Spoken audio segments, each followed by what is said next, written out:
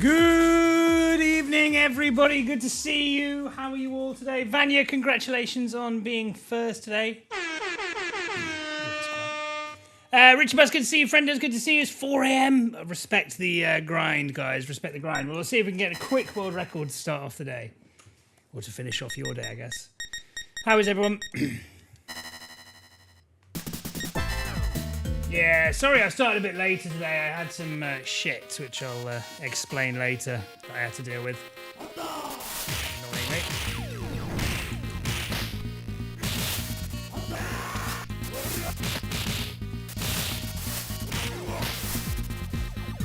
Rolling up, respect it, respect it. Thank you for the 10 stream streak, friendos.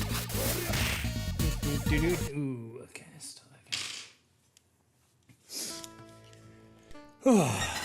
Toasty. It is absolutely roasting hot today. I love it. It's great.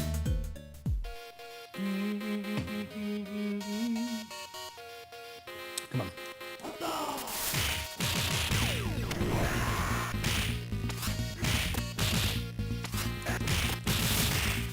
Ridiculous.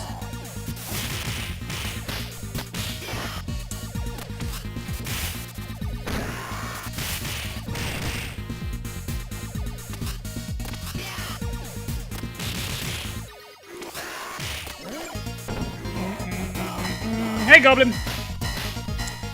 Yeah, well, thank you, but yeah, it started off the opposite of strong.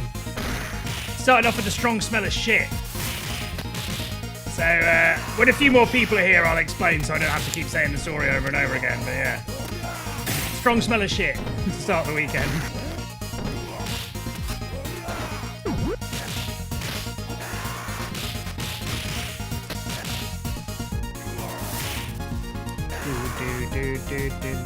Yeah, no worries, mate. Cheers, thank you. How are you? Yeah, it might work out positively. I'll explain shortly.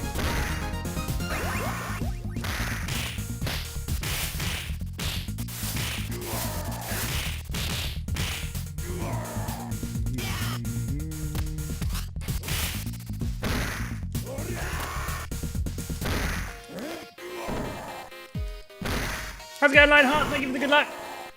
Hope you're well.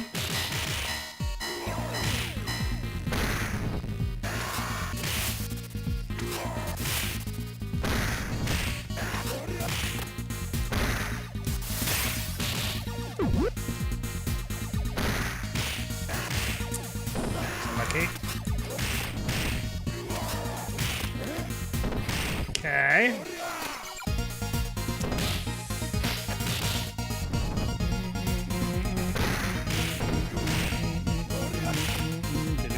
Nice, well played. Lucky I fucked that up, but it was lucky. We'll take it. Whatever.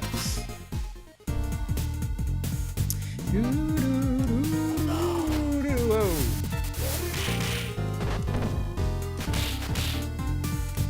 No. Nice.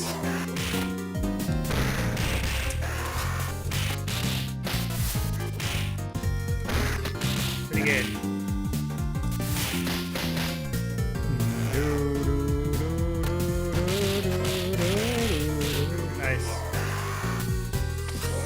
Come on. There we go, well played. We'll take it, not too bad.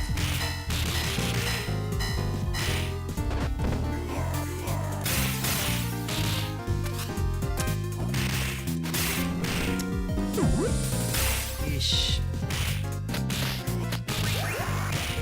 Dang. Come on.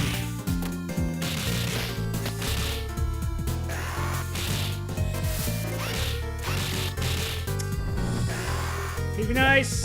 Pretty good, pretty good.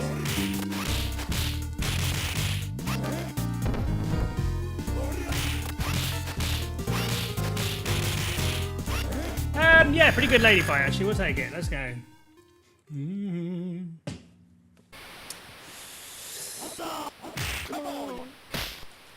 Nice, leave me alone. Well played. Very well played. Unlucky.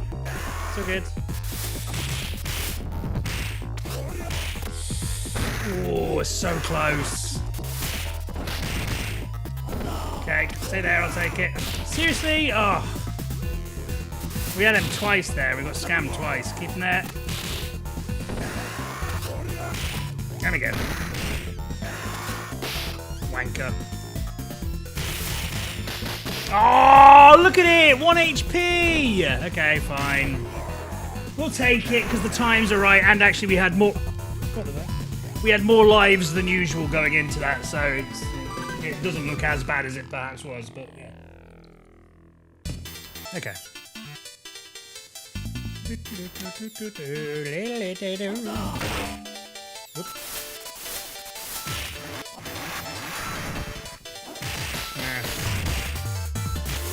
Seriously?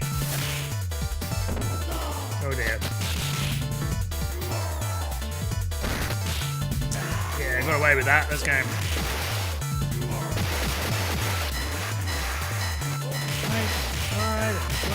Slide. Close.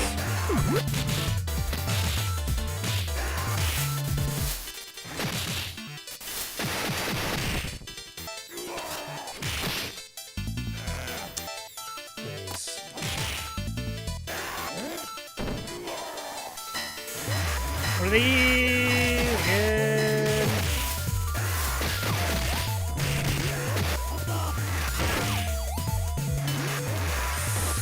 Seriously?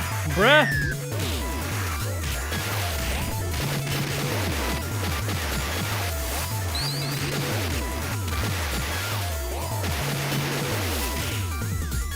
Oh, I ran out of health. I was like trying to thunder tackle for ages. I realized I didn't have any health. Idiot. Not good. We'll try and thunder tackle, but we can't. Jump slide. If I hit the guy, I did. Nice. Oh shit!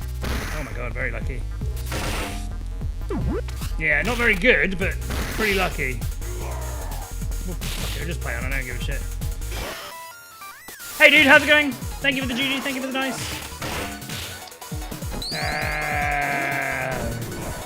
Not good. So many years ago you played this game, Coco. What do you mean by Coco? I'm not sure I understand.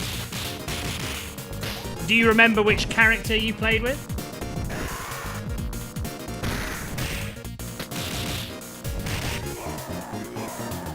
Hey Dragoon, how's it going, mate? Thank you for the good luck, buddy.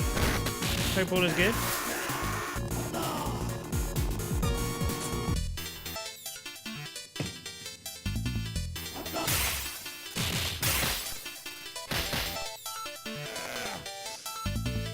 On hardest, nice. Not easy, very good. Very good to get a hardest run.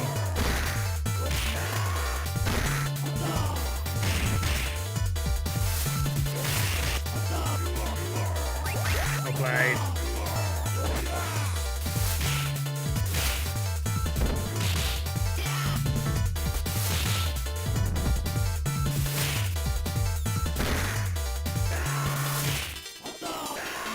It's not great, but we'll play on still. Pretty good section. 1. Too far, yeah. 3.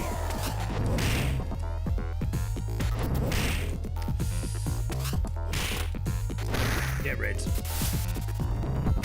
Okay, this might work out actually. 4. No, it won't. Had him.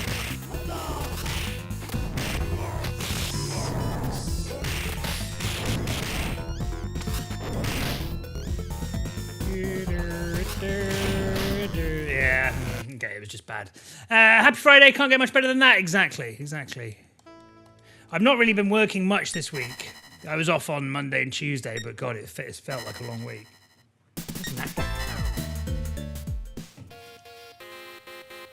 Any plans for the weekend, Dragoon? Kids, I'm going, it's Tuesday, innit? Can I have a bottle of water, have a cup of tea with the Queen on a Tuesday? With my licence. How are you?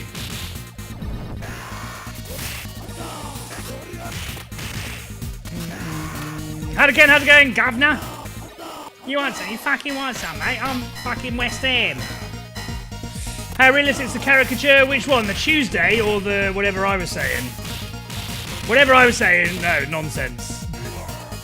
I've never met anyone even remotely similar to that. It's Tuesday, innit? I mean, yeah, you definitely see people like that who speak a bit like that. They used to be more common. I don't know. They seem to have disappeared. That kind of archetype, like the weird Cockney. You're all right, governor. Yeah, that's more like I don't know, 60s, 70s kind of Cockney, London resident. Nowadays, it's all like UK grime roadmen. They call them roadmen. They all dress in black, wearing like balaclavas. Stab you if you look at them funny. Stab you if you don't look at them funny.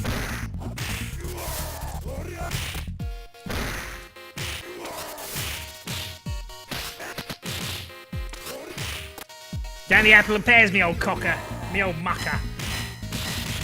Okay, apart from the UK, yeah. I mean, there's tons of accents here, but yeah, all right. Yeah, you want a cup of tea? That's like a bad Cockney accent, and Cockney is the I don't know where the word comes from, but it means like London, regional London accent. But yeah, I mean, those people still exist, but it's less common nowadays.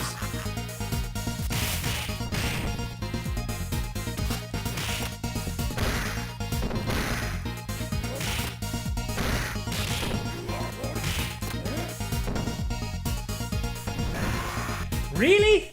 I'm very surprised that was 10 seconds in the round. I thought it was really good. Nah, fuck it, I'm just gonna keep playing on. I can't be asked for resetting all day. Polish sounding one, what? The Polish sounding British accents or the Polish sounding accent full stop? The Polish accent. Hey Lynn, how's it going, mate? I saw you join the Indian Runners Discord, by the way. Are you doing the Max Very Easy race in a couple of weeks? Whatever it is. The Polish, not Polish? Polish? What do you mean the Polish sounding ones? Do you mean the posh? Like the, hey, hello there. Yeah. Do you mean posh? P-O-S-H. Posh is like, upper class. Oh yeah, as Hadaken says, RP, which stands for Received Pronunciation. Thick, right? It's like the old accents you used to get in, like, you know, when they first had sound in black and white films back in the day. And you used to go, hey, Marjorie, fetch me a cup of tea. That wasn't quite exactly how it sounds, but yeah, that's received pronunciation. It's like a mix between... It's definitely more English than it is American with a twang. But it's what American actors used to do in the 20s and 30s to make it sound a bit more sophisticated.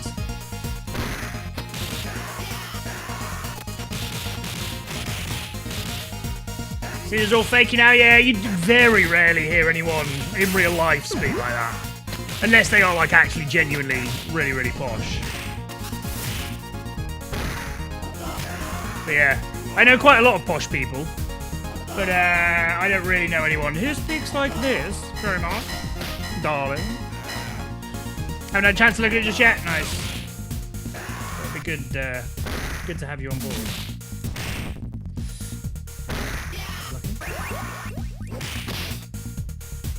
If you're reading the news on BBC One, yeah, exactly. It's a good example.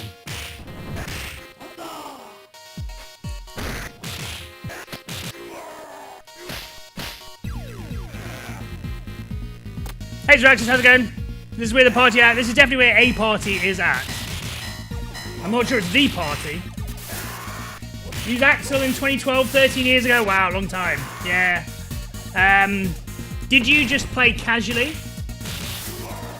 Or did you like speedrun or try and do like 1cc?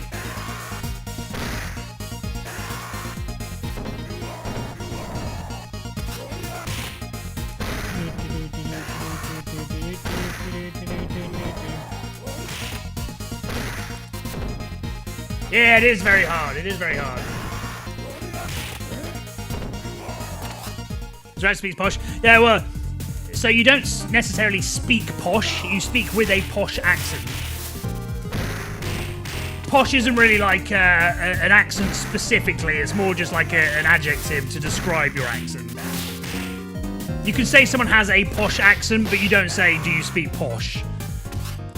Well, I'm not sure you'd say that with any accent, actually. You can say, like, do you speak a bit Brummy, which is the Birmingham one. But, yeah, you would speak with a posh accent as opposed to speaking posh. Although, actually, now I say that, I guess you could say someone's speaking posh as well. Yeah, I don't know, you just generally wouldn't say you speak posh. Fucking hell, bruv, it's all kicked off in the Middle East, isn't it? Can't read the news if you talk like that. Well, may I introduce you to TikTok news?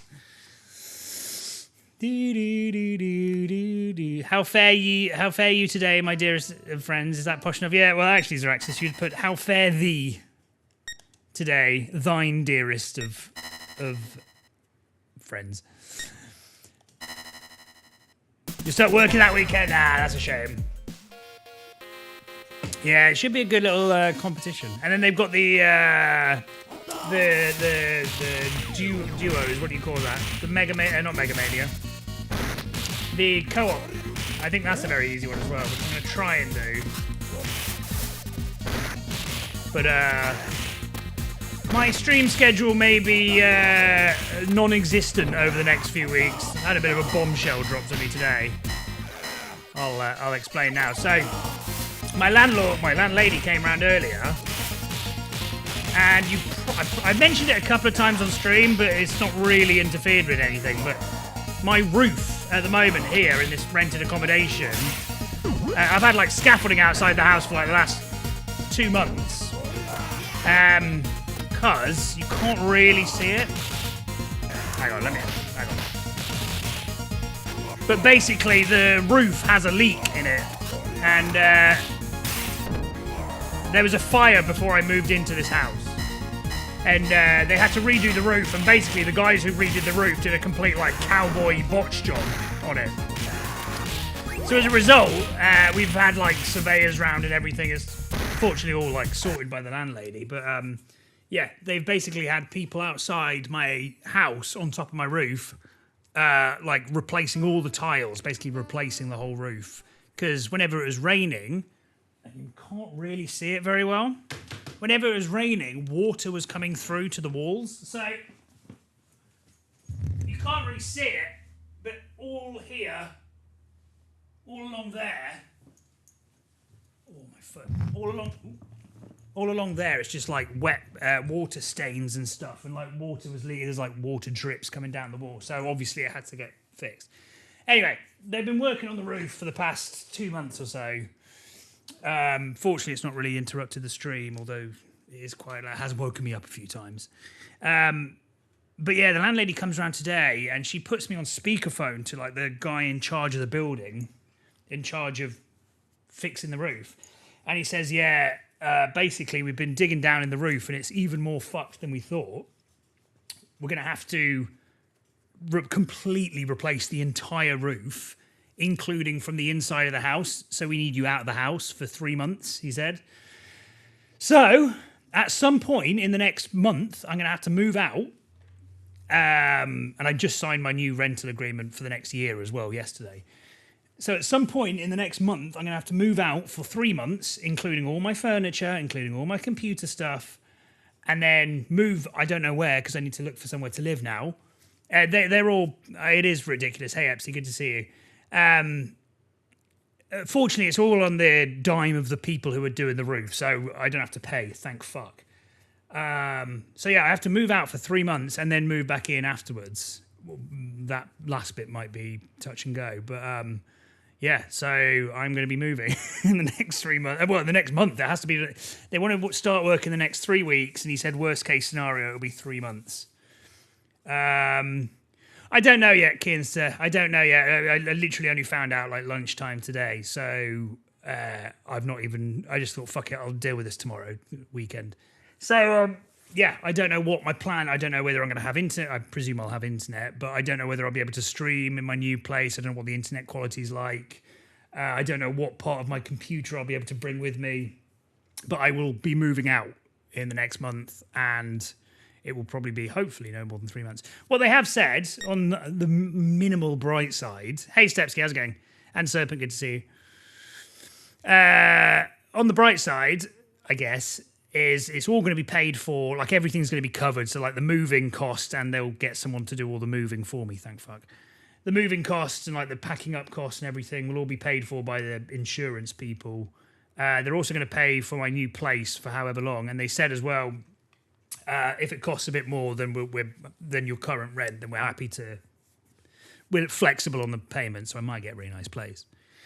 But the problem is, I'm not sure if anyone's ever tried getting a thing in a big city before, a property in a big city before, but no property on the planet will let you just move in for just 3 months and then go back, because they all want like a year contract at least for rent. So there's a possibility I might move out properly. But I mean, in the middle of London, I've got to think about like where I need to go for work and stuff like that. So it's going to be a nightmare. So yeah, my stream schedule, I just don't know what it's going to be like now over the next, hopefully it won't be more than 3 months, but I just don't know. So I will try and keep you updated, and I'll try and stream as much as possible. But yeah, just bear that in mind. Yeah, well, it's not my insurance. I don't really know how the payment's working out. The I feel sorry for the landlady as well, because it's not her fault, but yeah, she's been fucked over by it as well, because she's not going to be getting any rent from me in that meantime. So, yeah, I don't know who's paying for it, but I think the company who was sorting the roof, I don't know if it's like they're the same company that did it initially or whatever. So, yeah, it's going to be a nightmare. Hey, Feisty, how's it going? Thank you for the good luck, and thank you for the empathy. Put yourself in a hotel if they're footing the bill. Well, yeah, but then again, can I be arsed being in a hotel for 3 months? I think that I'll be fine for that. I think they'll allow me to do that. But I would quite also like more than a hotel room to myself, you know. I need a bit more space than just a hotel room. So, it's a pain in the arse. It's a pain in the arse. I'm even tempted to see if I can maybe go back in with my parents and then just see if I can just work from home for a few months. I'm not sure they'll let me do that, to be honest, but yeah. But yeah, so we'll see. I mean, on the bright side, yeah, hotel Wi-Fi sucks. I mean, that's the thing. There's a chance that I just might not be able to stream at all. I'm going to have to try and cancel my internet for 3 months. So yeah, I don't know.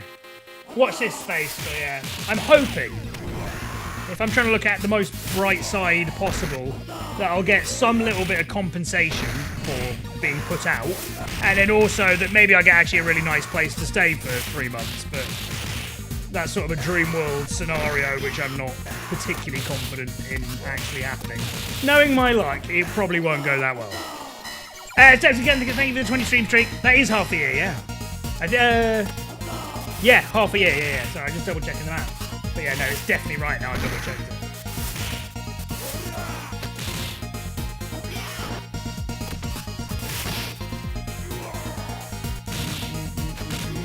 And of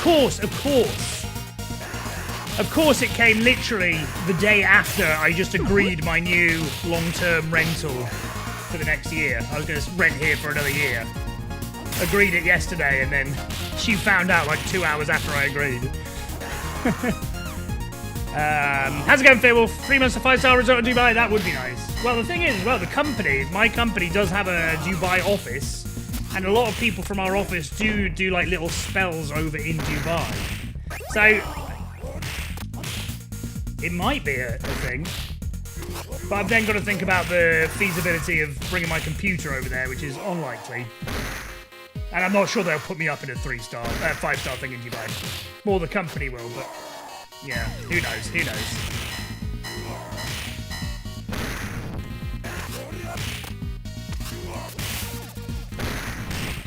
Oh yeah, the other thing as well is I literally just 2-3 days ago just paid for my car parking permit as well, so I can park on this road.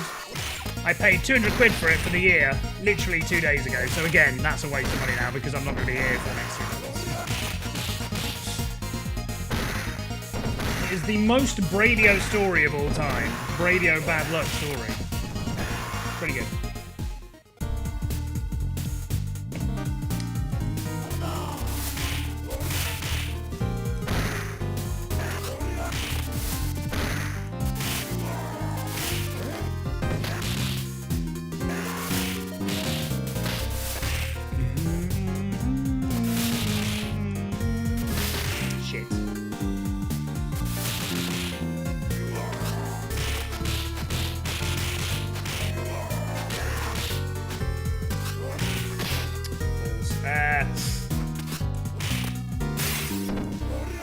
Come on.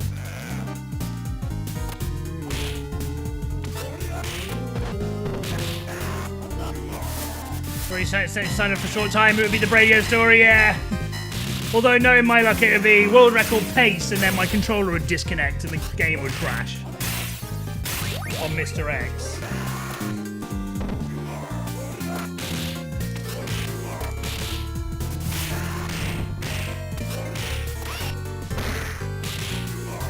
Or my internet cutting out would actually be more on brand.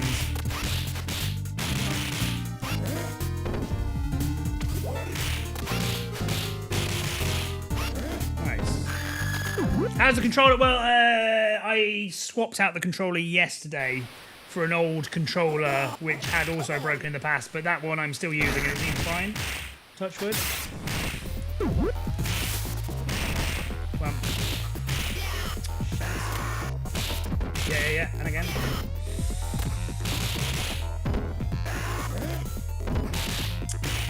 Unlucky. And again. Come on.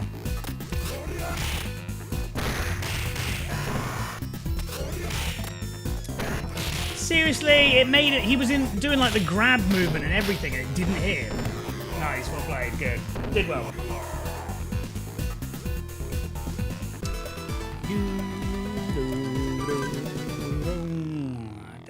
Down, Shimon.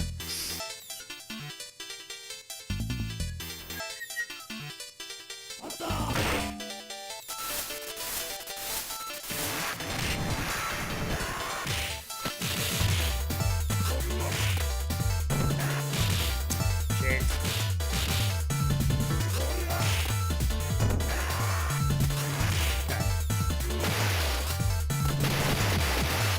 So yeah, the other thing actually, I need to speak to the Indian runner about it because that might affect my participation in that Max Very Easy race that I was very much looking forward to.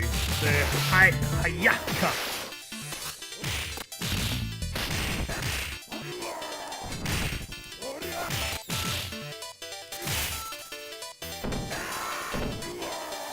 Okay.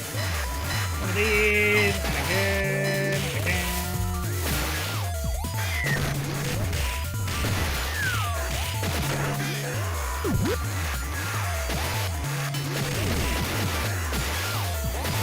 Nice. Oh, nice. You're likely doing it, possibly? Nice. It'd be good to have you. Yeah, I love the idea. I think it's great. I also like the idea it's elimination as well. I think that's a nice little twist. That could be really fun. So, yeah, I will try my utmost to participate, but yeah.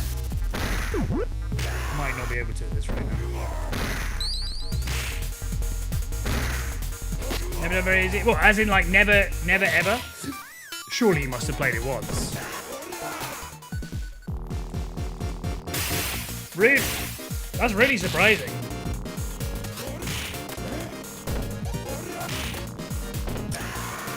Bang. In. Yep, fun. Watch this, everybody.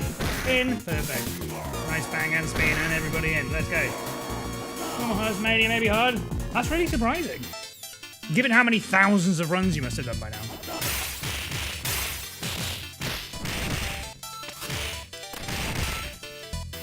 Yeah, the thing is, it's, I've said this a few times, I always say this actually about it, but I know you'll know this as well, but it's, just because it's called very easy doesn't mean a speedrun of it is very easy at all.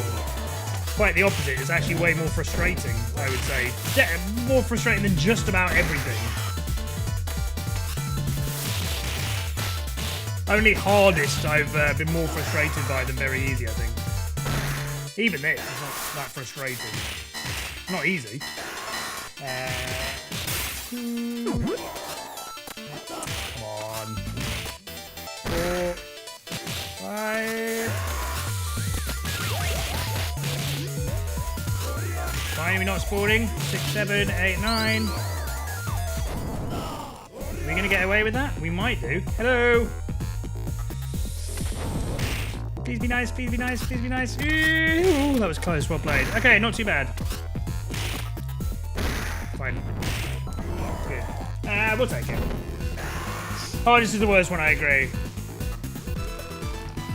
Even after years now of doing Mania, I've never been as close. I've never been as close to quitting playing this game legitimately than when I was playing or trying to do a hardest speedrun.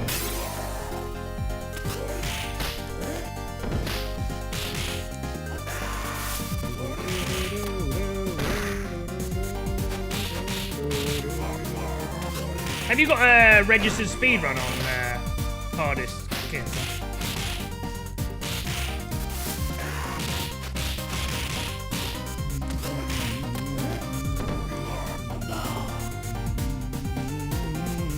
Literally can't remember if yeah, I can't remember half mine either. I know I've got one on each one, but that's it. I couldn't tell you even the ballpark figures of the times. I can't even tell you what my PB time on this is without looking. Yeah, I wouldn't have guessed. I would not have guessed 4054. Is that right? That doesn't sound right. I thought it was like near a minute barrier. Oh no, that's the one. Okay, yeah, fine. I wasn't.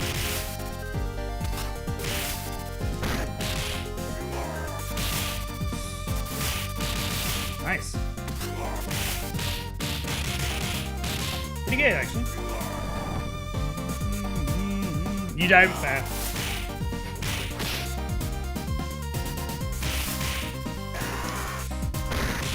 Will do.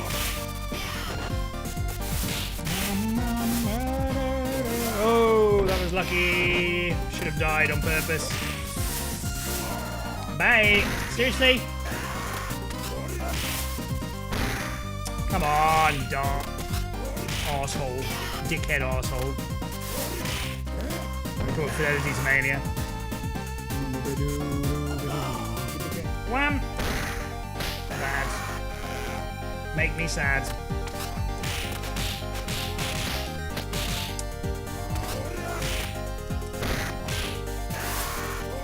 Ah, missed fucking position myself. Yeah, not good. We'll just play on. I'm just sick of resetting all the time.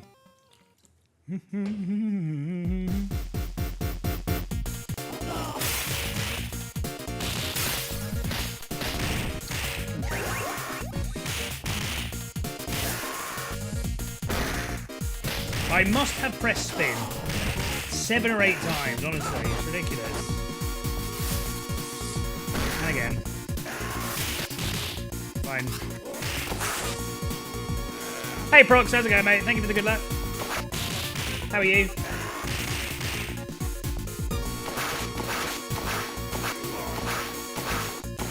Come on, douche! Not good enough.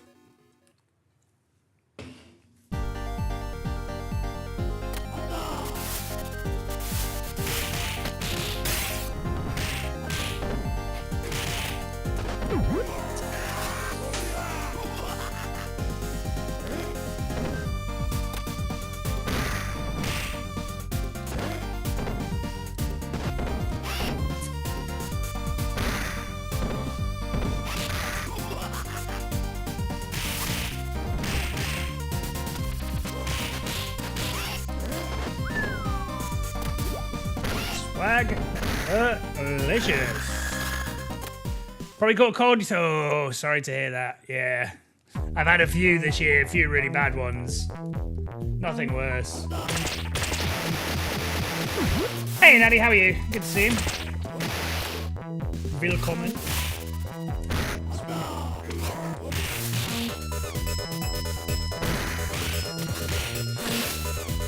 Try to escape him. Escape his clutches. Nice.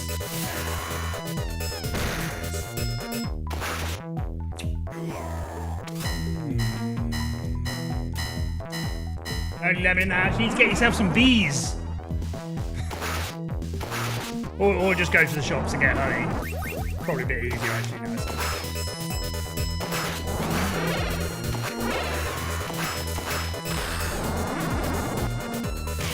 Hey Megaplayer, how are you? Good to see you, matey. Hog champers. What did you just call me? No slurs in this chat, please. How's it going, Smeg? Good to see you, mate.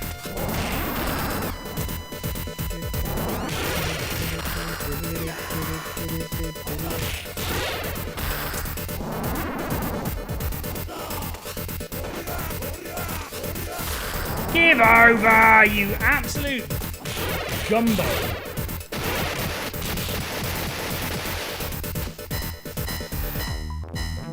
Russian word yesterday online. You know what it means? I'm not going to say the word because it might be bad. Sestrionka. Have I said that right? Good vibe stream in chat. Thank you, Nanny. Appreciate that. Likewise. Chilling on the sofa tonight. Lovely, lovely. Takeaway because it's Friday.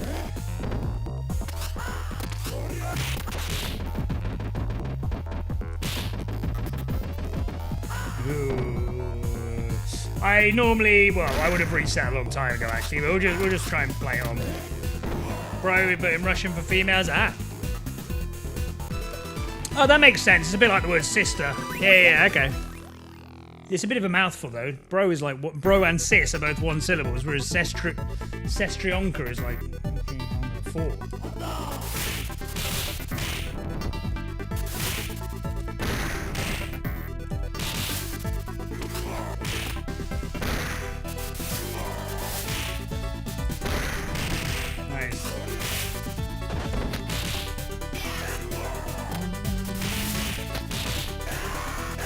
Nice. Little sister in a friendly way. Okay, so yeah, it's a bit like the word sis. Makes sense. Am I saying it correctly? Is it sestrionka? I feel like I probably butchered the pronunciation.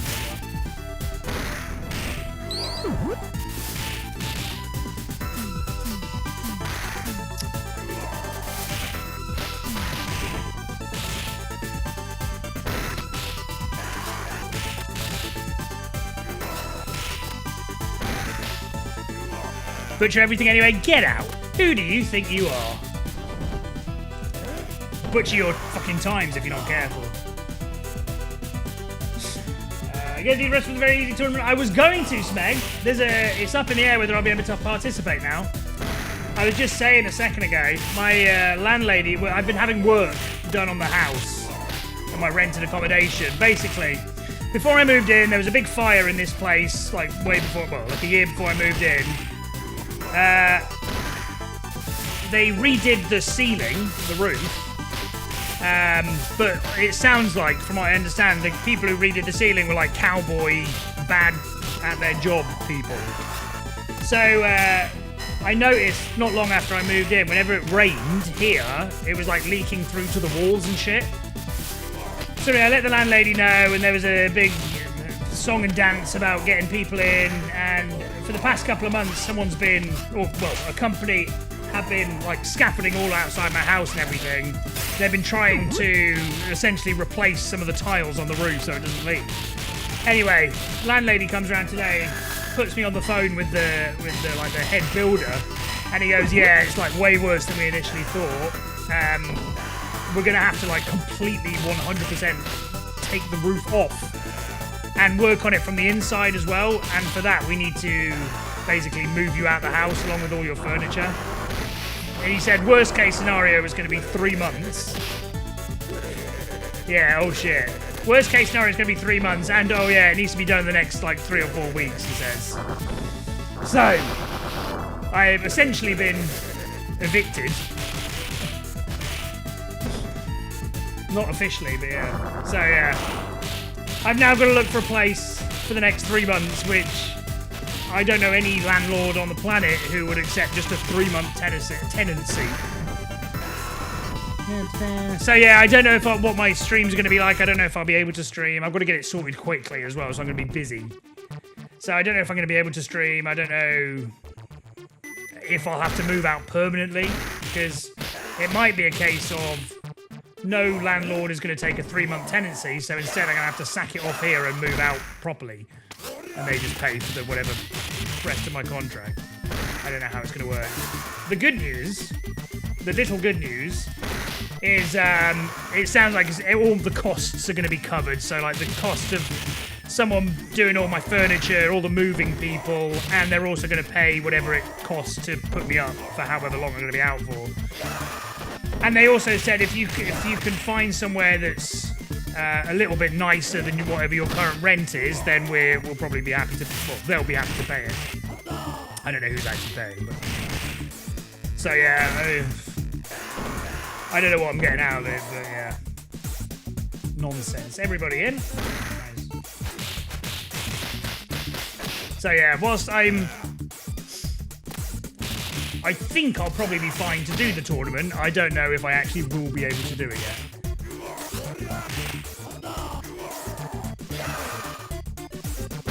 Yeah, thanks, Mags.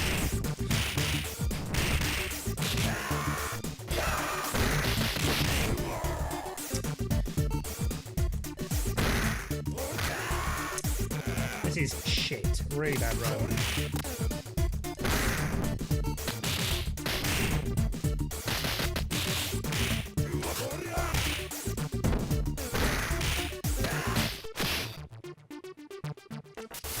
Yeah, exactly. That's the annoying thing. It's just like, I can't be arsed. I just want to relax. And from the last year, I've just not been able to. But like the people smashing my car and the just constant, just jank.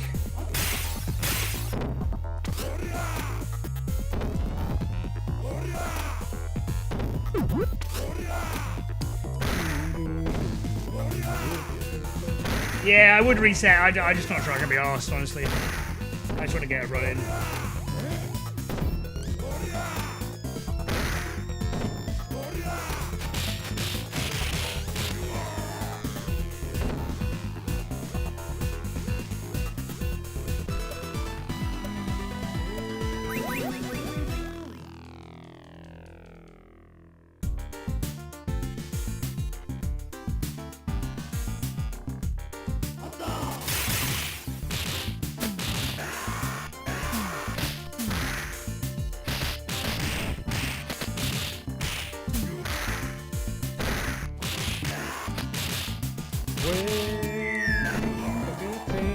Come on, pick it up!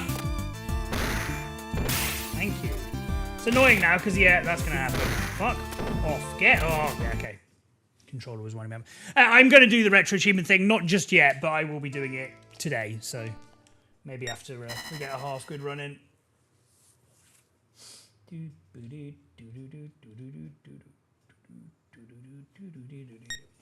Oops.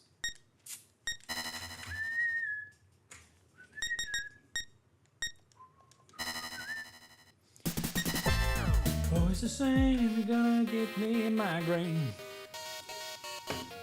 Come on.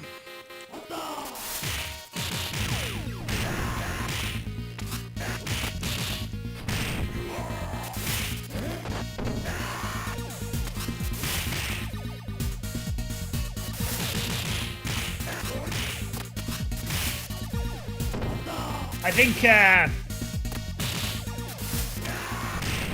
think if I'm looking for a new place as well, I'm going to look for somewhere a little bit closer to work.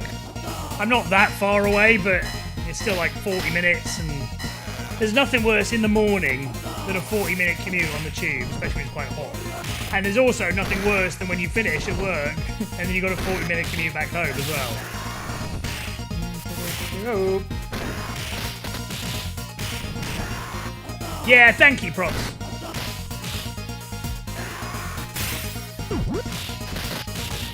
Don't worry, I don't understand English well half the time either. Hey CJ, how's it going, mate? How are you? Maybe having a good Friday?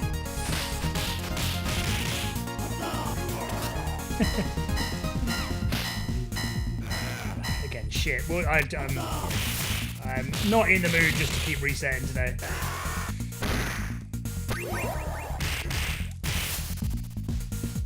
Nice.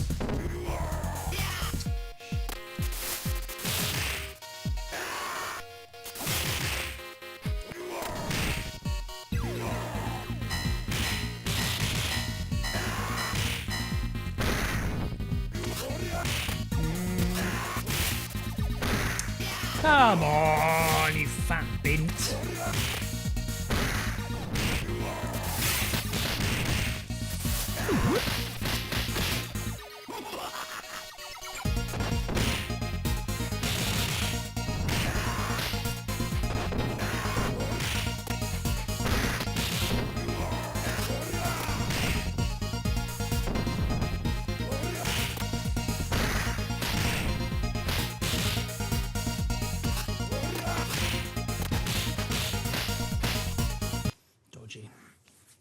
You have a guest room, free to live here as long as you need. Thank you, Steps. Appreciate it. I wouldn't mind. I tell you what, I wouldn't mind that. Living in America. Living in America. For the next 3 months would be quite fun. On someone else's dime. I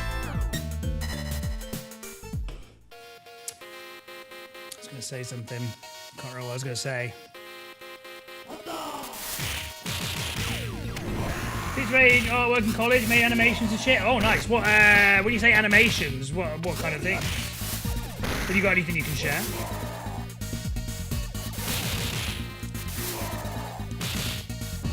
What did you do in college, CJ? Like what degree?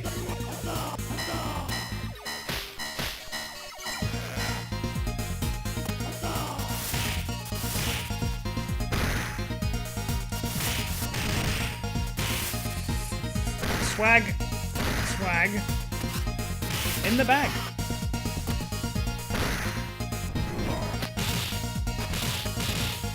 Oh, I remember what I was going to say. Did anyone see that absolutely massive password data breach? It happened like early this morning. Well, my time at least.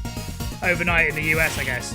Apparently 16 billion. That's 16 billion, not million, billion passwords have been stolen. So I would, I've seen like tech, I'm not a tech expert in the slightest, but I've seen lots of tech experts online saying reset all your passwords now and make sure everything's two-factor authentication. Oh, fuck's sake. Yeah, 16 billion passwords. Pixel art and 3D modeling. Oh, sick. And music as well. Oh, nice. That's really cool. What kind of music? As in, did you do music as part of your college degree, or was it you did the music for the animations, or both? Passkeys on my shit. Yeah, I think I'm getting to the stage now where I'm going to have to just use a password manager. I've got one downloaded on my PC. I just couldn't be arsed setting it up.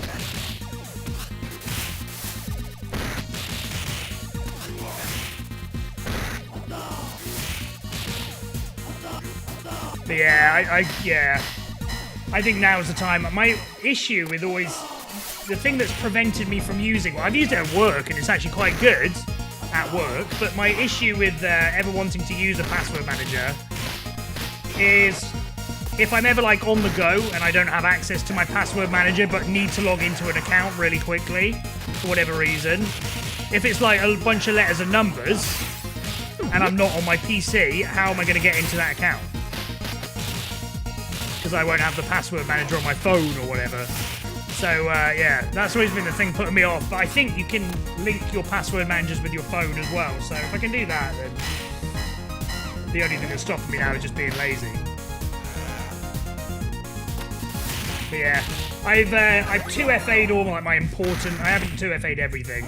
Because again, tried doing it. I have tried double checking on my Hotmail, which is my main email. I tried double checking I had 2FA on that, and I do. But I was trying to log in, and it was texting me my code, and I must have sent it to my phone like 6 or 7 times, just nothing came through. Which is one of the things that fucks me off about 2FA, is that the amount of fucking times my 2FA is to send a text to my phone, and I never get that text. It's What is the fucking point? What is the fucking point? It's so annoying. I haven't got time to sit there for 25 minutes, maybe waiting for a text to come through. And I still haven't had it. I must have sent it to my phone 6 times from Hotmail today, and I still not... That was earlier today, lunchtime, and I still haven't got it. It's now 9 o'clock in the evening. Hotline Spy music, the streets ready to see Big Heart. Lovely. Smoke a lot. Deadline was so short. Nice. As if you ever need a reason. Nap the makes code. Oh yeah, I do. The other problem is as well, because I use a load of authenticator apps for work, I've got a bunch of authenticator apps on my phone, but the problem with that is I've got a bunch of authenticator apps on my phone and I've got like 6 or 7 of them, and again, it's just a faff to try and work out which one's for what website. But yeah, I do have one. Again, I should use it. It will be better than the shitty non-working text system.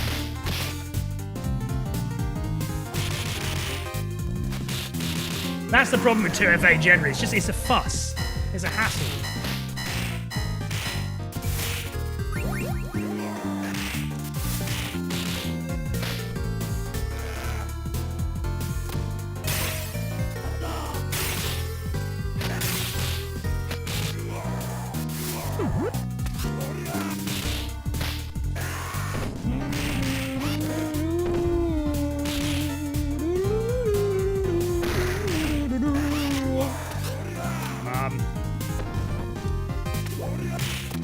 Shame really, because the street section was really good, but this bar has not been.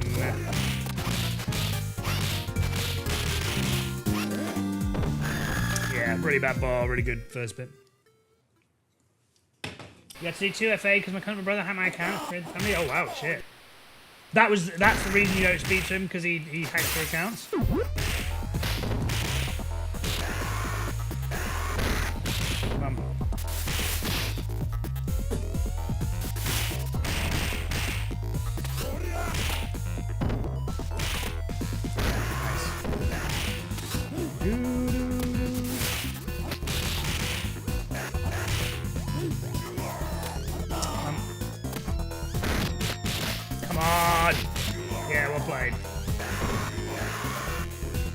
Something about that Caspergo. Found about a week ago. One game in the Battle.net account. No, really. No money lost. What is Battle.net? I'm not sure I've heard of it. Yeah, I've been quite lucky.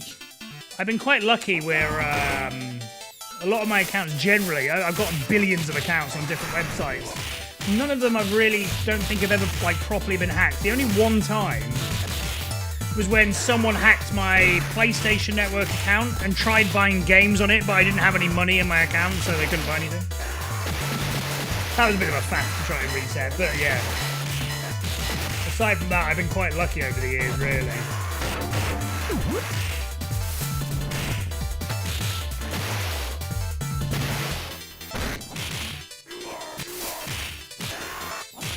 Nice, really good.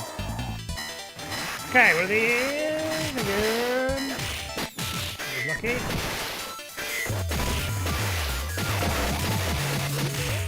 Oh my god, they're dodging. Ridiculous. In a good way. Wow, that was really good. Is that it? Brilliant. Really, really well played there. Thunder tackle on the second grenade. One guy can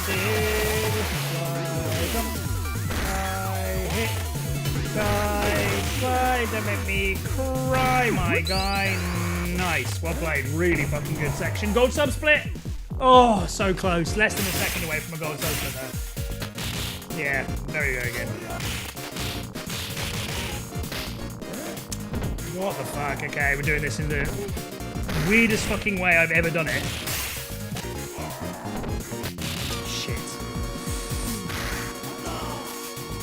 Yeah, idiot. What on earth was that? What on earth possessed me to do any of that? Come on! Yeah. What on earth? Many questions about that. That was... It only takes 20 seconds to get through that. We took 40. It's not even that difficult.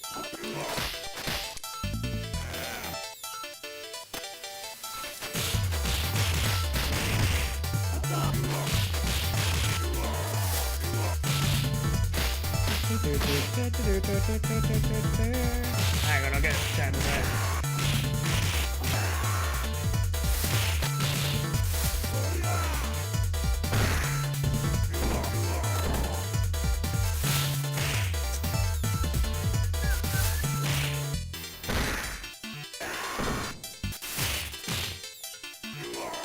Real shame. If this was 40 seconds quicker, it'd be a really good run.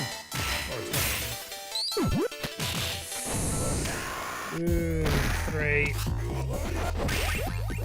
YOLO. Nice, well played, actually. Really good.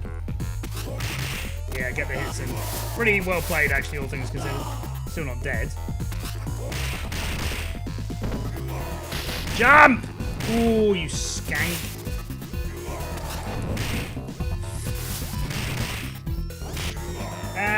You know what? I'll take it. I'll take it. It was a very odd level. Betray your dad and your mother abandoned us. You swear to her, spreading lies to everyone. Oh damn. Sorry to hear that. Getting investigated by police. Oh shit. Wow. Well, I hope all is okay. Yeah. Not intentional. Not an intentional strat fox. That was just a fuck up.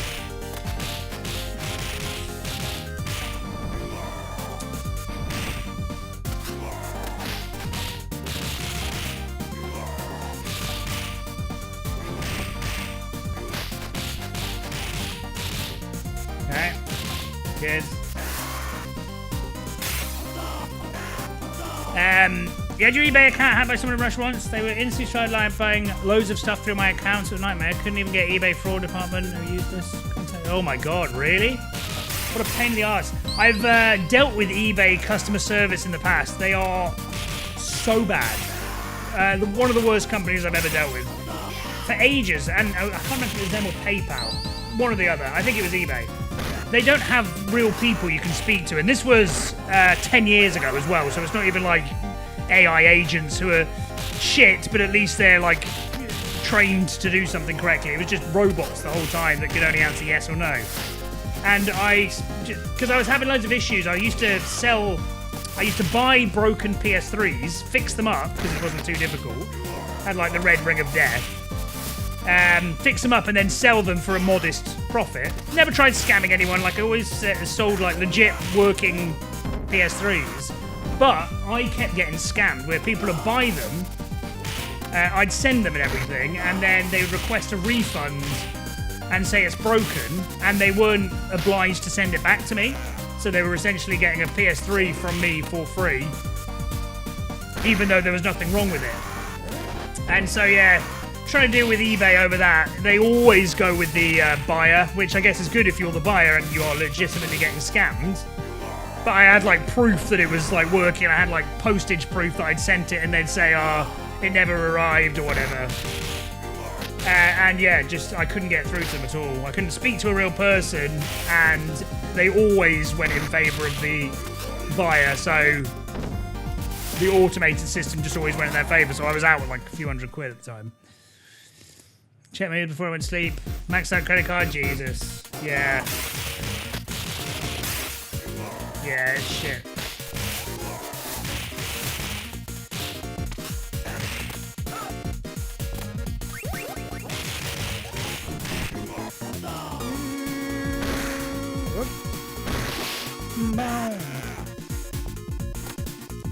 Yeah, since then I've not ever used eBay properly. I think I've used it for like one purchase that I couldn't find anywhere else online. But yeah, out of principle now, I just don't use eBay. And look at them now. Thank God Amazon exists. Oh yeah, you don't need to apologise, CJ, not at all. Hey Puss, how are you, mate? Not too bad.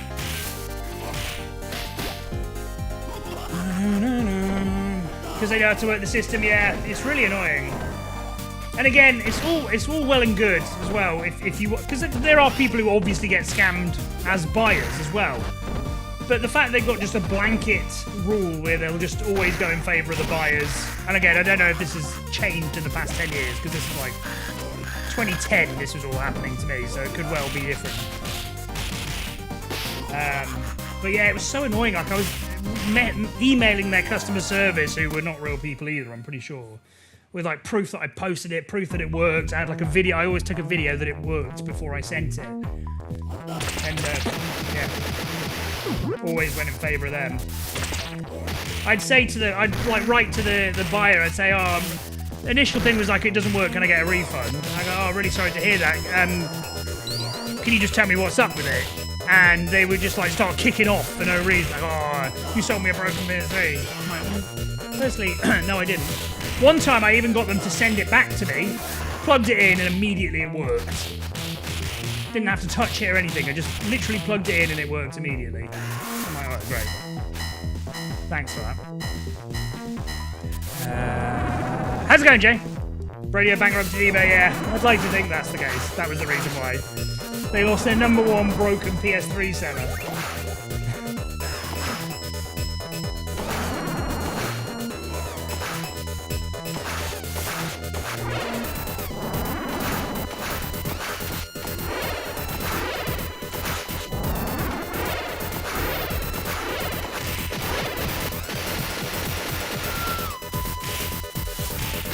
Chocolate from the cupboard in the fridge, so hot, yeah. To be fair, I always put chocolate in the fridge anyway. I'm a fridge merchant. I always put, you know, like people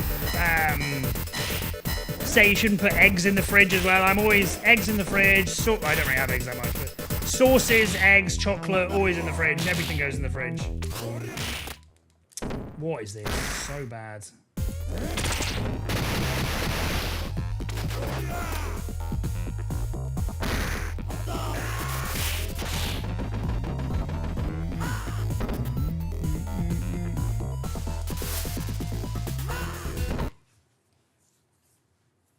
How are you anyway, AJ? What kind of other modern games are you into this year? This year, I don't actually play that many modern games, honestly, CJ. But if we're talking about like the last couple of years, I played Cyberpunk on a couple of people's recommendations. Absolutely loved it. I thought Cyberpunk was brilliant. And I played it like after they fixed all the jank with it. What else have I played? I've just downloaded, well, it's not really modern, but I downloaded Dynasty Warriors 8 the other day, which I only briefly played, but it looks quite good. What other things have I got on my desktop? I don't think I've got anything. Yeah, I just don't really play that many modern games, really. Oh, I played Dragon Ball Sparking Zero, which is okay. It's all right. It reminds me a bit of like when I buy like the newest FIFA game, where it's all right, it's good for what it is, but also it's not really much different from any of the other FIFA games that I played months ago. But yeah, I liked it. It was a good game. It's just, again, a lot of the modern day games that you buy as well are heavily online based. So it's really, really good if you're someone who plays against people online. And I almost out of principle now just don't bother with it. I'm not good enough to play against anyone online, so I just do like the story modes and the offline stuff. So it's a little bit limited in that case, but I enjoy playing the game. I probably just wouldn't have paid full price for it. Depends on the chocolate. Always put it in the cupboard. Some refrigerator. Yeah, I would never put it in the cupboard because I always like it like ice cold as well. Put dog food in the fridge. Gross food in the fridge. You don't put beer in the fridge, Foo? Hello, by the way.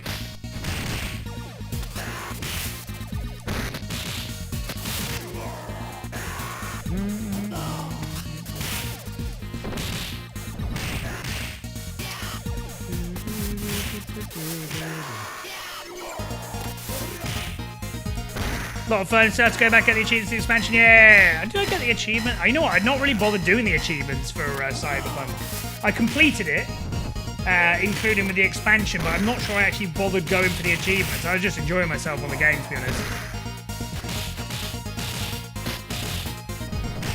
But yeah, no, really, very impressive game.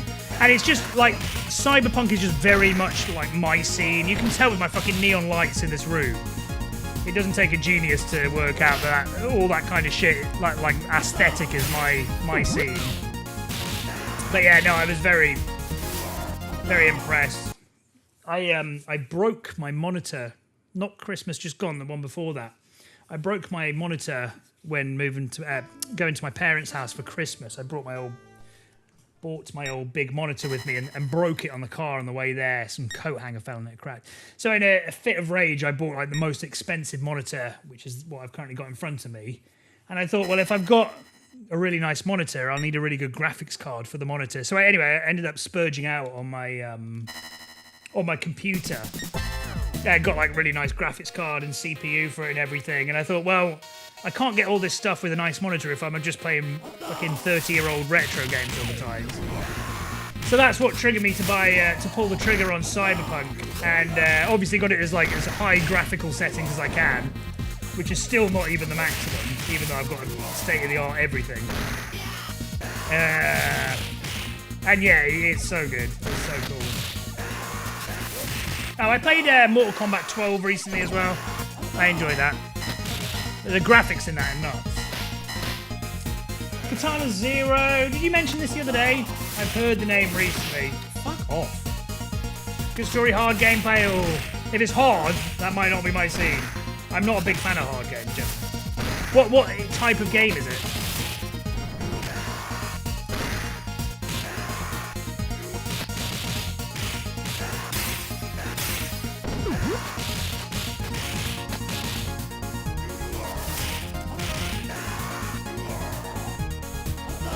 Hack and slash, okay. That is kind of stuff I like. Enter the Gungeon. Enter the Gungeon I have played ages ago. I can't remember if I've completed it. My old flatmate was really into games as well. And I'm pretty sure we co-op completed Enter the Gungeon ages ago on PS4. I enjoyed it. I remember thinking it was good fun. Hey, Catman. Yeah, well, one of them scored again, didn't they? Igor. Have we officially signed them? Or is it just sort of like a gentleman's agreement at the moment? Because I feel like they're playing well enough this tournament that actually the price might go up a little bit now. If it's not already pre-agreed.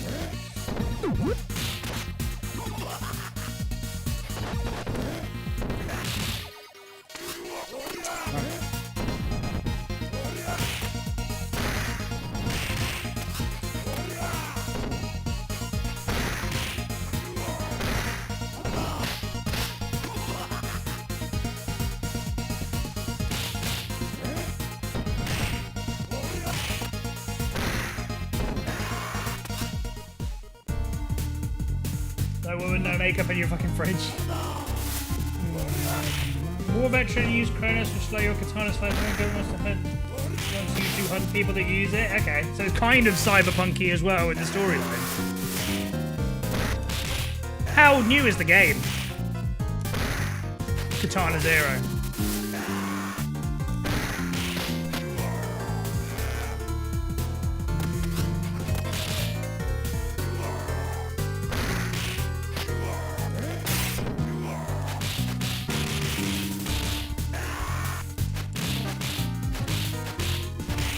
Been out a few years. Done doing just right at the end of the tournament, thank you. Just solo dev, wow, okay. Yeah, I'll have a look at that. It does sound like the type of thing I would enjoy. I might need some games now if I'm not going to be streaming for the next 3 months.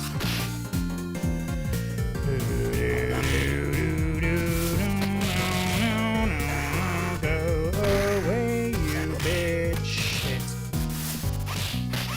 Wanker was lucky. That was very lucky. 3 years to make a DLC. Chinatown level and a nightclub level. Okay, I'm sold. Nightclub levels.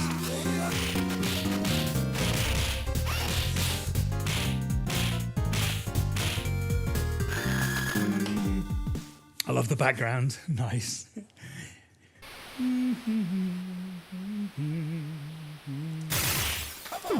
Come on.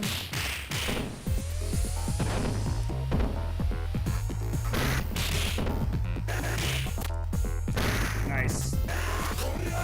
Now we know. Fuck off. Not again. Massive rat.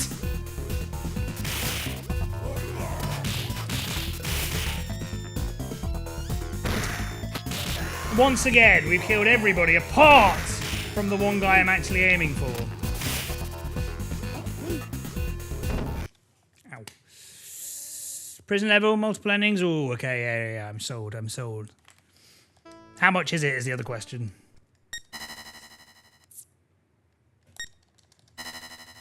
Come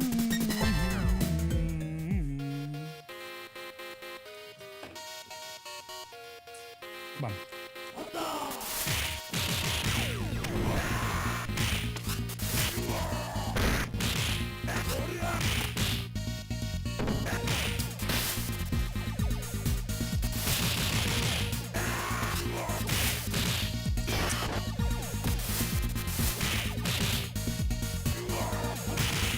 Seriously?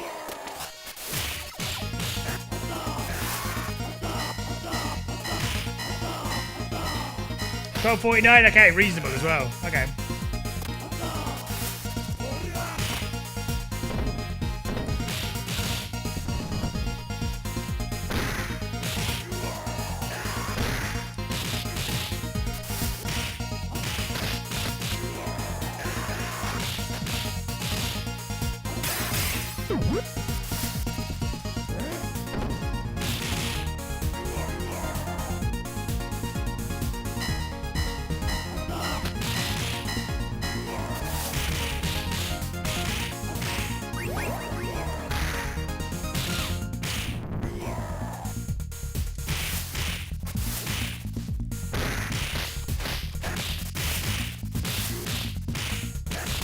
Nice.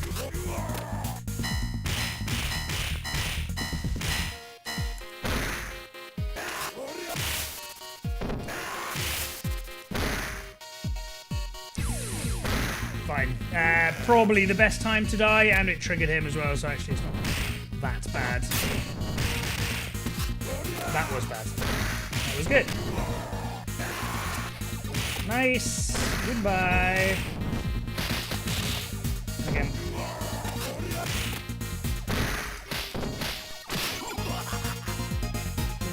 Come on. There we go. And again. Finish him. Yeah, nice. Much better. Well, for a one guy as well, I think that's kind of generous, if anything. If it's just one dev doing it.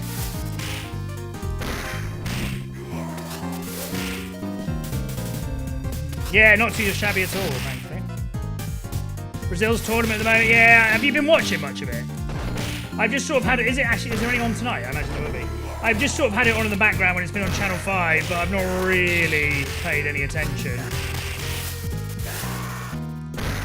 Used to on principle. Fair.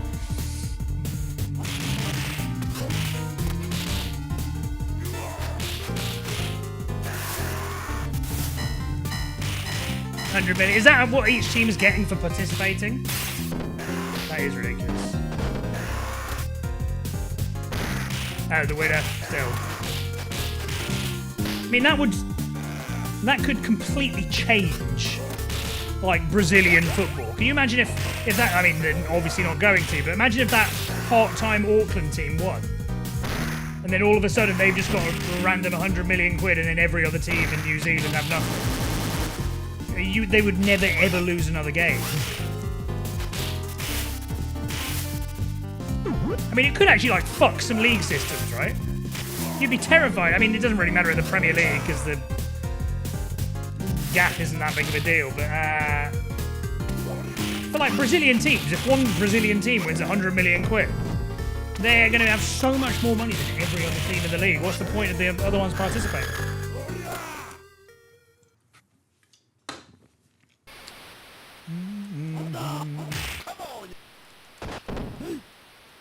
Oh, Chelsea lost as well. I didn't even know that. Good. Oh, great.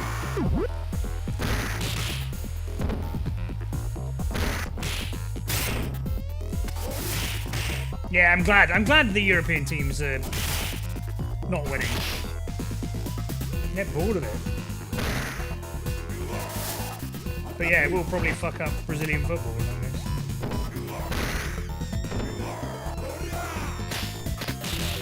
Yeah, okay, we'll do the thing. Lost 3-1. Oh, what a shame. What a shame. Right, we'll do the challenge thing. Because, yeah, again, not really on it, so.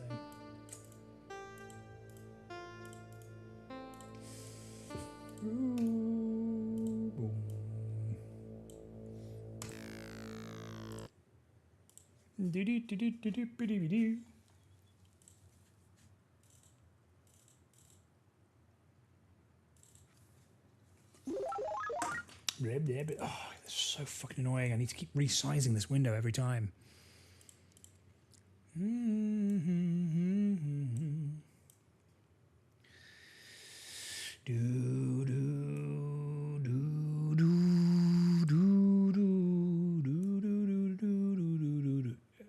Okay, cool.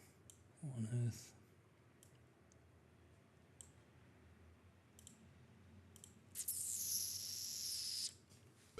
Ribbit?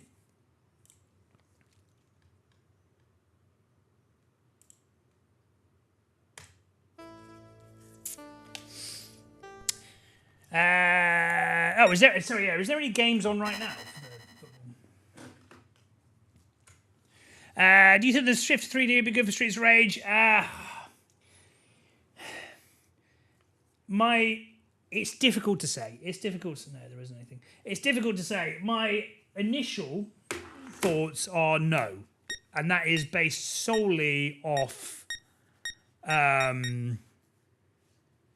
That's based solely off the fact that the video clips we've seen from, like the 10 seconds of video clips we've seen so far look shit, if I'm perfectly honest. But I've said the whole time that I'm not going to get too annoyed and or excited about it until we just see more about the game, because it's so early in development, clearly. That it's wasting energy if I get too annoyed about it now, and similarly if I get too excited. And there was Crazy the Streets. Yeah, and G-Saurus, another good friend of the channel as well. Yeah, would be a dream come true. I feel like if I was 5 years earlier with my streaming, I might have also been on there as well. You never know. I await Sega's call if they ever want to speak to me about it. As if. Right, okay, cool. So, again, we're gunning for 450 kills. We'll do a prediction. Will we reach 450 KOs? Yes. No. We'll get it going for half an hour. Okay, and then retro achievements. So yeah, for those who haven't been here the last few days, we've been doing this. We are currently trying to get the most kills, or at least high up on the leaderboard, for how many KOs you can do in one life on normal difficulty or above. So you can do any difficulty above normal. Mania is too difficult to do. Hardest difficulty, which is what we're going to be playing on, has basically the same number of spawns as Mania. It's just like an easier version of it. So we are a bit far down. We're 384, but I can definitely do a lot better. I just need to be on it. So we're gunning for 450, which would take me into the top 10, just behind G-Saurus and Izumi. So yeah, that would be about level 6, 7, level 7, I think, to get to about 450 kills. So we'll see. I didn't do hardest. I think I was on Mania still. What game is it at 11 PM, Catsman?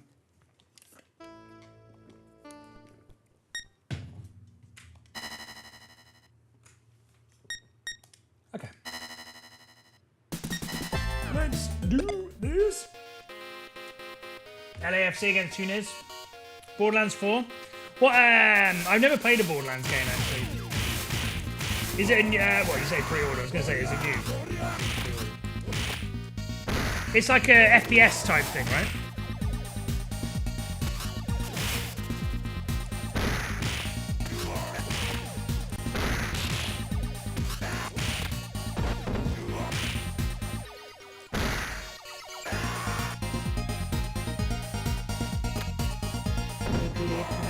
It is also quite nice doing this where you don't have to worry about time as much. Oh, it'd be nice if you could also see how many kills.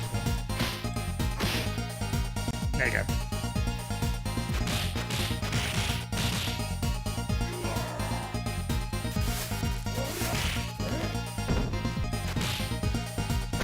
Nice.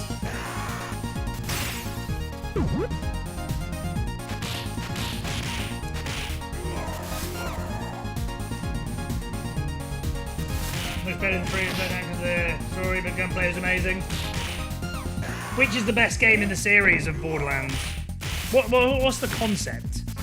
Is it because it looks a bit, again, just from what I think, if I'm thinking of the right game, it's a bit like a mix between Fallout and like Call of Duty. Is that right? Hey Cloud, how's it going? Bleh. Sorry. Bleh. 2. Okay, yeah. I actually was aware that was the good one.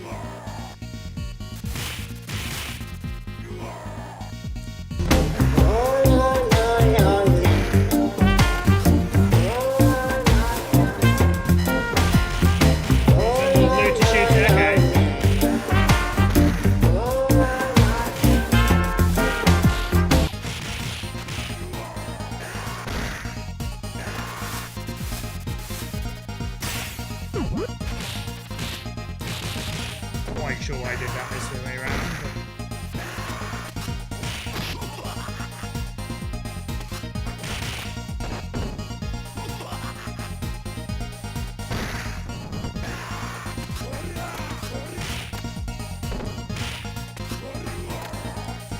Hey Vitica, how's it going, mate?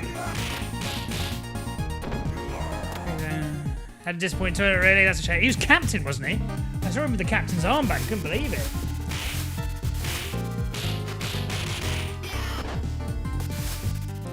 Mediocre but stable. Sorry to hear only mediocre. Hope all is good.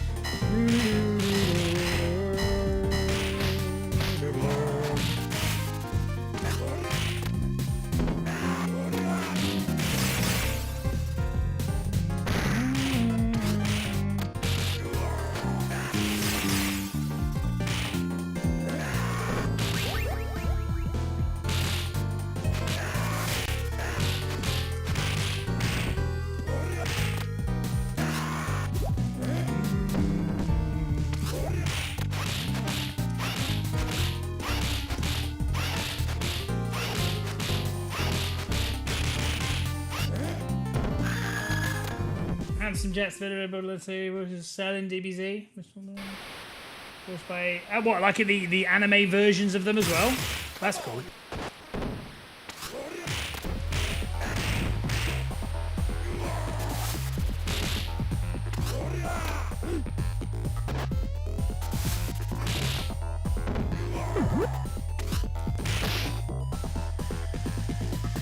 Except mediocre, life suppression demands it. Yeah, sorry to hear that.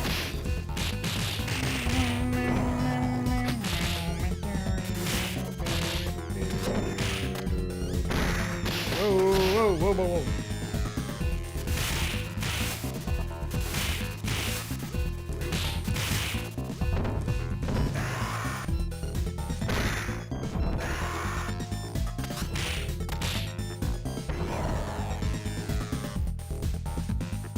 Defensively awful, conceded 11 in 3 matches. That is so bad. I blame it on Thomas Tuchel.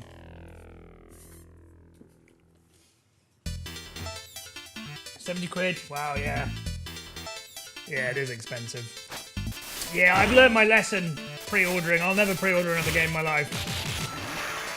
After my horror showing, one of the only times I pre-ordered a brand new game was hang on, Tekken 7.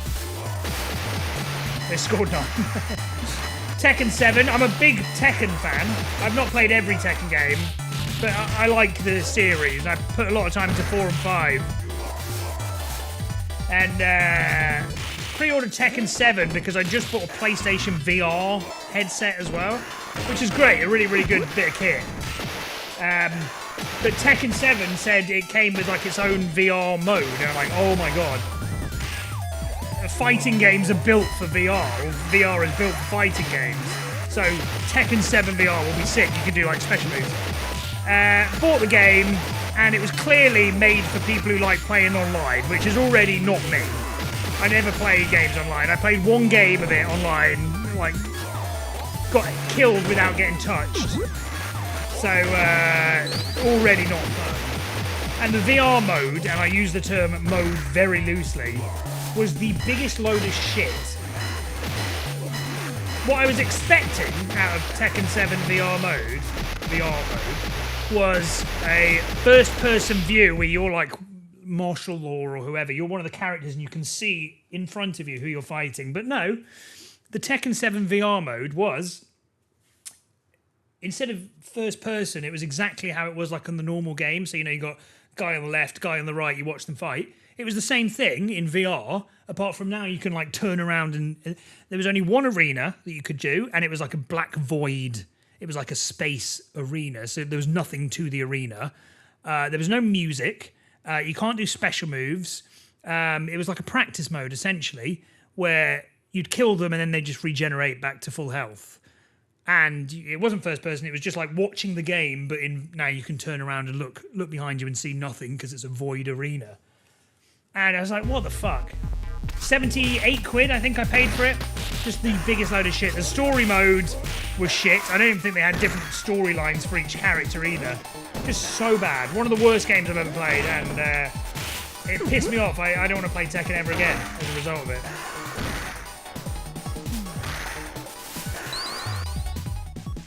Better with wireframe mode. I played a lot of Tekken 2, so I should know that. What is it? Was it like a practice mode, but with no real characters, just like wireframe characters? Kind of cool. You pre-ordered Fallout 76, kind of get PTSD, yeah. I'm a huge Fallout fan as well, and I didn't pre-order it for some reason. I don't know why I didn't. But I didn't get it. Well, I didn't get the game at all. And I'm kind of glad I didn't, because it sounds like it would ruin my enjoyment of one of my favourite games. Apparently Fallout 76 is like okay now. They've fixed a lot of the jank. A load of the games do that, which is good. Like a lot of these games that get shat on release, like No Man's Sky, Fallout, Cyberpunk, even the GTA trilogy, remastered trilogy. It sounds like they actually do a pretty good job of fixing it up nowadays. A lot of those games are actually in like a decent state, which is nice. New Vegas in your favourite? Yeah, I can't work out.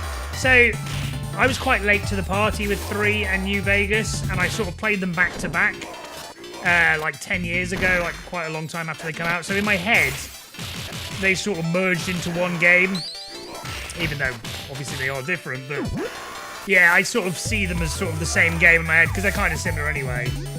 But I was also a big fan of Fallout 1 and 2. I actually only just completed 2 offline myself. But yeah, no, I just love the series. I think it's brilliant. Any more for any more?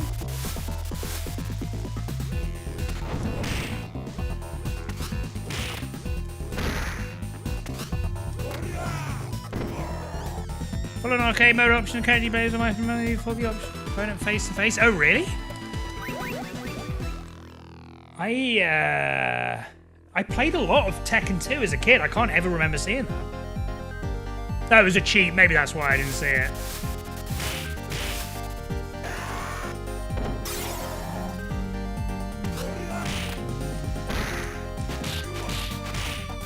Okay, so far okay. No issues. I think we've got a few more kills than we normally do have at this stage. Good.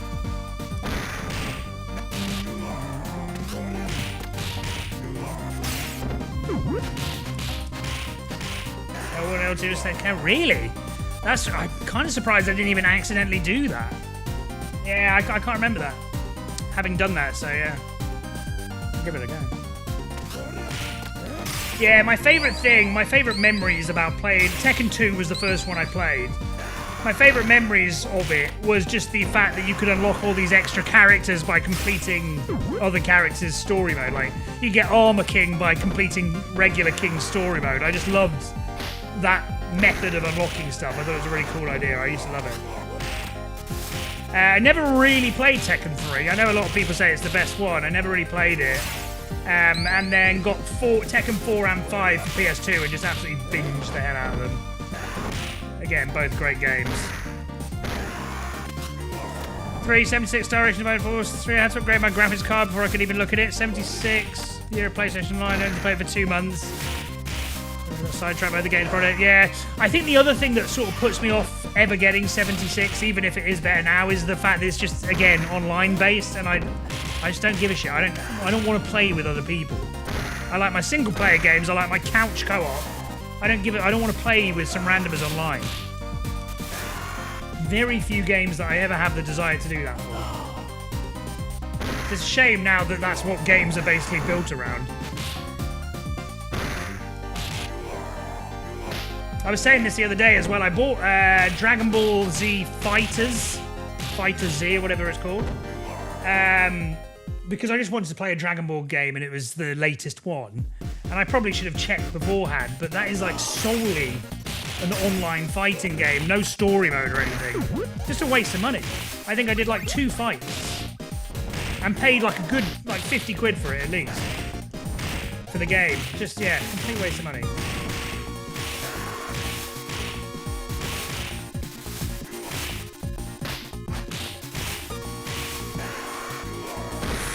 Careful, we're in a shit situation here. Okay, just land on your feet. Yep. Oof, that was close. Get away with it. But yeah, if you have to buy... That's the other thing as well, with the shit like that is how they get you. You want to play Fallout 76 here, you have to buy the online mode for your PlayStation as well, which is bullshit that's even a thing. And I did that for years as well, because I was at least playing a lot of Rocket League, which is, to this day, the only game that I've ever been good at online. That and Doom 2016. Yeah, I just don't like it. I'd much rather play the single player. I'd much rather they invest all that... fucking idiots. The game development time into... better story modes and stuff, single player shit. Wireframe mode, thank you. I'll watch this now. Again, I keep making stupid mistakes.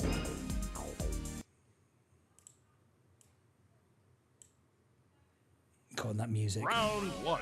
Oh, yeah. No, I never saw this.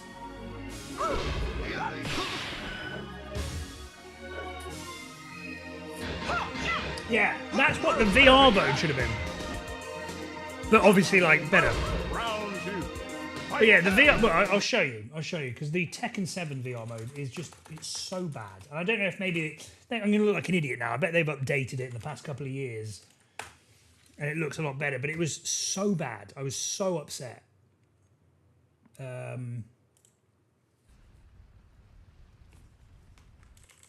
for the You couldn't do special moves from what I remember. I bet they fixed that now. But yeah, when it...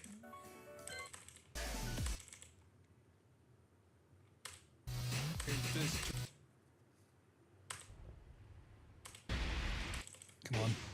Right, yeah, this is it. This is what you get from VR mode, which is just not what I thought it was at all. It's shit. And what you're seeing on the screen is what you see on the headset, by the way. It's not like, oh, you get a different view. This is what, I mean, obviously the out of play area, but this is what you were saying. This was the only background. You couldn't do any other arena. This was the only arena, and you were just watching it like this. Not first person, how it should have been. You can turn around, you can just look at more space behind you.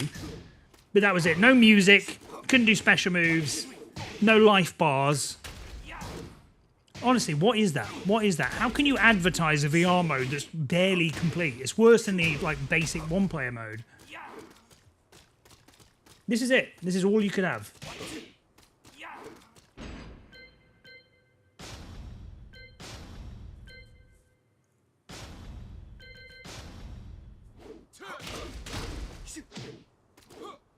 It's outrageous, isn't it?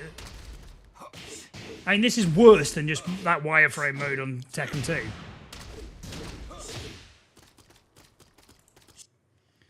Who else thought in VR mode you'd be able to fight in first person? Yes, Double XL. I did think that. Better to just play the game normally, exactly. Thought it would be first person view. Thanks for the video to save our money. I thought you were going to fight in first person. Stupidest idea for a VR port I've ever seen. Realistic, there's no possible way. Whoever gives a shit. Yeah.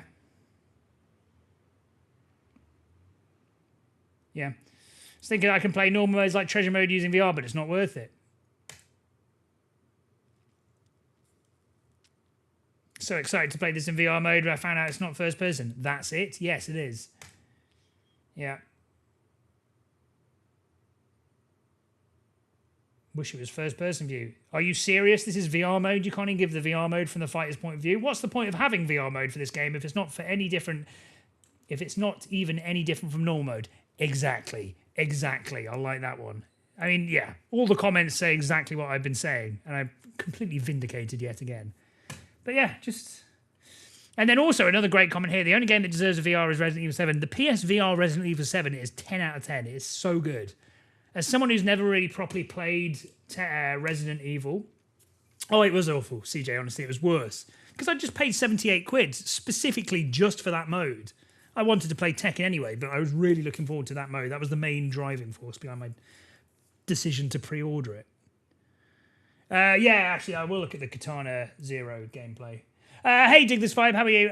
Runs are bad. We have aborted runs, and we are going to do knockout challenges, trying to kill as many people as possible on one life. What's it? Katana Zero. Yeah, I was just saying, Dig This Vibe, I love the franchise of Tekken, but that Tekken 7 put me off because it was so bad. It was such a bad game.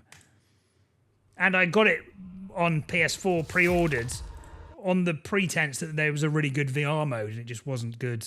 It was just shit in every way. To rewatch a fight in VR on top of what people expected, sure, yeah, but don't advertise that as a VR mode because it's not. They literally would have been better off just not putting it in at all. Ooh.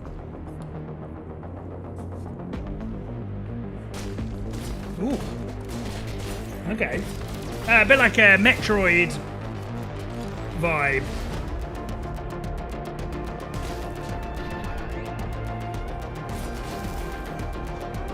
Yeah, this is my scene.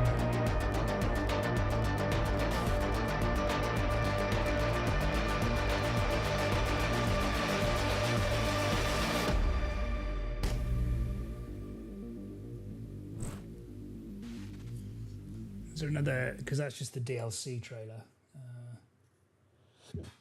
Netflix. It's on Netflix, the trailer. Yeah, it really fucked me off, Dig This Vibe. Because again, I was really looking forward to it. I'd not played any Tekken since 5. So, oh, great, Tekken 7, it'd be brilliant. But just, yeah, very disappointing.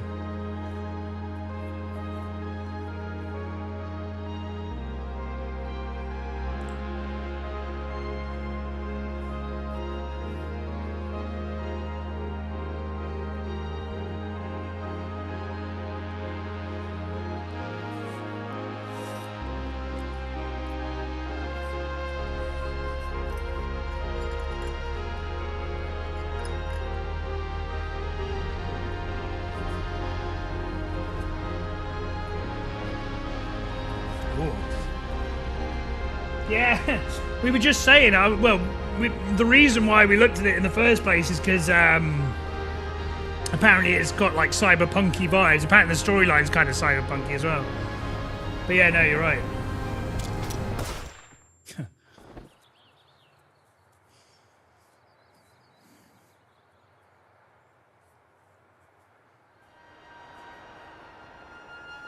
Yeah, that looks really interesting, actually. That is the type of thing I'd be very interested in. Netflix Mobile 2024.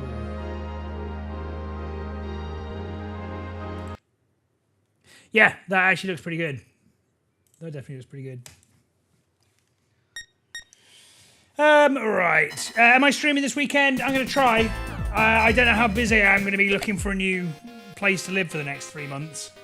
But I will be. It's my intention to stream. Yeah. Day streams.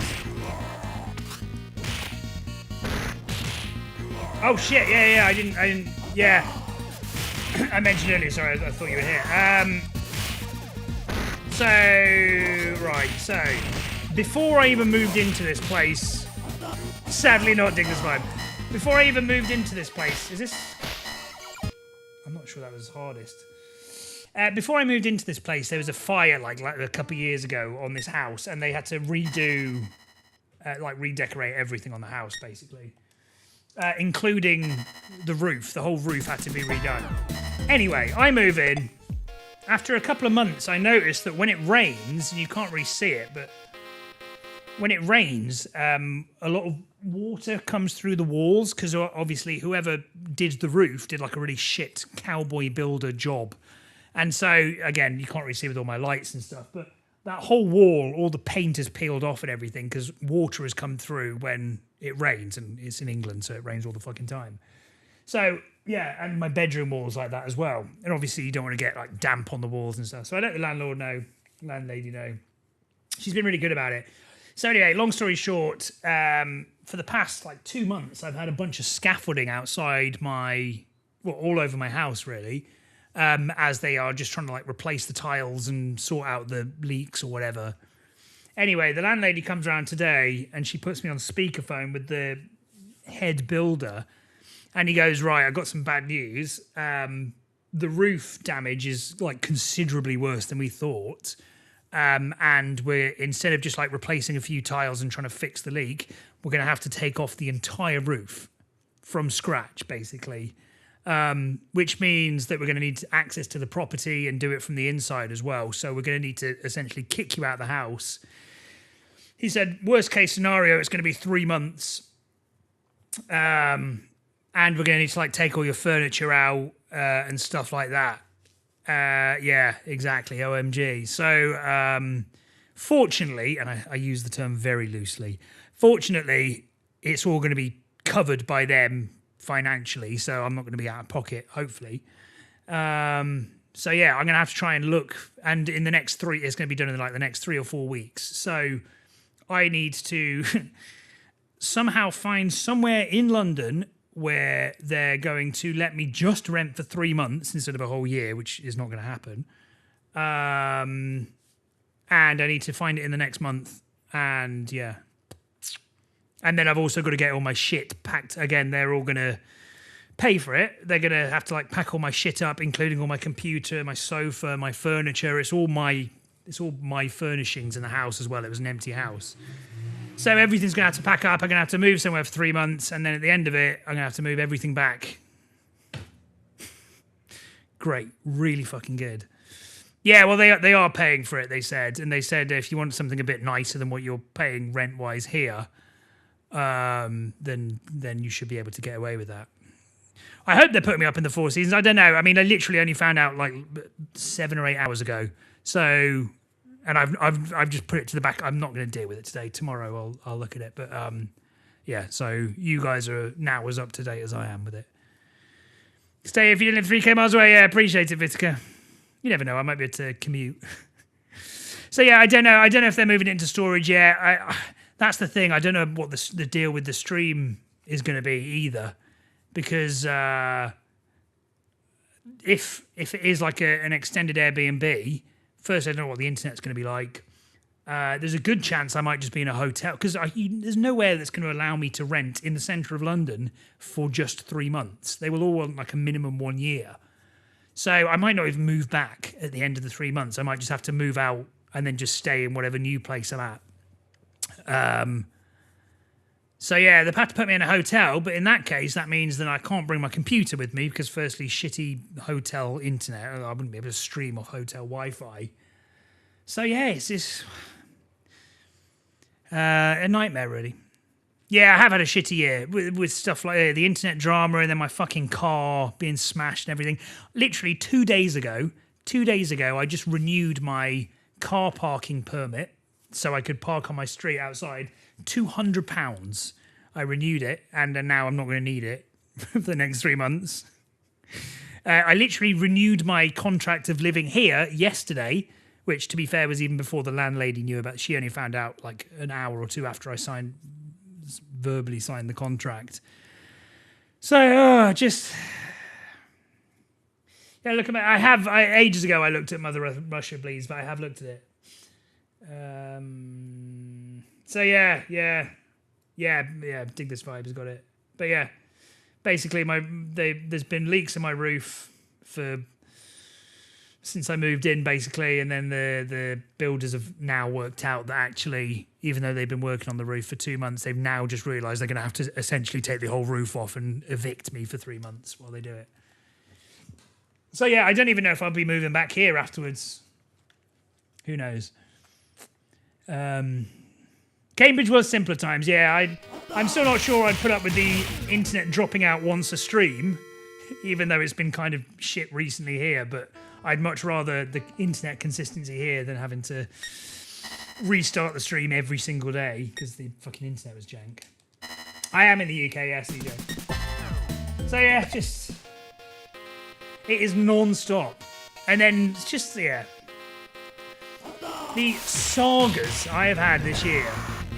Thing is as well, it sounds like I'm exaggerating or making some stuff up as well, because it's just such lunacy. Such lunacy, like the stuff with my car being smashed and the police going backwards and forwards for months, and I've still not heard back from them, by the way. Not that I've given up on it now. The shit with that package where I had to get it redelivered 8 times and they still didn't redeliver it, and I only got it because I went to the fucking post office centre myself. The fact that I had my car clamped and I had to try and get it, and they the day that I was going to unclamp it, pay to unclamp it, they moved. They literally took my car to a scrap heap. And then I went to go pick the car up, and then the battery died. And then I went back the next day, paid 70 quid for some guy at the scrap heap to charge my car battery just so I could get it back home. Took it back home, turned the car around as I was looking for a parking space, get to the end of the junction, and the battery just died on the junction. You say this, one of these stories to people, I sound like I'm fucking insane or exaggerating, but all of them together, it's cursed. I'm cursed. It was obvious anyway with the, I do need a sitcom, yeah, shitcom. Hey, Try, how's it going? You know how to to the Philippines? You would have been welcome to say, that's very kind of you, thank you, mate. Yeah, because Brentford actually would be quite convenient from here as well. But yeah, I'm going to see what I can rinse out of the property. I mean, I'm not going to like scam them or anything. I'm going to get what I am owed. But I imagine I'll get some form of compensation for it, which I guess is a bright side. And they also said they might put me up in they will be putting me up in a nicer place rent-wise than what I'm currently paying. So you got to look at the silver linings with these things. Yeah, I will be making... Well, the hot landlady, yeah, that was true. I will be trying to make sure... sorry, I need to concentrate. I'll be trying to make sure that I can't share with people anymore. I'm done with it. I had a pretty good go, to be fair. I was sharing with people in rented accommodation for 15 years. It was only like the last couple of years that drove me mad. But, yeah, I can't do it anymore. I'm too old. Stable internet if you get a hotel. It should be something you need, yeah. Well, yeah, to be fair, I mean, as well, because I work from home a fair amount as well, so I do actually legit need decent internet for that.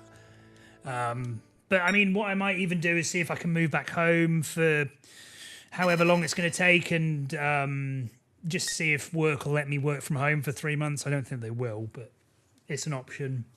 So, yeah, I've got options. It's the faff. It's the effort. Like, I'm settled here. I've just tried to renew my house lease for a year, and now I've got to move everything out again. I just want to be left alone. So, yeah. It's annoying. Yeah, whereabouts are you, CJ, in the UK? Not to give me an actual street address, but roughly. It's Roman and Chandler, your area. I see them because I'm in London now, so I see them around. But experienced one, like face to face. Chavs I've experienced in the past. So I've been here my whole life, pretty much. So, but yeah, roadmen, I don't know. I'm not sure I frequent roadmen areas. Gravesend, yeah, I know the name. Whereabouts is it? I've heard of it. My geography is kind of shit. But yeah, it is damn inconvenient and a pain in the arse, that's the thing.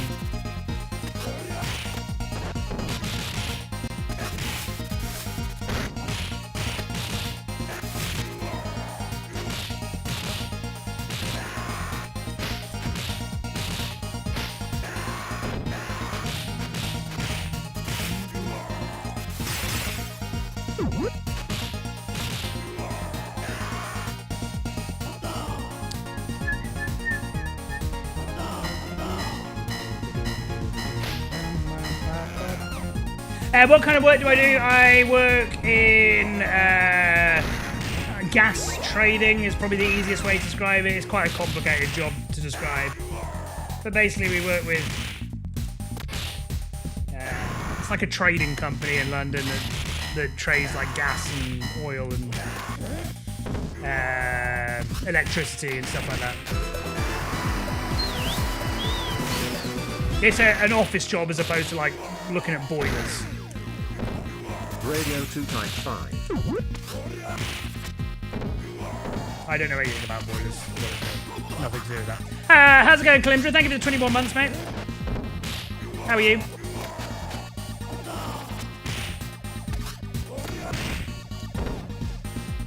Yeah, it's kind of a difficult job to describe. So I always just give people the abridged version. Even my parents don't really understand what I do. Hell, sometimes I don't.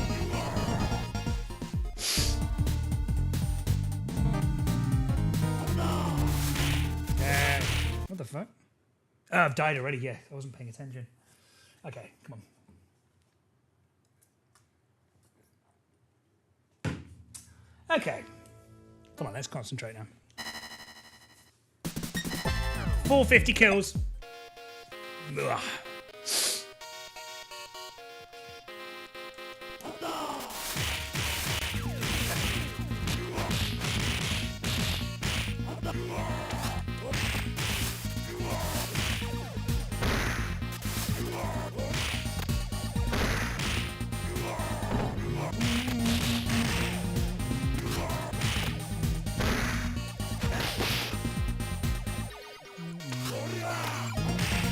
Okay, let's go. Stop spamming hell.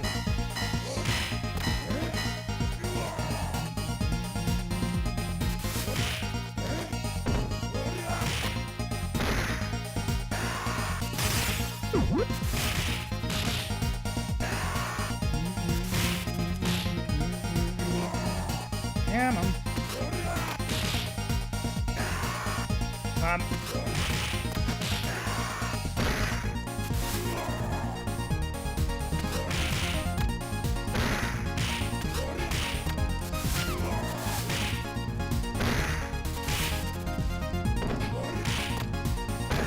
Hedge fund manager. I wish. Fucking hell. No, not that level of finance, unfortunately.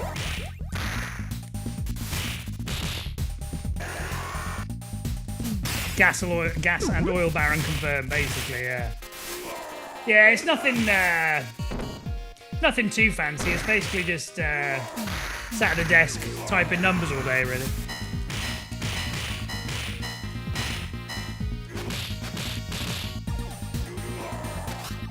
Occasional bit of actual trading, but we're more the people who help out the actual big boy traders who make the serious bucks.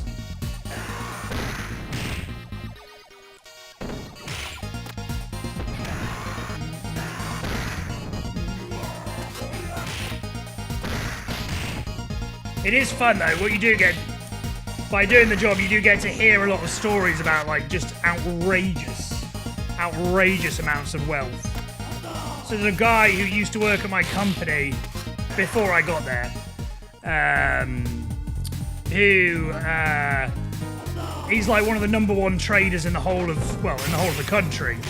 But like, apparently there were like 4 traders who were known like the Fab Four in London, who all traded like different stuff, and one of them used to work at my company. And like he got a bonus so high that the company couldn't, not our company, this is the next company he moved on to, got a bonus that was so high that the company said, we can't pay you this, because if this leaks out to the public, we'll just get rinsed.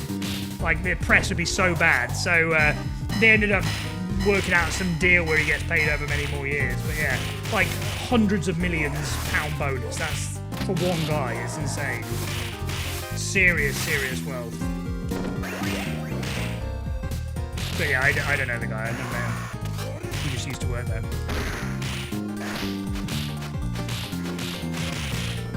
Would be nice. I think actually he's a hedge fund manager now. You the beer baron? I'm not a big beer fan. I'm more the mead baron. Whatever makes you money, you know, respect it. Yeah.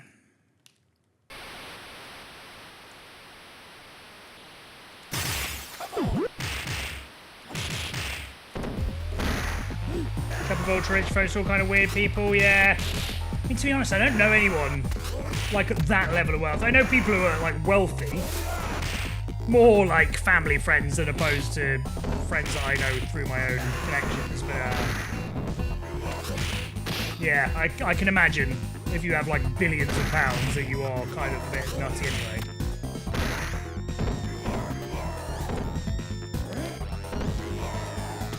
Okay, cool. You have to be abnormal to earn billions, yeah, exactly. And you want billions to travel? Where would you go if you got £1 billion right now? Where would be #1 destination?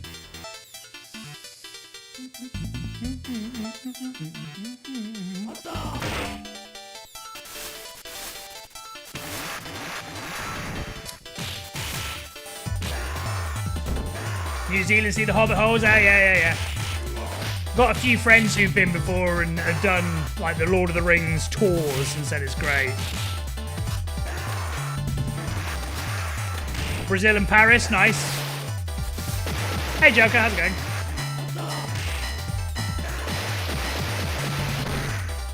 Yeah, I've never been to South America. It is, yeah, the only continent I have not yet been to.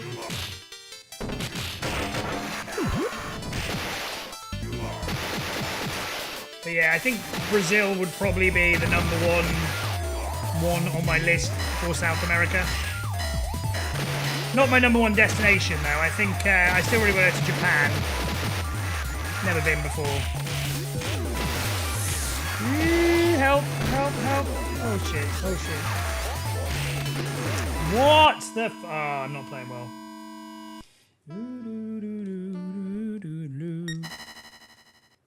Thank you for the good luck as well, Joker. Let's go to Japan too. Yeah, I really want to go.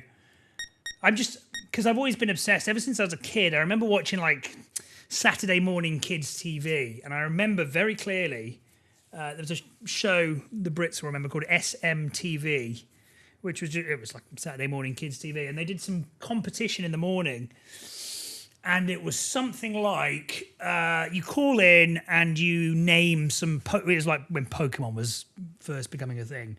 Name whatever Pokemon silhouette you see on screen. And if you won the competition, they would fly you out to Japan and you'd do like a tour of the, at the time, Pokemon Museum, and you participate in a Pokemon tournament, like on the games, and you would get a Mew. You would get traded a Mew. And ever since then, I've just wanted to go. And I remember, like, look at the time as well, looking into Japan and realizing they had like a Sega museum. I'm like, oh my god, this is like my dream.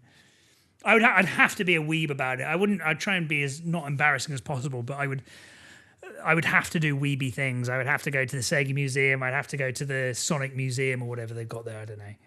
I'd have to do all the tech stuff, you know. Akihabara. You know what? Actually, I do know about Akihabara. Well, I say know about it. I've heard of it because, you know, I've mentioned before I'm into like lost media. You have like songs where they don't know who the artist was that they've discovered on some cassette tape 20 years ago. And there's quite a famous lost media case of a cassette tape they found, which was found in Akabara. It's like the culture, it's like a bit like Soho, right? From what I understand. You lived in Osaka for 5 years. Nice. What did you think of it? When was that? Why can't you see people's message in chat? That's because you are on YouTube, CJ, whereas they're on Twitch. Which you're more than happy to send you the link to the Twitch account if you want. But yeah, everyone is usually on Twitch. My YouTube is 1/5 of the size. What kind of music to listen to? Anything electronic. I sort of, everyone says, oh, I like everything. I do usually like everything. But yeah, mainly like electronic music, like dance music, not EDM, but specifically, but just like electronic music and dance music. Quite into my noughties rock music as well. Akabara is the centre of the anime and manga weeb stuff. Oh, there you go. 2012, 17, was just a chef in some big hotels. Oh, nice. I think you actually mentioned that as well, actually, in the past. So you missed all the shit from the tsunami then. Akabara is also tech. Okay, I'm sold then. That's where I'm going. Yeah, you missed all the tsunami stuff. I'm not going to play the video, but we've watched it a few times on stream. There's a video of the 2011 tsunami. And I don't actually know where it is, probably in Tokyo. And it's some guy filming. And it's only like a 15, 20-minute video. Only a 15, 20-minute video on YouTube. He's filming like the start of it. And everything's fine. Like I think there's the river that's a bit dry. And you start to see the first bit of water. Anyway, you skip to like 5 minutes into the video, and the guy is all of us in the same area. The guy is on the roof of a building because the water is like at the roof level. It goes so unbelievably quickly. It's unbelievable. One of the most unbelievable videos I've ever seen. We've watched it a couple of times on stream. It is just the most insane thing. It just goes to show like how fucking dangerous and scary those things are because it happens so quickly. Would not want to be there. Hey, Marcus. Love music to make out with a Lovecraftian god while summoning the attendees of our wedding too. Oh, yeah, that's my favourite genre. That's actually specifically, verbatim, my favourite genre. Right, I'm just going to quickly go to the loo because I'm desperate, and then we will continue with this attempt at not dying on level 1. I see there's a new thingy of Always Sunny as well, which is nice. Okay, just put this on. Right, back in a sec.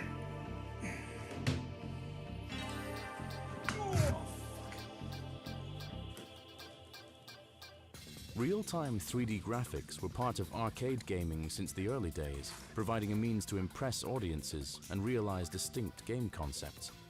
Atari was one of the major forces to bring this technology to the arcades. Later, in the 80s, Namco also jumped in and released their 3D racer Winning Run. However, these expensive and complex projects were still sparse in this era of pixel art. Sega was still highly successful at the time with their sprite scaling games, which simulate a true 3D feel within a 2D graphic system. But the growing potential of real-time 3D graphics was not lost on them. To keep participating in the tech race with companies like Namco, Sega made some serious investments in the development of a real-time 3D graphics board. They set up a big recruitment drive to attract talent with knowledge in the area of 3D. But whether polygons would surpass traditional pixel art or remain merely a showpiece was still up for debate at that time.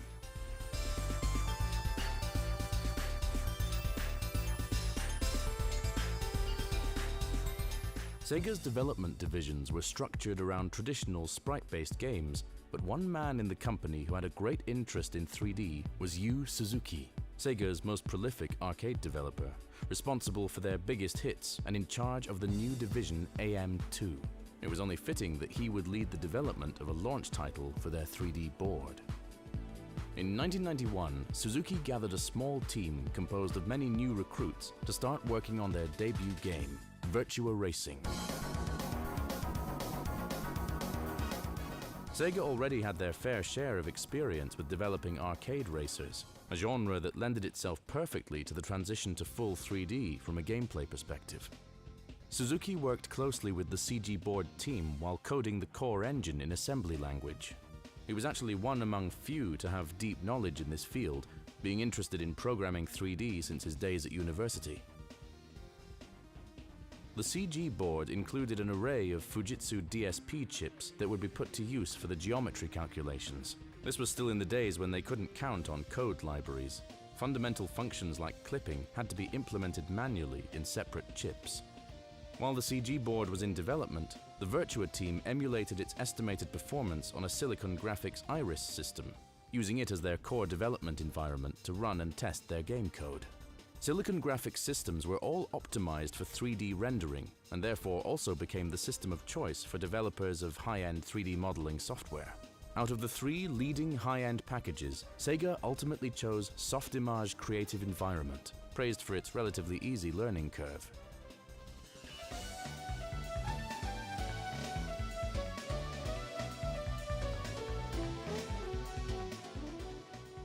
The profession of 3D imagery was still a niche within gaming. This provided a great opportunity for up-and-coming artists to quickly move through the ranks. The 3D artists working on Virtua Racing were able to realize distinct set pieces for each of the tracks within the very limited polygon budget. In true Suzuki tradition, the realism would be paired with a touch of arcade fun. It gave them the freedom to include landmarks like bridges and add seagulls at the start for a fun touch. For the backgrounds, the team relied on the more traditional bitmap processors of the arcade board. As a separate entity from the 3D graphics, the background position had to be matched with coding as accurately as possible, just relying on 2D coordinates. Although the polygons and pixel graphics were 2 different art styles, they managed to nicely complement each other, lifting the quality of the visuals.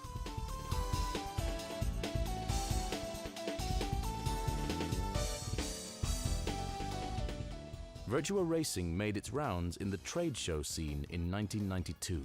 The dynamic camera angles backed by the high-quality arcade gameplay expected from a Sega title certainly impressed the media. The game got an abundance of coverage in the gaming press and became an icon among arcade racers. Virtua Racing arrived in a new era of arcade gaming in which versus fighters were quickly becoming a dominant genre. It was also the era when CGI hit the mainstream in the entertainment industry, and virtual reality became the new hype. Within the 3 years that it took for Sega to develop their board, the gaming landscape was already starting to transition to 3D. The know-how they had gathered from Virtua Racing positioned them among the top in real-time 3D game developers. Suzuki's AM2 would now fully dedicate their efforts to 3D, having multiple game plans in development simultaneously. Among them was a martial arts game that would pose them a fair share of challenges. One of the first roadblocks to overcome was in the area of animation. Virtua Racing centered on rigid body models like cars, objects that were relatively easy to animate, but the game also featured several supporting human characters. Repositioning each body part by hand had proven to be a tedious process and resulted in stiff animations. The level of character animation required for their fighter would demand that the team make massive advancements. One of the designers on Virtua Racing, Seiichi Ishii, had some experience in character animation. He'd once traced the movements of the movie Drunken Master as research on character motion, a skill set that would earn him the role of lead designer. Together with a small team, he worked on a demo for several months to prove they were able to realize a polygonal fighting game. Softimage and SGI machines were starting to become pivotal in the development of these 3D games. Sega made a huge investment in 1992, providing the whole AM2 production crew with the 3D software and an Indigo workstation. They could start to utilize some of the new animation features from the latest Softimage release. Inverse kinematics, for instance, made it possible to reposition body parts and retain their connection downstream, a welcome feature for Ishii in his process of animating a moveset. Although Softimage helped to make the work less tedious, it still required the necessary skill in character animation to make convincing attacks. After a process of trial and error, Ishii began to fully think through the motions.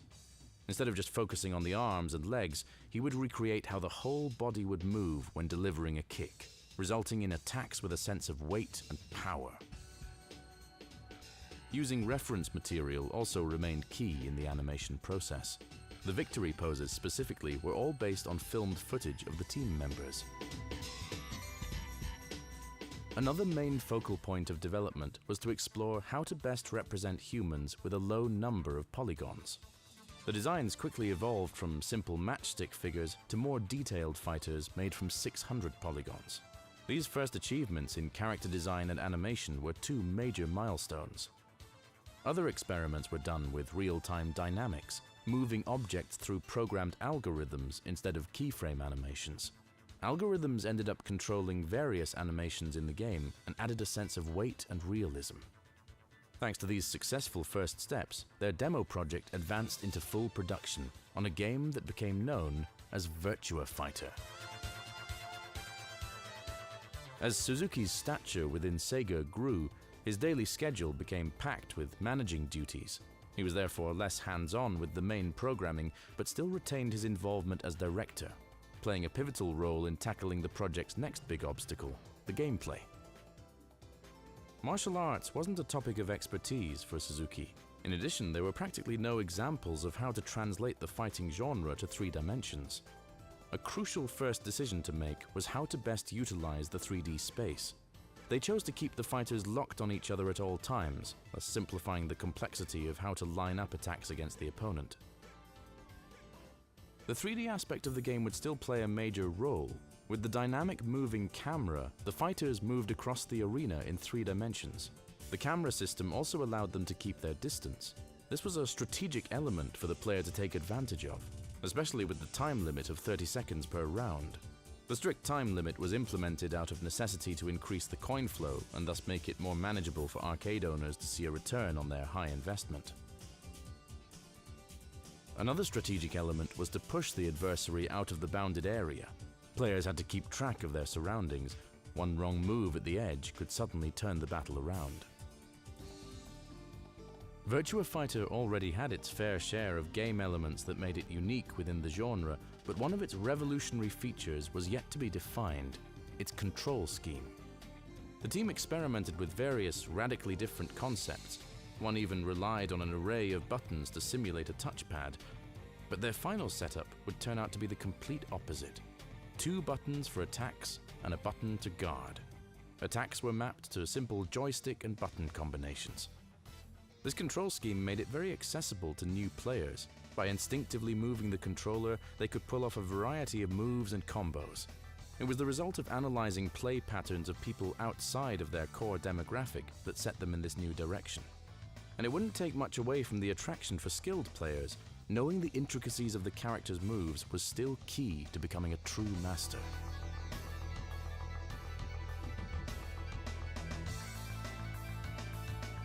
The core gameplay and animations were becoming well defined as 1993 progressed, but shaping the fighters would ultimately be a long process of revisions, requiring them to completely remodel characters from scratch numerous times. With each iteration, they were becoming more skilled in giving them a human appearance. The animation data and character models were stored separately in these 3D projects, contrary to pixel-based games, so they were able to keep refining the models without losing the animation data. To further raise the polygon budget of the models, the crucial decision was made to simplify the backgrounds. The landscapes that were initially built from polygons were now entirely done with bitmaps. The total budget of 6,000 polygons per frame could now be distributed between the 2 fighters and the battle arena.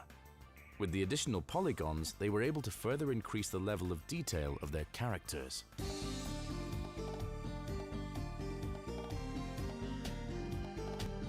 A great benefit of a full 3D setting was the freedom to change how the fighters were lit in each stage.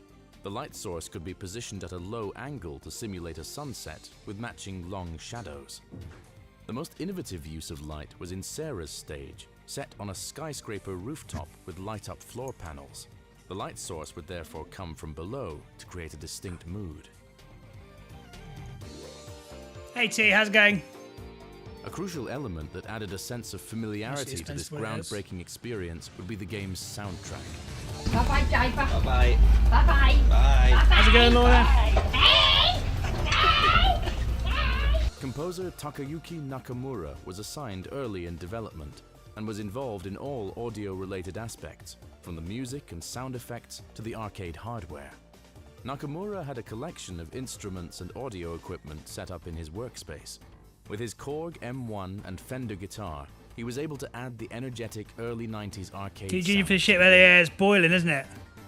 Recording and editing samples was an essential part don't of the envy you. workflow in this era. Nakamura used the popular sample from Akai, the S1000, in addition to packages like Sound Designer and Sample Cell for the Mac. The sound effects for the various moves were based on a variety of stock samples, from opening a bottle of cider to a jet fighter. The voices of the fighters, on the other hand, were specifically recorded for the game. Okay. The audio in all its aspects Hey, Vesna, how are added you, both man? energy and a human touch to this CGI experience.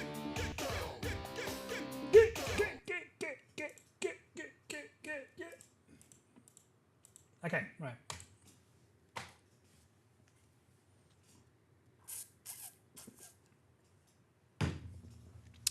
Doing good, you say, oh, mate. So, oh, hang on, sorry, I'll just give me a sec, sorry.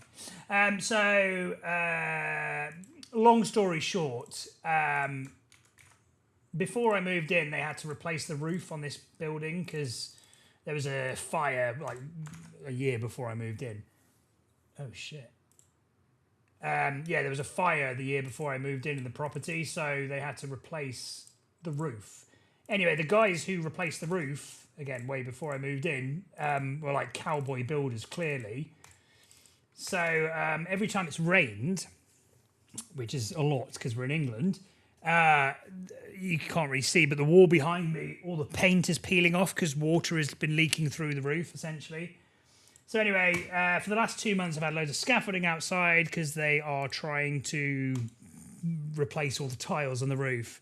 Anyway, the landlady comes around today, puts me on the phone with like the head builder, and he goes, actually, yeah, it's way worse than we thought. We're going to have to like essentially replace the entirety of the ceiling as well, which means we need you out of the house. He said, worst case scenario, it's going to be 3 months. And we also like need to move all the furniture and stuff, so I need to essentially be evicted for 3 months. So yeah. And also the other thing as well, they want to start in the next 3 or 4 weeks. So I've got a month tops to find a property in the centre of London, which is not easy anyway, that will only take a 3-month rent, which you're not going to have because every single one of them will want like a minimum year contract. And yeah. So yeah. So I've got that to deal with now. Just do Airbnb. I could do, but it's 3 months and I've got all my shit. I'm going to have to put stuff in again, it's all fortunately going to be paid for by them, thank God, because I don't know what I'd do otherwise. But yeah, I'm going to have to put everything in the house is going to have to get packed up for 3 months and then get brought back again. If it's Airbnb, there's a chance I won't be able to bring my computer. I've got to try and find somewhere. I mean, Airbnbs in London is not going to be easy or cheap. Got to be near work. Yeah, it's a fucking nightmare. You know what? I haven't had a Jammy Dodger in ages. Storage in Airbnb, yeah, but it's just the faff. I could do the Airbnb, but it's the... Got to make sure. I mean, I don't know how easy it is to find an Airbnb in the centre of London that isn't outrageously expensive. That will also have enough space for me to bring all my shit because I've got to live there for 3 months.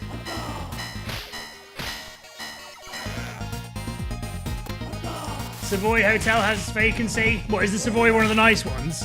I'll take it if they're paying for it. So yeah, I mean, service department maybe is probably what I'm going to end up settling on. I just don't know. There's a good chance that I might just not even come back to the property because if I can't find anywhere that will only take 3 months rent, I might just have to go there for a year and just sack this place off. So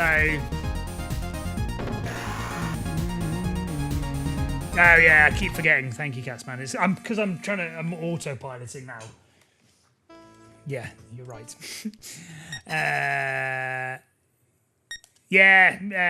Shout out to Mr. Tomahawk. What a guy.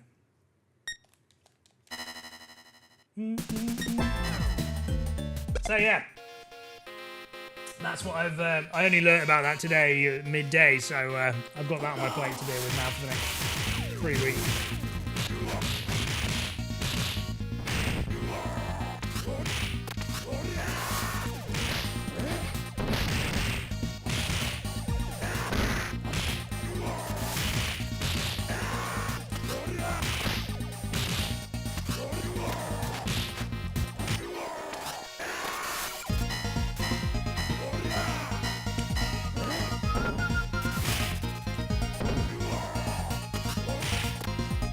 About that getting your apartment lease, yeah, it might be what I do.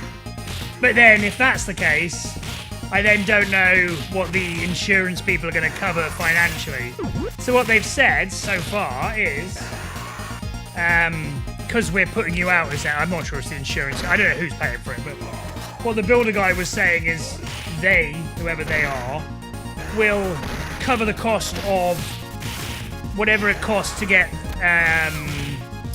like the sofa and stuff packed up. They'll cover the moving cost and also whatever the rent will be whilst I'm out.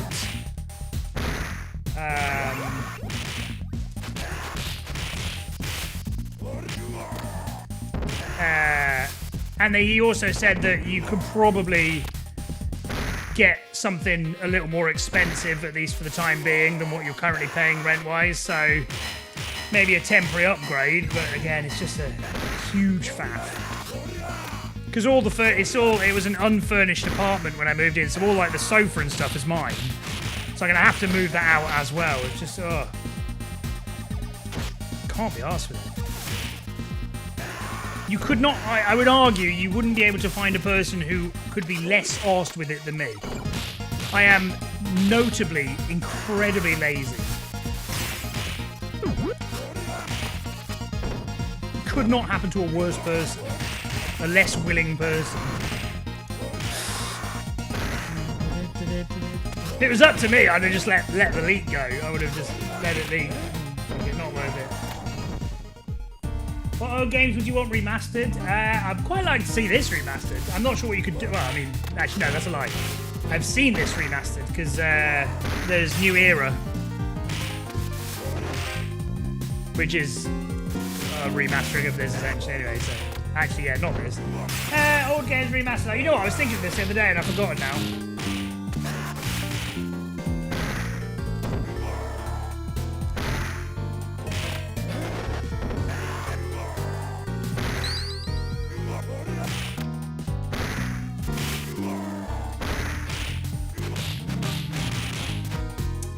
Yeah, I don't know. I mean, there'll be some game. I mean, the game we were playing the other day, Jumping Flash, would be a nice remaster. Oh, there's Gravitational Pull. Oh, right. Shiva and Hackney, 3 views, 145 quid for the night, yeah. And again, as well, it's summer, so this is like, you've got tourists everywhere. So Airbnbs will be like putting their prices up. It's just... it's such a ridiculous scenario. Moving's got to be one of the worst things. Yeah, I absolutely hate it. That's why I stayed in my last place in Cambridge. I was there for almost 10 years. Partly because I just couldn't be arsed moving. Oh, no. Ooh, I don't want to kill him.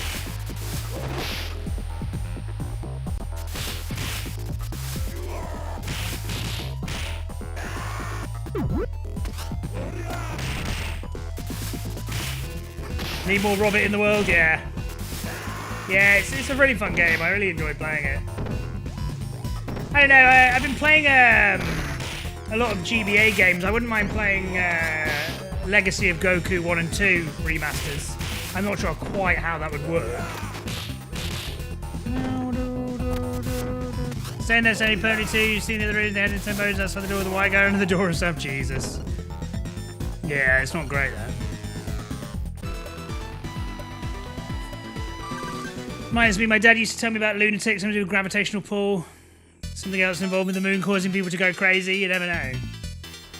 Hey, Andy. Moving with parents or friend? Yeah, I mean, friend might be difficult, but I was suggesting maybe what I might do, because as well, my parents live like miles away, but I've got to go to work as well. So there's a possibility, and again, I only found out today, so I don't think it'll happen, but I could stay with my parents for 3 months and ask just to work from home the whole time. I'm almost certain they won't let me do that, but... Thing is, as well, they're going to think I'm a fucking idiot, because I asked for like a load of extra time off when I was having my shit with my car as well. God knows what they must think of me. They must think I'm like some kind of compulsive liar or something, because some of these stories are just unbelievable. I would think I was a compulsive liar. If I was listening to this now, if I were you guys watching the stream, I think, yeah, okay, he's exaggerating some aspect of it, but I promise you I'm not. Not just this story. This story is one of the more believable stories, but one of the many stories we've had over the past year.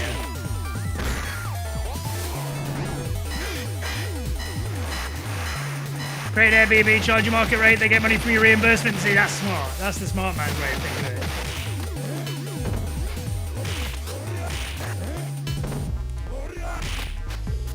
Airbnb, Shay, my parents. Been like this whole time, you're British. Yeah, you're funny.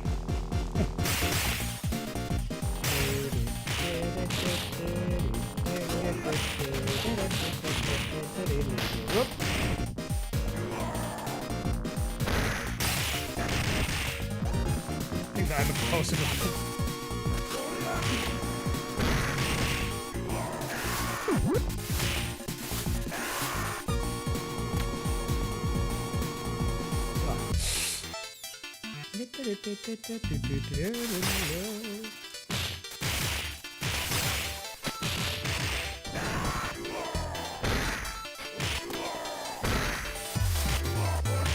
So yeah, it also goes on to the other point, is that I just might, as a result of all this shit, firstly, as a result of how busy I'm going to be looking for places over the next 3 weeks, because that's how long we've got. As a result of both that, like, busyness, and also as a result of I might not even have internet at the new place, streams may become quite irregular all of a sudden. Who knows? Who knows? Obviously, I will try and be online as much as possible, but just bear in mind that the next 3 months now is up in the air. I'm hoping as well, really hoping it doesn't affect me entering this tournament as well, the very easy Hayat Cup.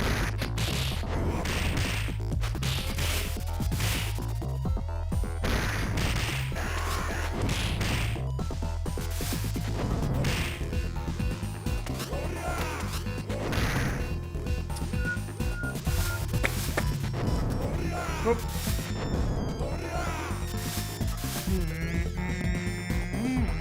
Come on.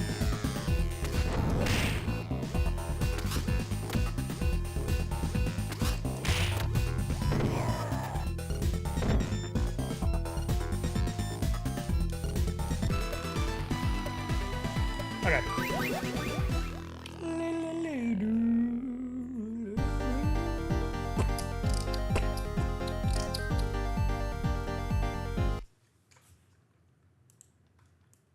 Couple of things.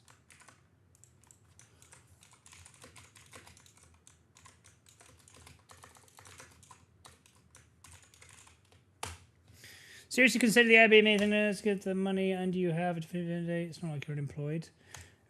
So wait, just so I'm on the same page. When you say have my parents create an Airbnb, charge me market rate, but actually they're just getting paid. Yeah, I mean the idea is fine. I'm not sure of the legality of it, mind, but the bigger problem would be is that the fact that they're like 3 hours away from me in a completely different city. I'm not sure the people paying out will pay out. I don't know. I don't know. I mean, I'll consider it for sure. It's not a bad idea. The other problem is I'm just not sure. I'm less like, sorry, English. I am less sure that work will let me just work from home for the next 3 months. Although I do have a very good excuse now. It would be nice. I'd like to do that. Work from home for 3 months. Great. Stream every day. Don't have to wake up till 8 o'clock. Brilliant. Lions every day. Been on 17. You know, it's actually been longer than that, CJ. I'm one of the really early adopters for YouTube, but my old YouTube account, can't remember if I just stopped using it or it closed down or something, but yeah, I had a YouTube account since 2006, and the website was made in 2005, so I'm super early.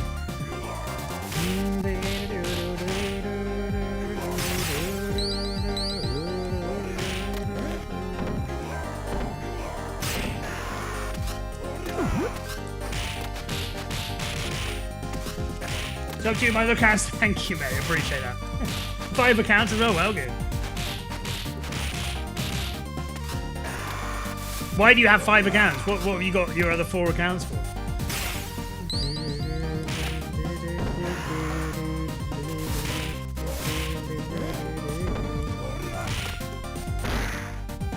can see one of them.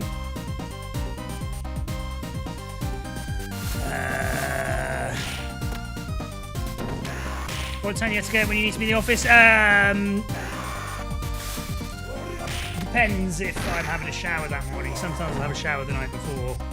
But best case scenario, I can get up at like 7:15, but I'm really in a rush at that point. Normally I get up between 6 and 6:30. 6:30. I have to leave the house by like 7:30 tops. But then, even at 7:30, it's a bit of a risk because then I've got to make sure there's a bus that gets me to the tube station in time and stuff like that. So. I've done the same. I'm going to die on this pirate ship like I've done 3 times now because I keep stupidly taking hits here that I don't need to take. Google Videos, was that the precursor to YouTube? You know what? I probably used it.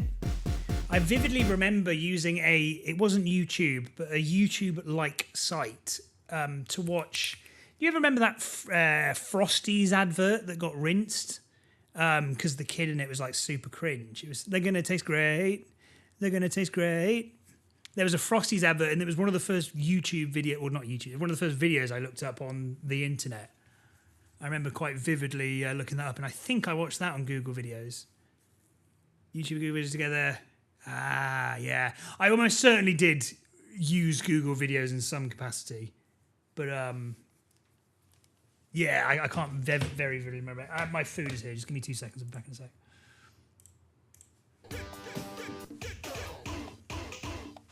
The game was beginning to resemble the final release in many ways, but there were still certain features that needed to be fleshed out.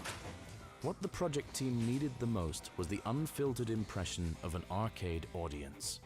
Virtua Fighter underwent its first location test and trade show debut in the summer of 1993.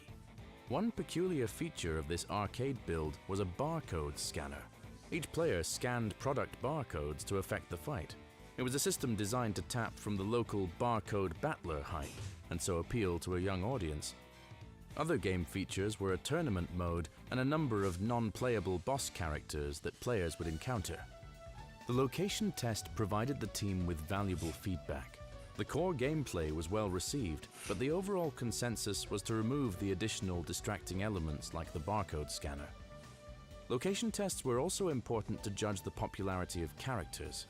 The character Sheba proved to be unpopular and still lacked signature moves.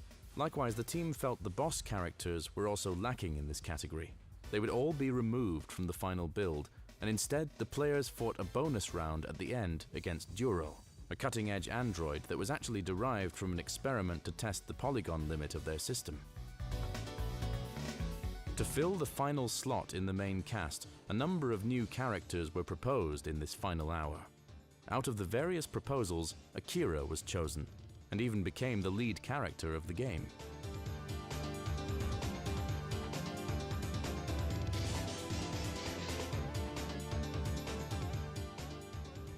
Virtua Fighter officially debuted in the arcades the following December. While the real-time 3D was the attraction, it was the dynamic, deep, well-thought-out new gameplay that made players stay, offering the player a completely new type of fighter grounded in realism. With Virtua Fighter, Sega had their first hit in the booming versus fighter genre. The host of Game Design Frosty's Decisions Kid, yeah, I used to and love 3D that gameplay video. set Like, it to in the the point league where of it must its have own. pissed off everyone Virtua in Fighter became class. a major milestone for the industry and proved to be a template for this new subgenre in versus fighters. 315 The subs Virtua now, thank you very Fighter much, DNA CJ, would appreciate even it. cross over to new franchises, as the lead designer Seiichi Ishii left to work for Namco and develop Tekken. During Virtua Fighter's development, the Sega hardware team had been working on an even more powerful board. They had formed a partnership with General Electric, a company with high-end simulation hardware for the military market in their portfolio. At the end of the Cold War, the company saw the need to start shopping their high-tech systems to markets like entertainment. GE Aerospace and Evans and Sutherland were selling their sophisticated real-time texture mapping technology to the arcade developers.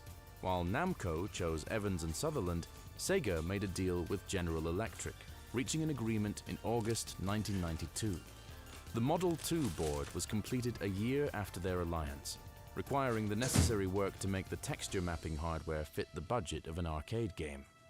Daytona USA became the debut title of the new board early in 1994, further cementing Sega's AM2 division as a recognizable and well-respected brand name. These were the days when there was still money to be made in the arcades. It gave the developers a budget to use hardware years ahead of the home consoles and develop groundbreaking game experiences, pushing the whole gaming industry forward. As Model 2 neared completion, work on the second installment of Virtua Fighter began. For the first game, the team had drawn from martial arts comics and movies. Suzuki was adamant to heighten the realism in the sequel. He went on a 12-day research trip to China, visiting various important sites and have you got experiencing quite martial arts a masters big in account, action CJ? himself. Suzuki shot numerous Thank you, by the way. photos during Appreciate his that. research trip. Some would be used for textures, others served as important reference.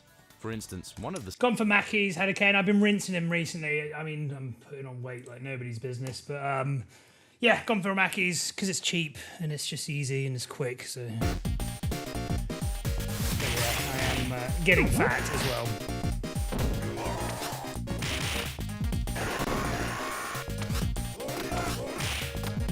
Okay, I've got to be careful now because I don't have enough life to be fucking about with here. Yeah, McDonald's comes under a lot of shit, and I get why, but I just fucking love it. It's great. I don't cook enough. I do cook, but just not frequently enough. It's time consuming, Andy, is my problem. And if I had infinite time in the world, I would, but because I stream, okay, it's just difficult with my current 9-to-5 job. But my last job when I was working shifts, it's all right because I wouldn't be streaming at this time of night, so I can like cook in the evening. But because this is sort of the only time of the day for most days I can stream, I have to try and get some quick way of eating because otherwise I'm not eating. Sauces on the bun. Yeah, I get what you mean. Yeah, stuff for dreams. Yeah, living the dream. What's the order? I gone for Big Mac, 6 chicken nuggets, and what did I get? Just a double cheeseburger. And this is less than what I get normally if I'm going for it, because I've had it quite a lot recently. I've cut down, but on what I order. But normally, well, back in the day, I never used to have it when I was like really into my gym and stuff. So whenever I ordered a Mackey's, I just like one of each, basically. But yeah, you can get quite a lot of stuff from McDonald's and it doesn't really cost that much money. Yeah. Oh, I got a meal as well, so I got a fries with the Big Mac. But yeah. But yeah, no, one of my favorite fast foods.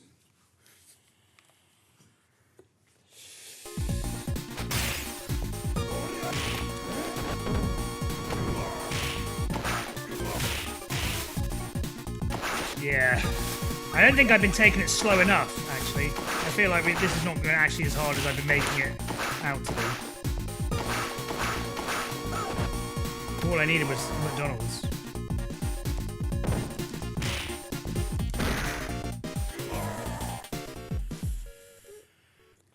Chicken burgers. Hey, that shit every day, order with the chips. Everything we're piping hot. Yeah, oh, they've got to be. They've got to be. That's the cold McDonald's chips are not good. Man, good. Yeah, no. In uni, I was like super fitness freak, and was up until like a couple of years ago. But again, just doing a 9-to-5 job makes it a lot more difficult to have time to go to the gym.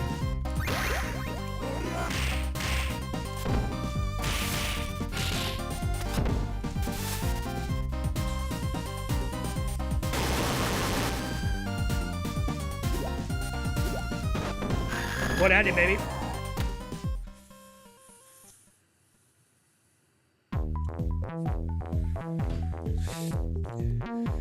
Yeah, there are loads of good places in London. I haven't, again, I don't go out to a lot of restaurants because I just don't have time to go out. But there's a few Indian takeaways near me and other like parts of Asia and stuff. So there's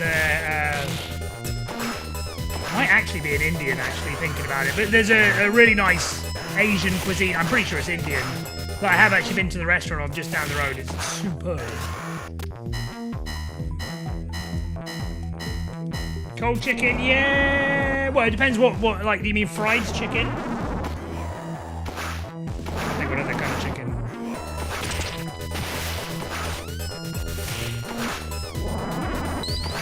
But yeah, there are definitely some decent places in London. But I probably wouldn't be the best fountain of knowledge. I do like Indian food quite a lot. It's just not the type of stuff I'd normally order for a takeaway.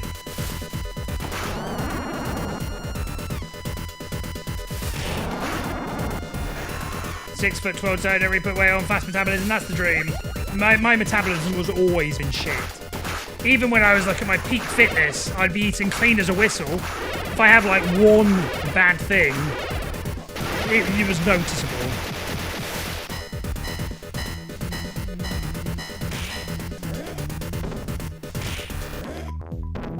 Fried chicken, hit hot or cold. Would I like cold fried chicken? I'm not sure. I normally would just eat it all in one go, to be fair. I don't think I've even had it before, cold.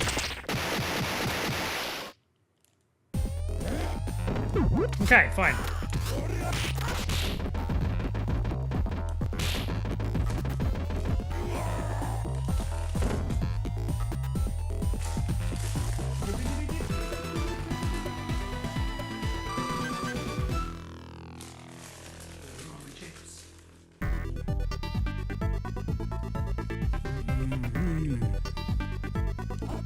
Fried chicken, one of the things you can eat cold, it's normally hot. Yeah, I'm trying to think. I've had some really nice chicken like fried chicken over the years, like kebab shops and stuff. I'm not sure I'd like it cold, you know. I don't think I've had it cold, but I'm not sure I would like it cold. There was a place, I went to uni in Sheffield. There was a place there, which I'm pretty sure is still open, called Chinos. Like the type of jeans, Chinos. And there was a period every night we'd be going, you know, it's like in the days when uni where you would go out literally every single night. Idiots. Where you go out every single night. And every single night I would always end up in Chinos, and obviously you're on student finances. And they used to do what they called a chicken meal. It was something like £2.40. And this wasn't that long ago, by the way. This is like 10 years ago, maybe. 15 years ago, tops. £2.40, and you would get 2 bits of fried chicken, a ton of chips, covered in cheese, drenched in sauce. There were some other bits to it as well. Kebab meat on top as well. £2.40, and it was like a big box and stuff as well. Brilliant. So nice, so nice. And their barbecue sauce they used, which it was like restaurant bulk order stuff, but it was superb. But yeah, I never ate it too quickly for it ever to get cold, so I don't know. Sometimes better than hot. I might need to try this out. I don't think I've... Surely I must have tried it, but maybe not. Cold fried chicken chopped up a little bit, put on a salad. Oh, you've ruined it, that damn host. Salad. None of that talk here, please. Yeah. To be fair, I don't mind salad itself, but not at the same time I'm eating shit food. Things like putting salad on any kind of like lettuce on sandwiches. I just don't like it. The only time I find it acceptable is like the lettuce on a cheeseburger or something from McDonald's. But yeah, I will kick off if someone puts lettuce in my regular sandwich.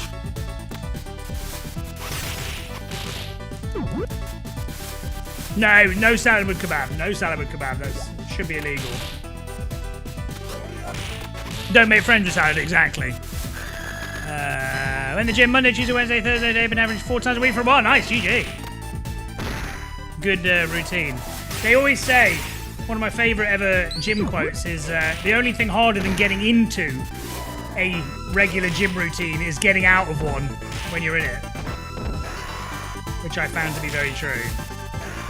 Especially as someone who hydrates with Monster.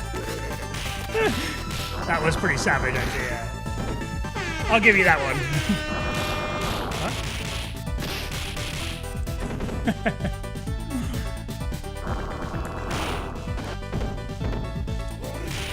Crunchy juice chicken KFC. Yeah, I'm a KFC hater. KFC, aka K-fuck. Completely overrated. I tell you what KFC do brilliantly, the smell. The smell of KFC chicken is superb. And this is a legit thing, by the way. If you walk past a KFC restaurant, you'll always smell it before you see it.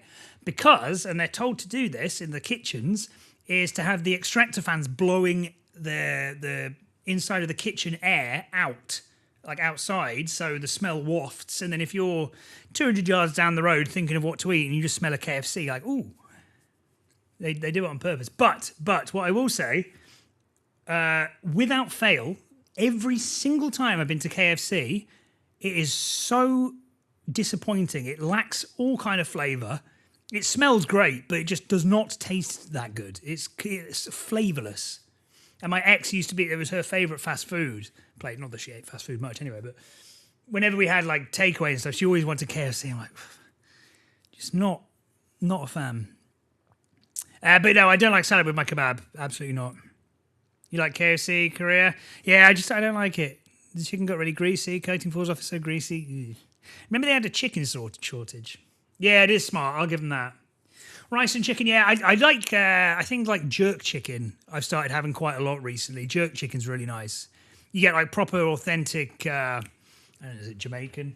Jamaican rice and peas and jerk chicken. That is top tier meal. And it's not unhealthy as well. KFC's not the same as Woodward 15, 20. Yeah, to be fair, I've never liked KFC, not just in the past 15, 20 years, but point stands. Gut rot edition of Russian roulette, beloved Nashville hot chicken. I've not heard of them before. We don't have them, I don't think. I tell you what is literal gut rot is Taco Bell. I like it, don't get me wrong, but you know, things like Taco Bell, people joke about how it like ruins your bowels. You shit in the next day. Never has anything been more true than that. Even if I don't have spicy stuff, I'll just have like a burrito from Taco Bell. The next day I'm living on the toilet. It's unbelievable. It really is good. I like the food, but just be prepared. Be prepared. Make sure you're not going on a hike the next day. Chick-fil-A's the best BST. Yeah, I think I have had it once when I was in America 10, 15 years ago, but I can't really remember much about it. Does Chick-fil-A have like a bit like Subway where you can pick and choose what you have? Because if so, I have been a couple of times and remember it being good. KFC has the best Pepsi. I can't say one way or another. The one thing that KFC does do good is the little, I forget what they call it. It's like a McFlurry, but KFC. It's like a stand-up. It's like in a thing like this, but with like milk, what do you call it? Ice cream and like bits of chocolate. It's a bit like a McFlurry, but I think it's a milkshake. It's meant to be more of a milkshake, and that's quite nice. So the fried chicken combined with buffalo hot sauce. So yeah, I don't want to be I don't want to be like generic white guy here, but I do find buffalo hot sauce too hot for me most of the time.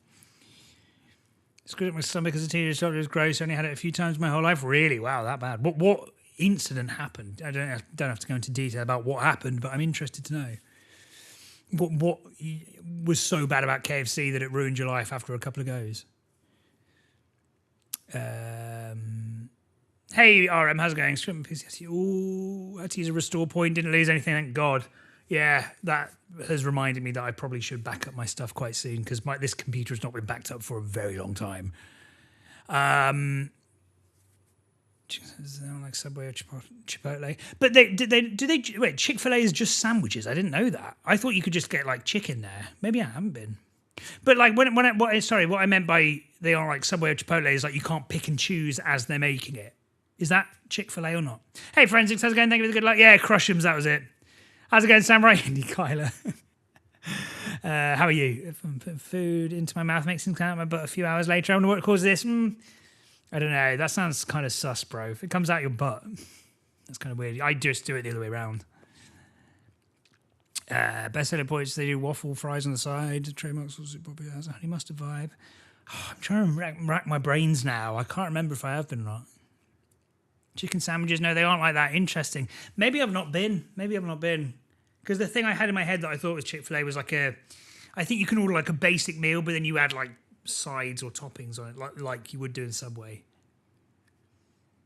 Bad goes in the toilet. The food is you can eat anything at that age. This is true. Yeah. Well, there's a sign. It's agreed. KFC is bad. Always closed on Sundays. Oh, yeah, because the religious thing, right? The owner's quite religious, right? Good, thanks. How are you, friend? How are the runs today? I'm not too bad. Runs were shite, but who gives a shit? Yeah, so we're doing the knockout, how many people we can kill in one life thing. Tuesday at Philadelphia Airport. Yeah, I've just got back from the US, so I'm kind of annoyed at myself that I didn't give it a go. Start a big chat because the food, probably, CJ, yeah. It's all good, though. I like the conversation.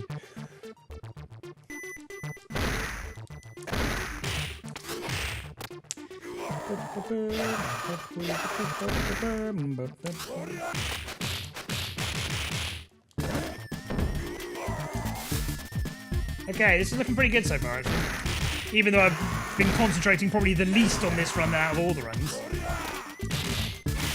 Yeah, it's actually... I've been making this a bit too hard for myself. I don't think it's as hard as I'm making it out. I'm trying to speed run too much. I think it's my problem. If I just take this slowly, I could get through this quite easily. I'm going to forget what I've just said in about 1.5 minutes time, but... Everybody in... Okay, let's not...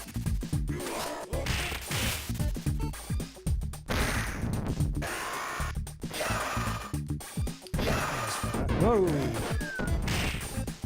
Fly, dickhead! Okay, this can be a problem. That was so close! Oh my word!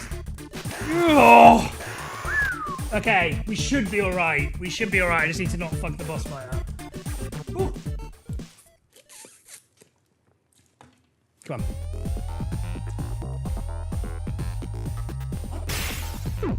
Oh! If I'd been hit there, I would have died. I was not expecting him to do that. I thought he was going to jump at me. Woof! That was lucky. So lucky. Oh, maybe my luck's turning. Oh, come on, don't ruin this one. Ooh, no, thank you. Don't like this at all. What the hell?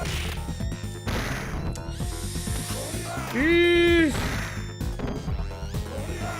Oh my god, this is too close. Oh my god, who's fudging this so well? Oh my god, that was... I'm going to do the very easy tournament. I'm hoping so, Forensics. We were just saying, I've mentioned a few times now, I'm going to have to move out of my place. I won't go into the whole thing again, but basically my roof is fucked. There's loads of water coming through whenever it rains. Long story short, very long story short, they've got to replace the whole roof and essentially got to kick me out of the house for the next 3 months, which I only just found out today. So yeah, they're going to put me up in some place, and I need to find a place to live now in the next month. So it's going to be a busy few weeks. So I'm hoping I can still do the tournament, but I've got this now to deal with, which I might not be in the house in 2 months. I might not be able to stream for 3 months, so I don't know yet. Yeah, I did hear about the Carl Jobs drama. Oh, it's frustrating, Vesna, because I mean, I don't know if there's anything happened in like the last 24. I did see a tweet actually today from Billy Mitchell, funnily enough, but I don't think anything new has happened after the results. But it was frustrating because initially I had thought that Billy was suing because Carl said you weren't the fastest, and Billy was trying to say he was the fastest, and he was like suing for defamation or something, which is obviously a ridiculous thing to sue over. However, actually, what it seems like happened was he was suing because Carl had suggested that the guy named some YouTuber who killed himself, who was also in legal action with Billy. Carl has suggested, I forgot the legend, Apollo Legend. Carl has suggested that Apollo Legend had killed himself because of the court case with Billy, even though Apollo Legend had written a suicide note saying it explicitly was not that. Anyway, there's that, and right, fine, sue him for that, no problem.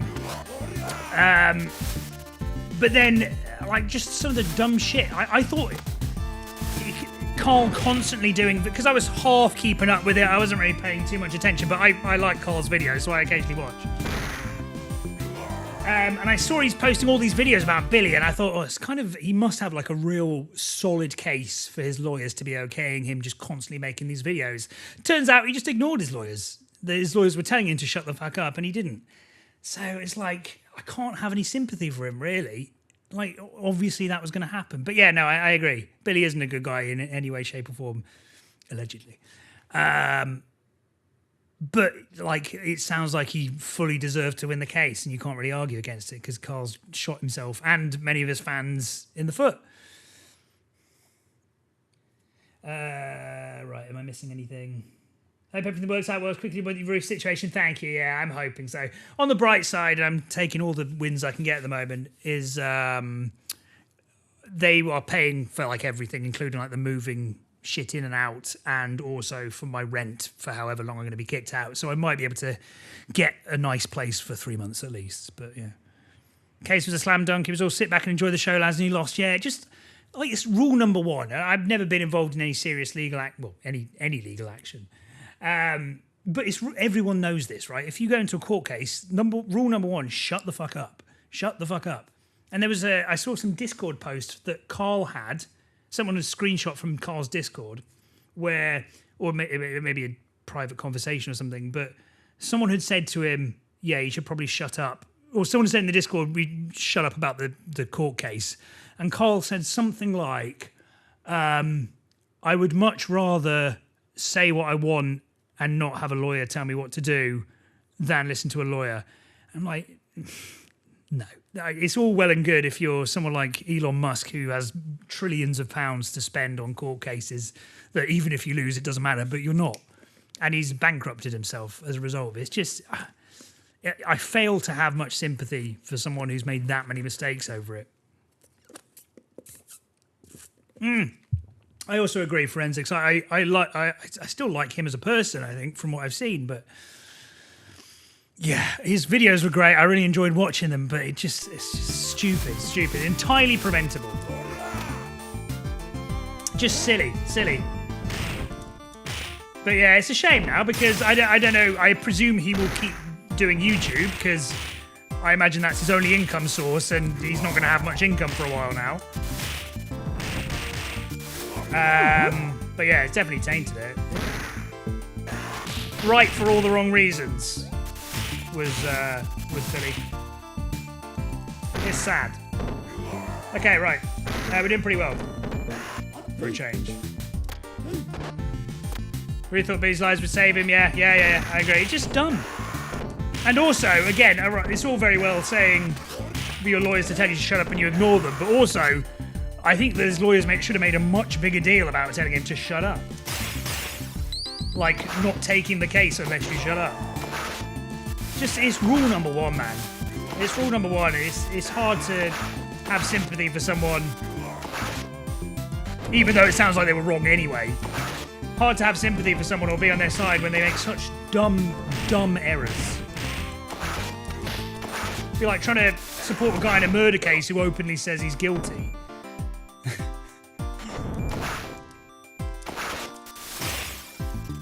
So yeah, it's a shame really. But...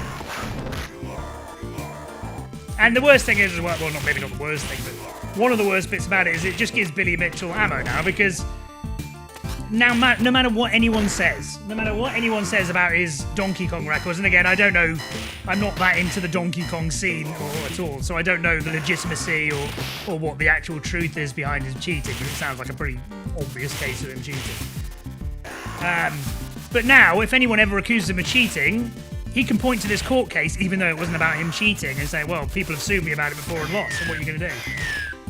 It just gives him ammo now, just to keep being Billy Mitchell. Okay, we've got to be careful now. Oh, don't want this. Nice, do want that. Nice, good. I think we killed one of them.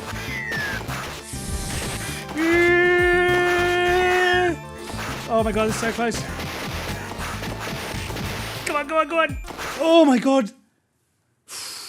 Okay, what's my PB? I think it's 348. I think we beat it. Oh, 384. I was close. Right, okay, yeah. There's a turkey. Oh, right, this is going to be tricky now. Rule number one, shut up. Cases. Oh, yeah, the other thing as well about the stricter defamation laws, yeah. Spitfire only shows up in Mania. Yeah, some of them are extra ones, Serpent, who only show up at certain times. There's not many. Oh, this is hardest, actually. But yeah, hardest and Mania spawns are basically the same. You empathise with them, but can't sympathise. Exactly. Twitch just put you in someone else's stream, really? Is that actually the case? What the fuck?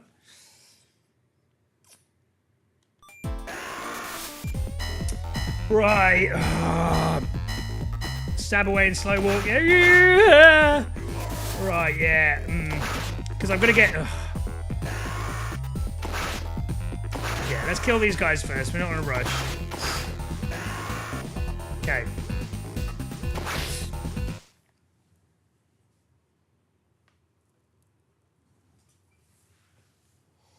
No! Not him! Not Galzia! Not fucking... Really? We had a sword, and I was prepared to hit the fat guy, then that fucking ginger freak. It wasn't even a knife, Galzia. That is on brand. That is what that is. That is on brand. How's it going, Rico? Shadow, good to see you guys. How are you guys? Is there anything more on brand? Is there anything more on brand? Ridiculous.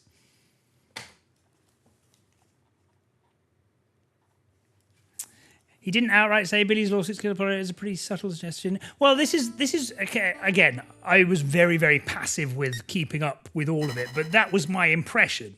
But then again, I don't know. If the laws for defamation are quite harsh in Australia, I know they are quite harsh here in the UK too. But yeah, I just don't know what the bar is for that. But clearly, he crossed it. But yeah, just dumb. It's the only guys in the game that supports Derby. Yeah, absolutely. I do play this on PC, Rico, on my emulator. Well, it's a Sega emulator, but I'm playing on my PC, yeah. Oh, it's so annoying. We're pretty much cruising until the top of that ship. And then I fucked up. I'm enjoying doing this challenge, though, to be fair. It's good fun.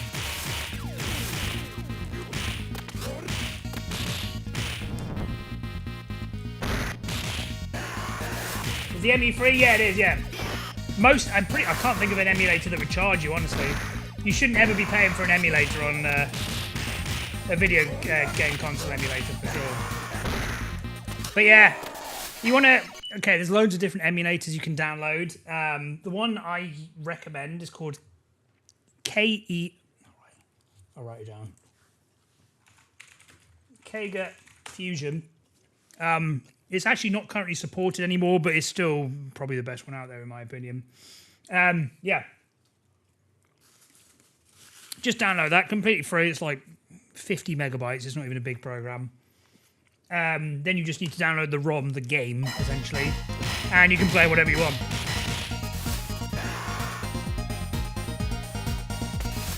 And it's not just Sega, you can do it with pretty much any console. You can emulate up to PS2. Maybe even, I think they've started doing PS3 games now as well.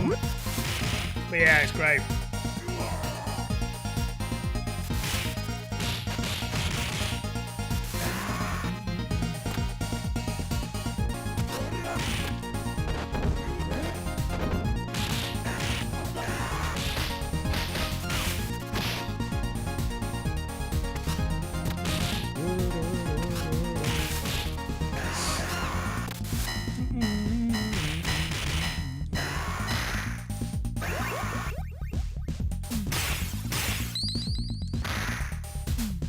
Yeah, we don't need to worry too much about health this early.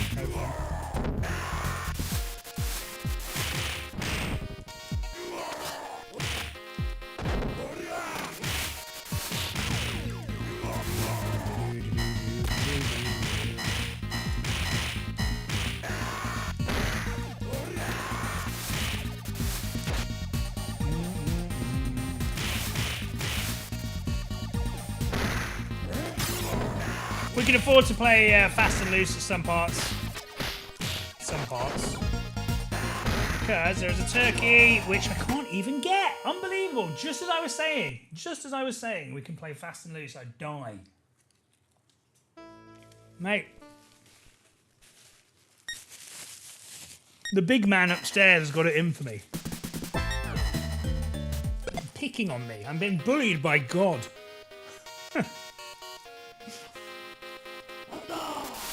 Good name for a song, that. Good name for a band as well.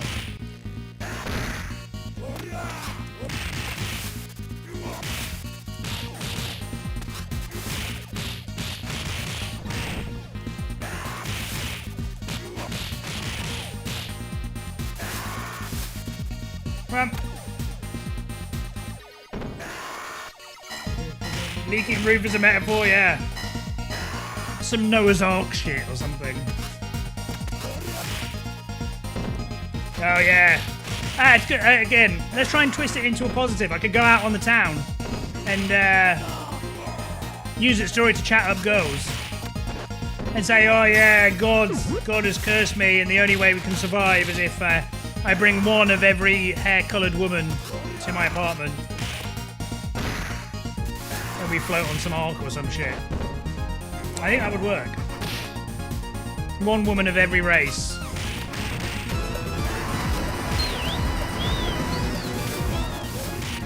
How's it going, Panda? Good to see you, mate. Thank you for the resub. Appreciate it. How are you?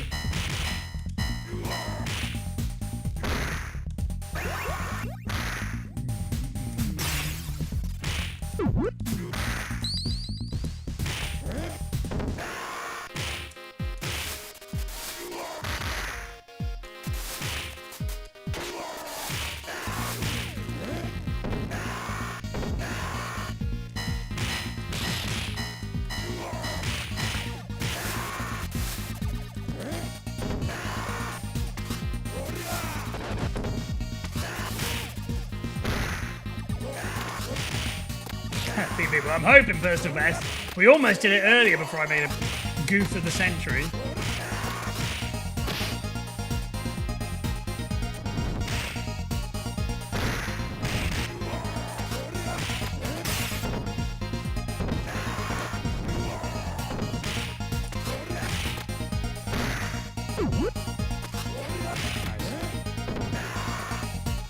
Right, just got paid. Nice, GG. What are you spending the money on?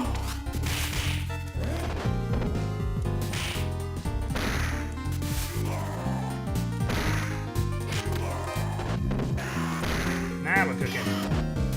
Switch 2 already, nice. Have you got any games for it yet? I presume you got the Mario Kart. Oh yeah, you were saying you bought one the other day.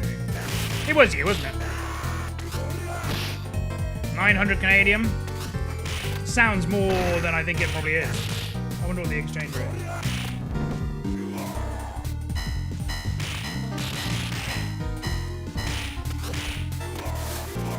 Oh yeah, I remember now. You were saying you want to find someone with you want to play Mario Kart or something. July 15th, new Donkey Kong.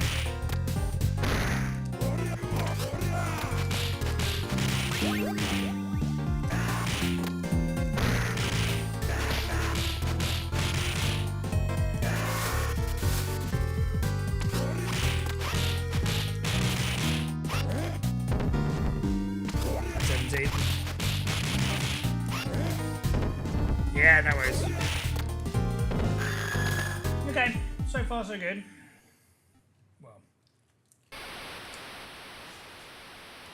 not sure to say far yet.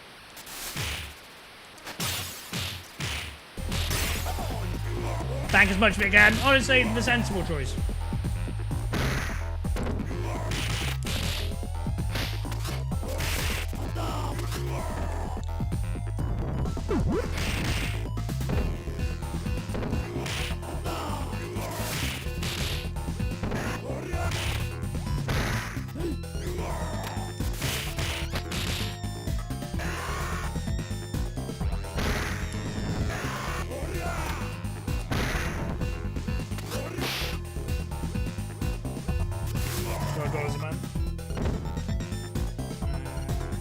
Yeah, it's not actually for Chivos, but yeah. Well. Not technically. It is for a leaderboard on the Retro Achievements website, but it's not for Chivos themselves. It's just like a separate thing aside from the Chivos.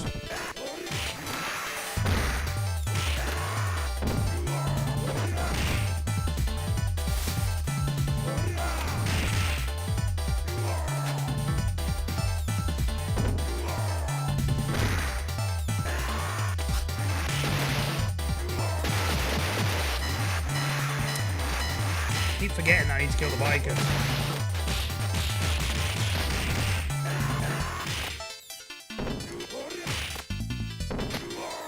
Not back in Chief, but it's Chief adjacent.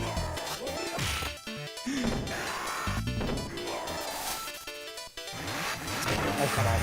Ah! I wouldn't mind. Some of the bikers come back, not all of them though.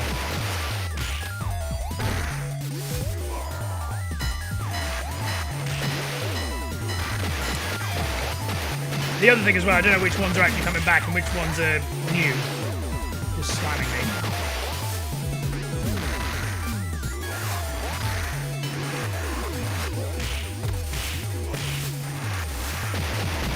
Take my money, I'm packing cheese. Yeah, she's a trifling friend indeed. Oh, he's a chief hunter. Way over the town. There's packing cheese.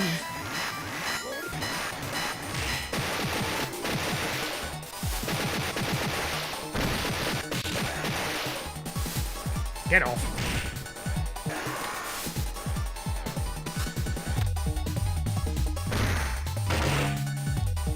There we go. Now we know.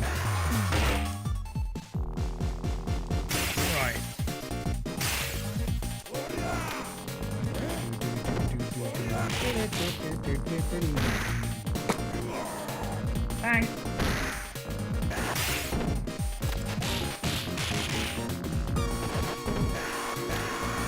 Q.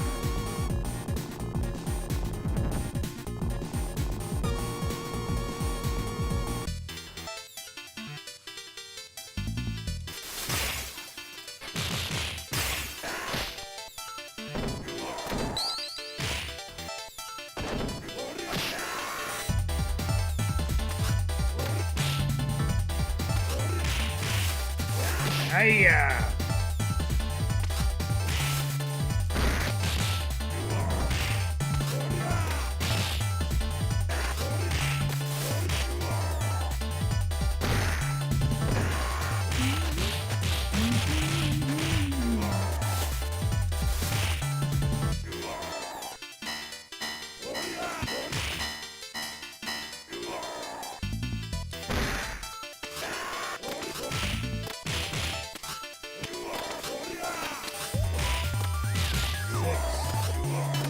see.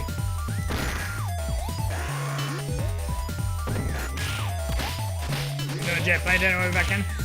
I know that's a lyric to a song. Well, not the achieving bit. I actually don't know what song it is yet.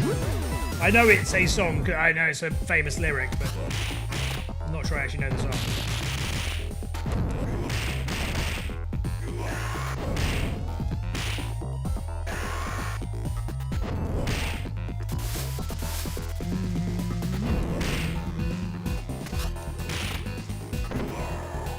Okay. Hey, talk show ghosts. Want to try a CB speeder to skate? It would be a travesty. I do occasionally throw in a blaze run. Skating Axel, I am worse than bad. I really, and that's not like even me being humble. I really am like well below average on Axel and skate. Definitely on skate. Axel maybe around average, but. John Denver. Oh, yeah. Okay. Yeah, I know. I don't know the song, but well, I know what it means. But I don't think I've heard it before. Hey, Zid, how's it going, mate? Good to see you. Ow. How are you? Yeah, how you been, Boo? Boo? Dude. That was a mix between Bud and Dude, so it came out Boo. What's it saying, Rico? There's other emulators as well if that one doesn't work. If you just type in Sega Genesis emulator, you'll find loads. Kega is just the one that I use. I find it easiest. Do I know how much longer the skateboard record is? Yeah, well, we're not actually speedrunning at the moment. We're just doing a different challenge. But, yeah. It depends what difficulty. I think on Mania... Has anyone even completed? It's quite a bit longer on Mania. On normal difficulty, I think there's like a 5 or 6 minute difference. But yeah, it's slower for sure, skate. I think he might be the slowest, possibly.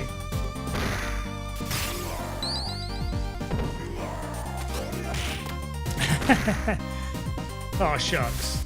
See, I didn't even pay Zid to say that. Just say it off his own accord.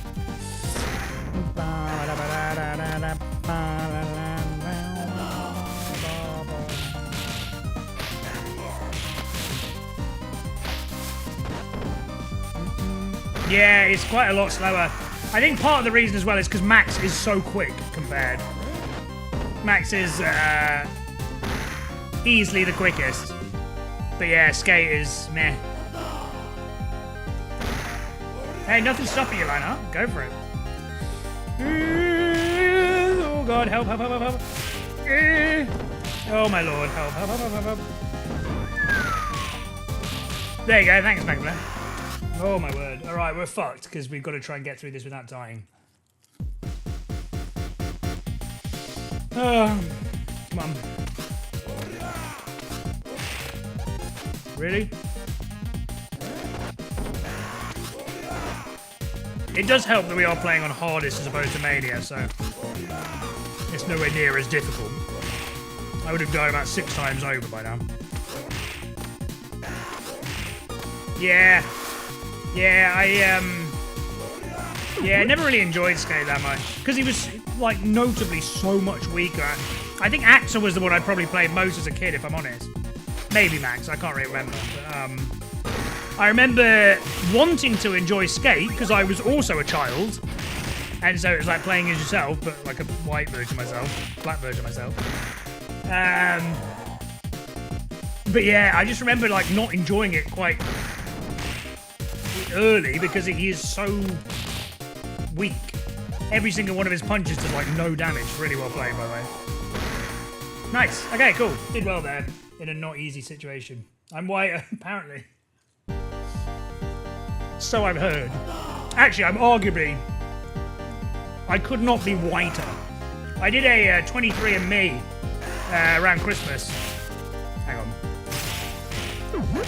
And it said I was 99.9% either like Scandinavian or like North European. It's like the whitest possible. No one ever gets 99.9% on anything. Oh, come on! What the fuck? I had way more life. That's really... Oh, fuck off.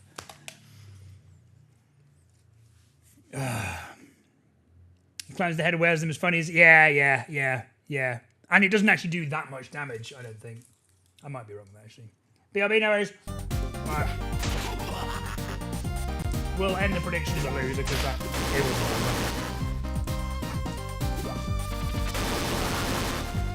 It's annoying, because I know I can do a lot better than we are doing at the moment. But, yeah. Not good enough. Right. We need a new Chivo game.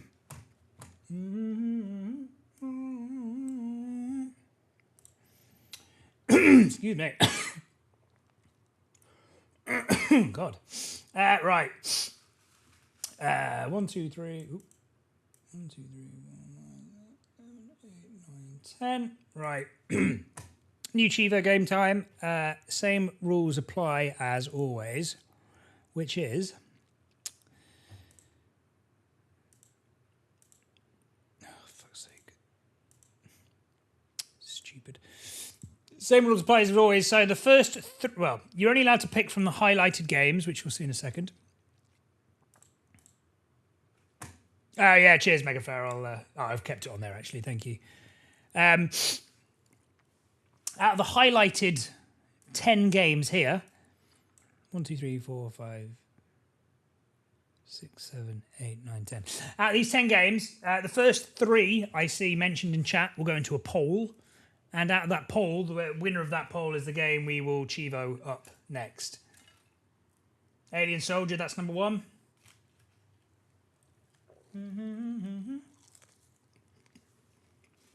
Plumbers 2. One more. Yeah, you know what? I didn't know what the game was about until I downloaded the ROM. And I think I know what it's about now. Toe Jam 2. Oh, shit, yeah, I forgot that was in there. Cool, okay, right. Ooh, it's a bit close one. I don't know what's going to win this.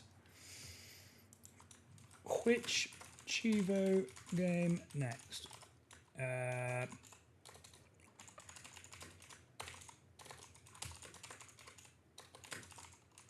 Plumbers don't wear ties. Toe Jam DOS. Alien Soldierer. We'll just do a quick 3-minute poll. I'm not going anywhere, I can't be asked. Cool, so get voting.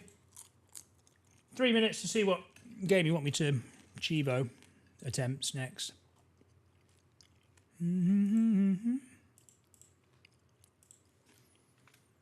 Yeah, I don't know. I keep forgetting whether I played Alien Soldier or Alien Storm. I always get them confused. I don't think I played Alien Soldier before. But any of those should be good. And then looking forward, there's some of the other games we've got in the future. I mean, we've still got a load. We've still got these 10 to do first. But, some exciting ones. I'm looking forward to Rayman. That'd be fun. Nice to play another Castlevania game. Revenge of Shinobi is another one I'm looking forward to. Golden Axe 2, I don't mind doing. I think that'd be a nice, quick, fun one. I've played it numerous times before. I'm a big fan. Cyborg Justice. Yeah. Oh, there is Alien Storm there. Dragon Ball Z, very much looking forward to. Crash Bash, I'm looking forward to as well. So yeah, we've got a nice little list. Mission Impossible, actually. Any of the PS1 ones. It's nice just to play some PS1 games to mix it up a bit. Adult Oreo, yeah, well, this is I did wonder, because Twitch does have, would you believe, a list of games that you're not allowed to play on stream, and they're normally like Sexy Schoolgirls 69 or whatever. And I don't think, because I don't think you can play Leisure Suit Larry on stream either, but I'm not sure about this one. I don't think that one's on the list. Hey, Mike, this is a list for the next game we're going to do the retro achievements for. Well, the game we're about to start doing the retro achievements for. So whichever one wins the vote is the game we will be playing probably for the next couple of streams. At least.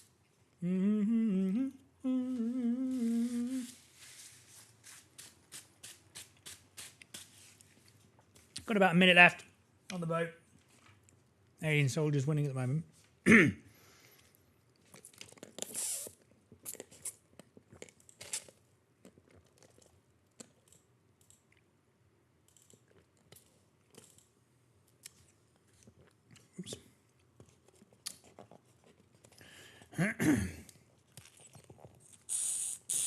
Seriously. Oh, I hate paper straws so fucking much. Straws can... fuck it. Bad design.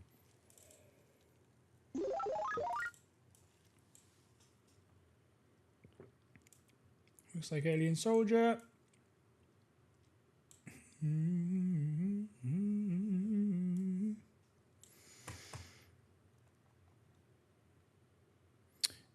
Alien Soldier wins. Okay, nice. That's the next game up.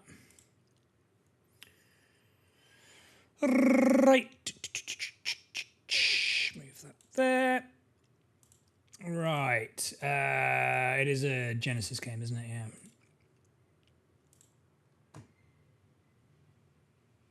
Load game.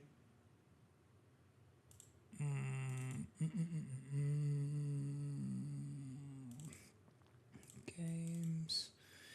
Alien Soldier Virtual Console. Okay. 40 achievements.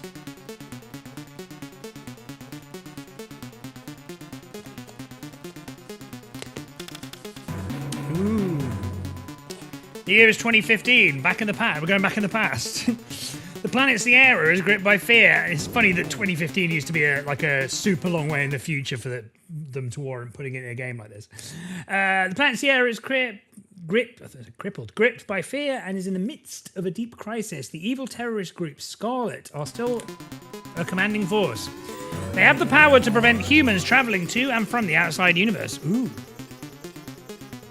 Scarlet's members consist of artificial beings created using supergenetic engineering by the Sierrans. Scarlet is an underground organization that has been secretly formed with the express intention of destroying the human race. Ooh. Yeah, whose game was this? In addition to their high level of intelligence and awesome strength, Scarlet's members are equipped with parasitic abilities that allow them to live within human beings, animals, and machinery. Equipped with these abilities, they conquered the Sierrans and stand on the brink of obtaining supremacy over Sierra. Okay, nice backstory. Oh, Prox, this is your request. Epsilon Eagle, the boss of the Scarlet Group, is the intended target of an assassination attempt being planned by Sierrans. A special combat group capable of using superpowers was secretly dispatched to carry out this mission. Scarlet unleashed a sudden attack on Epsilon with their superpowers. Epsilon, seriously damaged by the attack, was thrown into the time-space continuum, which had been activated by Scarlet's use of superpowers. Ooh. Alright, okay. Let's get on a bit now. With Epsilon seemingly gone forever, She-Tiger took control of Scarlet amidst the resulting confusion. With She-Tiger now in charge, terrorist attacks against Sierrans became more frequent and brutal. With this increase in attacks towards Sierrans, She-Tiger soon became unpopular amongst Scarlet members. Right, okay, I just wanted like a brief overview. As a result, the demands for the reinstatement of Epsilon as the leader of the Scarlet Group became stronger, going into like the entire political history. Having been isolated from the other Scarlet members, She-Tiger has decided to assassinate Epsilon. In an attempt to activate the time-space continuum, She-Tiger ordered an attack for Sierrans on the Sierra Research Laboratory, where children with superpowers were being held. Oh my god, what the fuck? I'm too high for this shit. She-Tiger sensed something was wrong. He could feel the presence of Epsilon in one of the boys. However, he was unsure because he couldn't pinpoint the evil from Epsilon, who had entered the boy's body and was now living in a parasite inside of him. What? In an attempt to get Epsilon out of the boy's body, She-Tiger took a young girl hostage and threatened to kill her unless somebody... Sorry, I have no idea what's going on now. What the fuck? Is it like, you gotta pay the troll toll to get into the boy's hole? The boy flew into a rage and morphed his body into Epsilon. What? Suddenly, where the boy had been standing now stood a bird with wings. What the fuck? Is this taking the piss? Epsilon's mind was in conflict as a battle between its real nature, human justice, and the foreign force raged on. She-Tiger could sense an unknown power within Epsilon and fled immediately, having killed the girl first. Fuck. Insanely long-winded on the law, it's all insanity. Yeah, I have no idea. Oh my god. She-Tiger, I will never let you get away. Epsilon is not the only creature of its kind, oh god. Somehow another Birdman with similar body had been created. Although their bodies were identical, their minds were very different. Unknown to everybody, the mind of the mysterious new Birdman was filled with an evil ambition. He also flew off in search of She-Tiger. Oh. Is that? Please be it. Please be it. I can't take any more lore. I can't handle. My brain can't handle any more lore. Okay, we're good. Whew. Can't we just have? Is this? Oh, watch the introduction. There's an achievement for that. Wow. Only 10% of people have got that achievement to watch the introduction. That's hilarious. Only 10% of people have got that achievement. I didn't even get any fucking points for it. Ridiculous. Hang on, I just need to sort out so you can see the Chivo stuff. That is keen.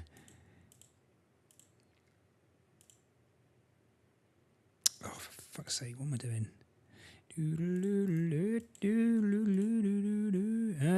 What the fuck?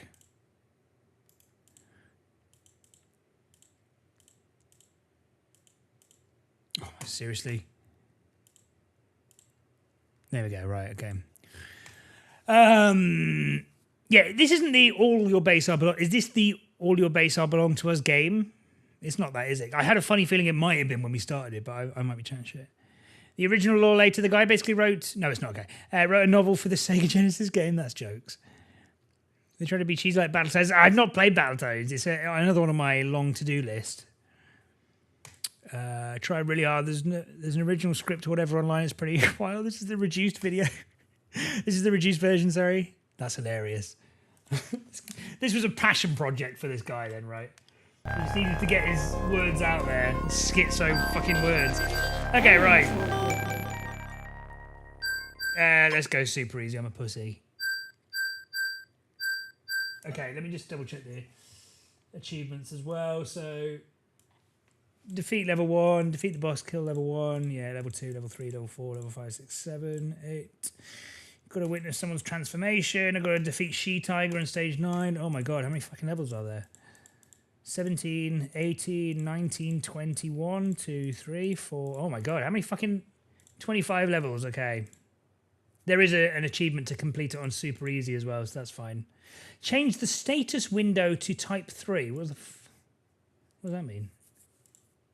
Fully deplete your weapon's force energy. Lower the game speed while playing on super easy. Oh, what the fuck? Should we just try and complete the game? Yeah. Okay, there's a bunch of other achievements as well. There's 40 of them, so... Let's just start. Oh, it's Zero Wing, right. Okay, thank you.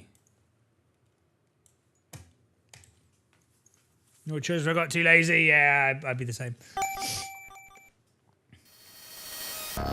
Mega Drive, yeah. I'm not a movie fan generally anyway, but a lot of those movie games just look shit. Oh, change status window to type 3. How do I do that? Ooh. Oh, backseating fully welcome, by the way. I don't know how to play these games, so... I need to change the status window to type 3, apparently. How do you do that?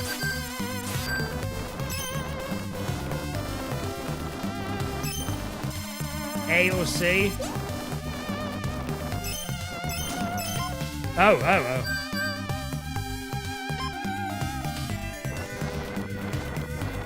That is an achievement. Ah, fuck it. I'll go with this because it looks good.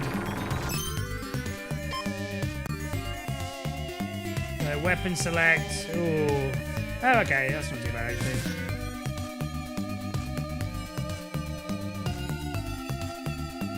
Oh.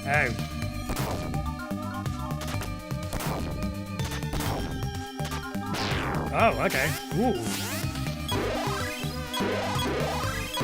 Oh, that's my costume. Oh, that's shoot mode. Right, okay. Huh? Ah, right, I got you. Yeah, okay.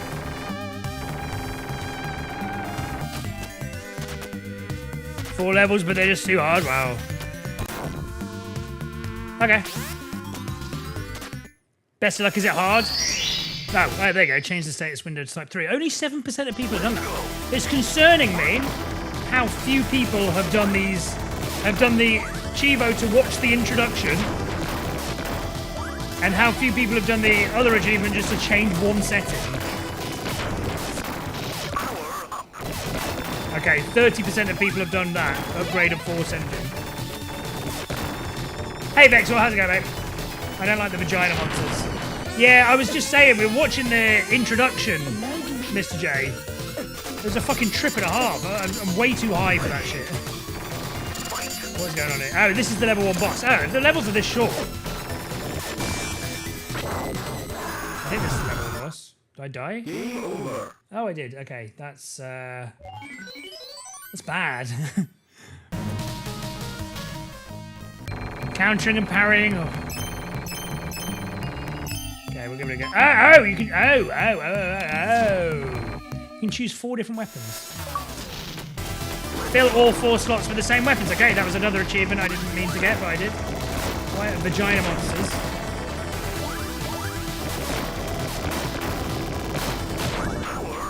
Power up. Power up again. Oh, let's switch attack modes. Okay, nice. Right, okay. Okay, that's kind of annoying.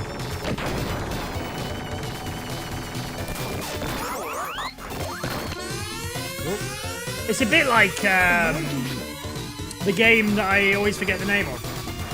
The Sega game, the good one. What the fuck? What's the game called? Everyone knows the name of the game. I've forgotten what it's called. What the fuck? How do I change the weapon? Whoa!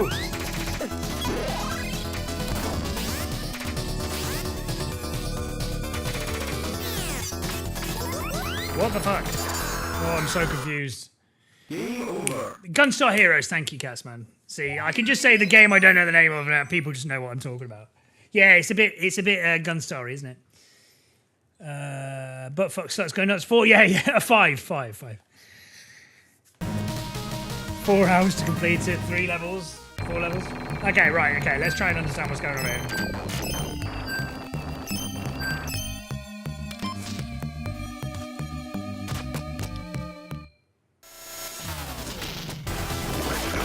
I like that.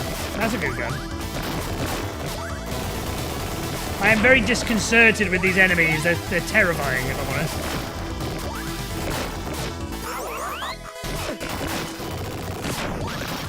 Ooh. I can definitely see myself enjoying this. I think I need to get better at it. I think this is quite a good game. But I'm not good enough at it yet to say definitively whether that's true.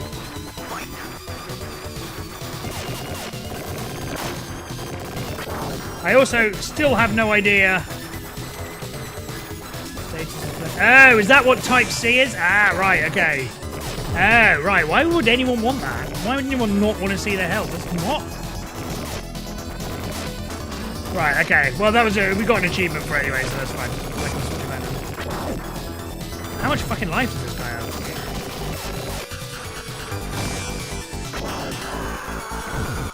Only 1 life. Game over. Kinda harsh. Game over.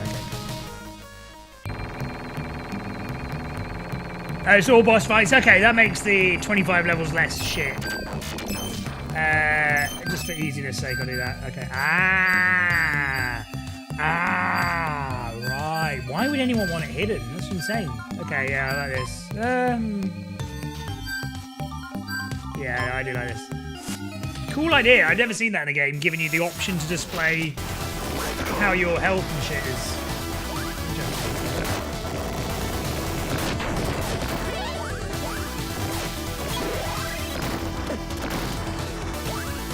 It's kind of harsh how they either give you a choice where you can shoot and run at the same time, or shoot, stand still and aim.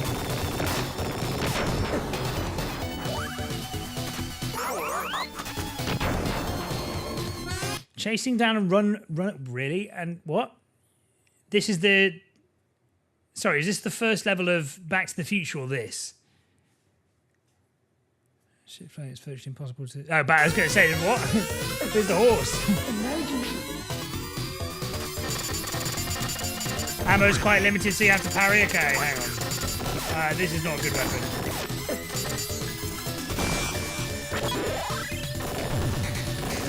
Can I change...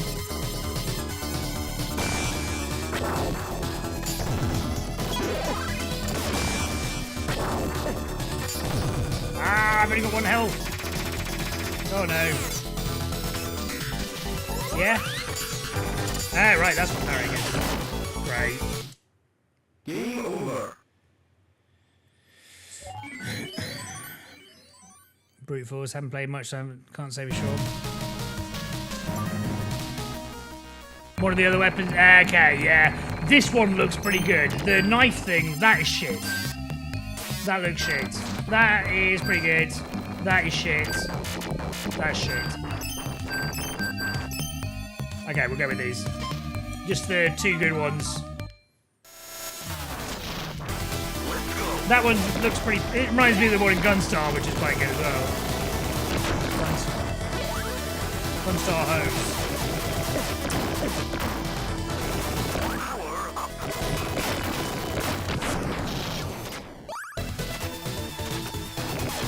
Oh, is this a treasure game? I don't know how to fucking change weapon. I don't think it explained how to do it in the little menu thing. I'm also deeply unsettled by what these enemies look like, I'm afraid.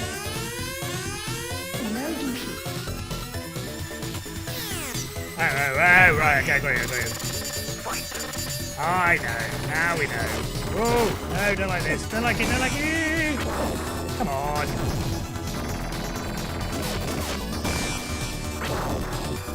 Oh, he's only got 3,000 health left, don't worry.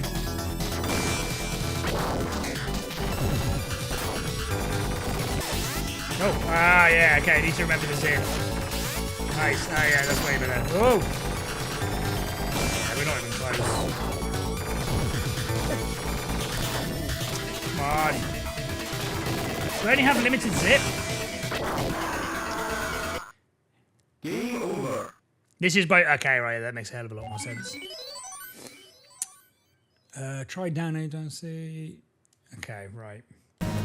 This is on easy difficulty, by the way. Ah, fuck, wait.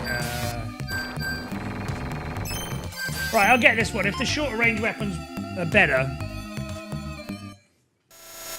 Easy, one of the hardest games of Mega Drive. Okay, we'll see. I feel like this game would be really good if I was also really, really good at it. The graphics are impressive and stuff. The gameplay is not bad at all, actually. I'm just not very good at it.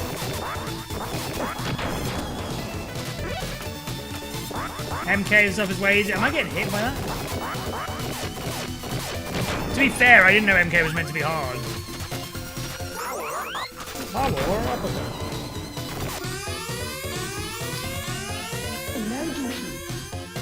How much fucking health? 3,500 health compared to my 400. How is that fair?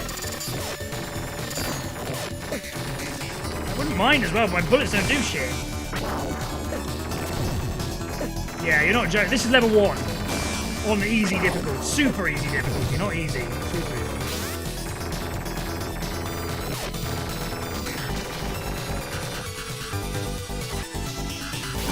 Ah, okay, yeah, that helps. Oh, fuck off! Game over. Rapid reload? I've never even heard of that. What's it? What is it? PS1, Sega? Rapid reload. Catsman. 79. Execution heavy gaze. You can do a lot when you are highly skilled. Yeah, I get the impression. PS1. Very similar to... Very similar to Gunstar. Okay. Yeah, I've not heard of it before. Retro Game Lover, thank you for the follow. Welcome to the stream. Are you a Alien Soldier fan, speedrunning fan, retro gaming fan? All of the above?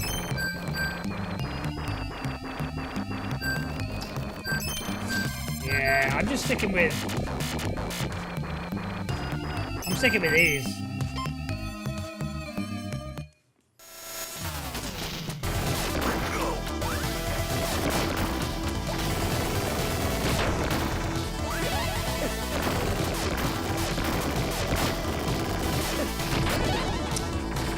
It's kind of annoying you can't go back.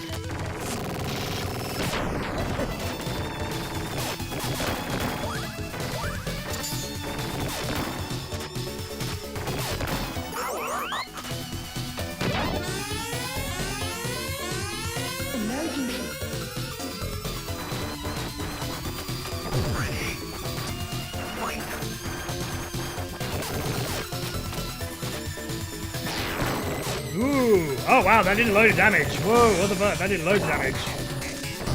To him. Ah, that didn't.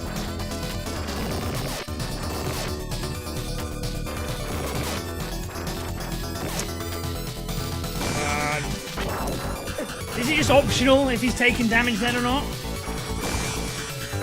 Come on. Oh, if I fucking game over here, I'll be so upset. I'm gonna game over here, aren't I? No! Don't walk into him, idiot. Come on, come on, come on. Yes, we did it! Yeah!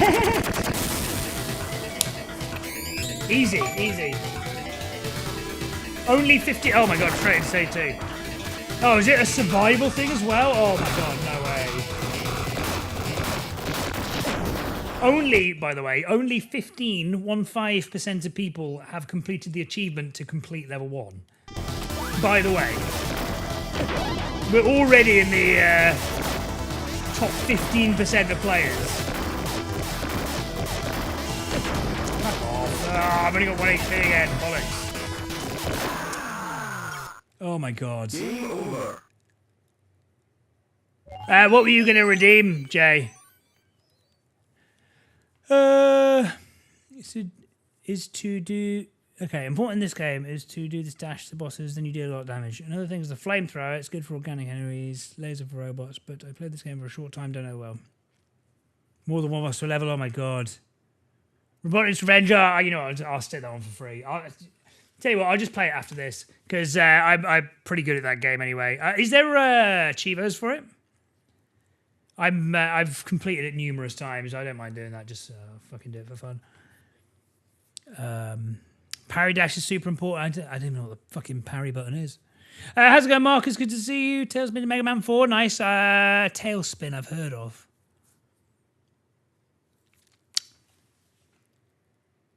Oh, nice. How many achievements are there? Yeah, I'll be all over that. The flame is too short range.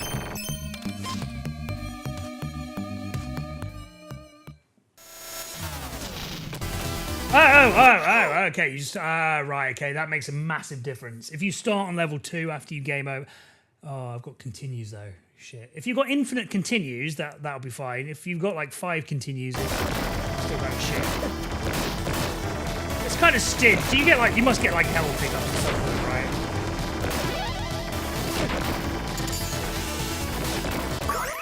Ooh. Upgrade your energy. Sounds like a Red Bull slogan. Power uppercut. Oh. Oh, fuck. Bugman. It's kind of... Yeah. Kind of difficult to be on top of the controls. There's a lot going on, and a lot you've got to try and press at the same time. I'm trying to dash, which is the good move, right? Oh, nice. It's very difficult to do that and hit him in the head at the same time. And even when you do, apparently it doesn't work.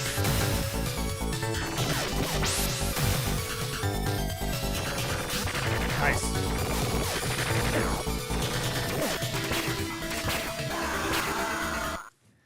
Game over.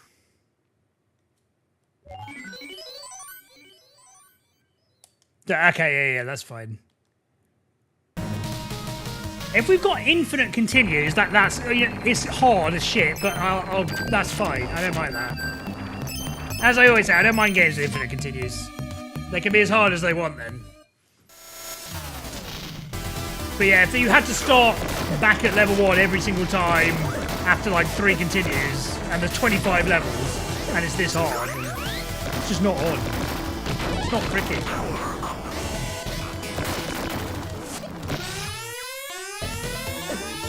Yeah, especially as well because the levels are quite short. I like this game. I just feel like it is a little bit too hard for me.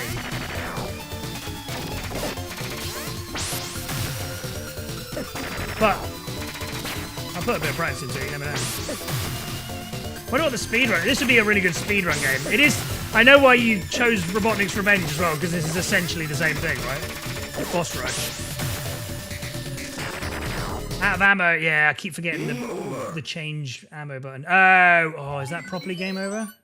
I don't know. Hang on. I'm terrified that it's going to put me back to level 1. But I don't think it will, right? If it doesn't, then great. I'm paranoid.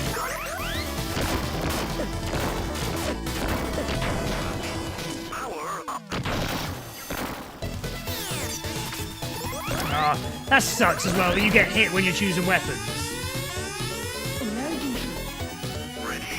Ah, fuck, fuck.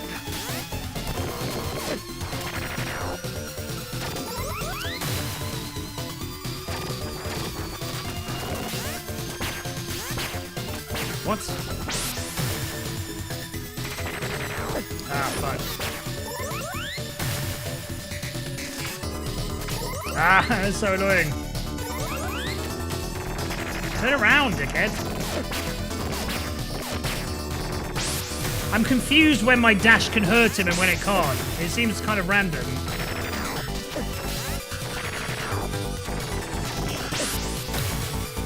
Turn around! Ooh, very annoying. Game over. Ranger Force might be homing missiles. Okay, thank you. Oh, that's what it is. Yeah. There is a homing force.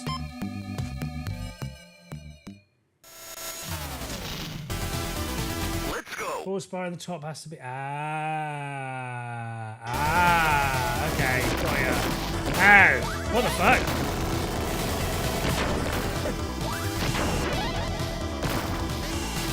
What are these little things I'm picking up?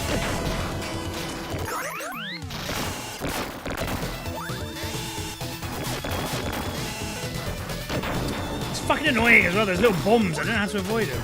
Like that, they're little health pickups, right? Fuck off. Oh, right. That's still kind of stingy.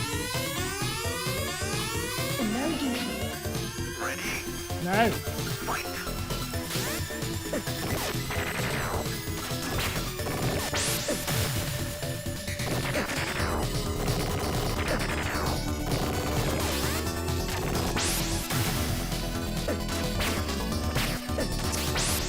Ah, that was harsh.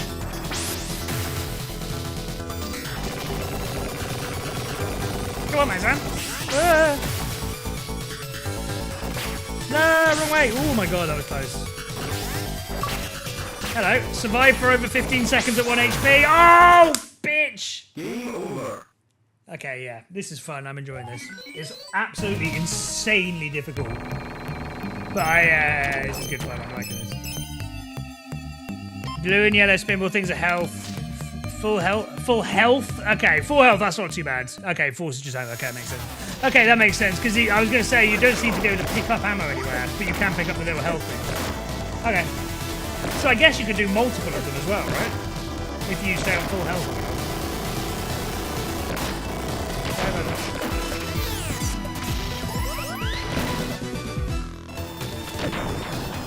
How's it going, Lance? Good to see you, mate. How are you? Hope you're well. Thank you for the raid. How was the stream? How do we... This thing on the floor is going to kill me. A little bomb, but I don't know how to avoid it.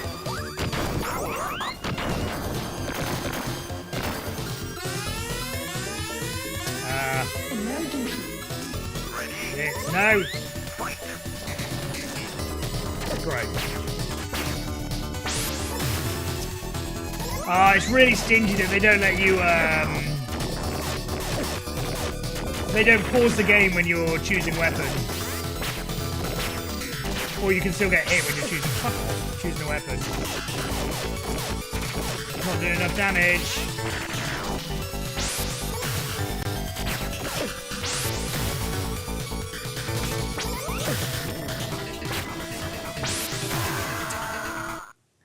Game over. Excuse me.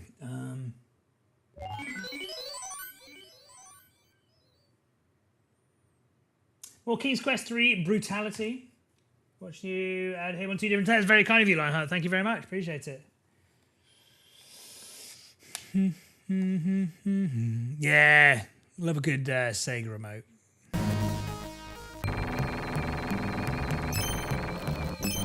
Okay, right, there's that. Yeah, we're just playing this for the first time. It's a request for retro achievements. I never played it before, but it's absolutely insanely difficult, but good fun. And they give you infinite continues, which again, I don't mind games being difficult if they give you infinite continues. I'm gonna try and take it slow. So I have full health going into the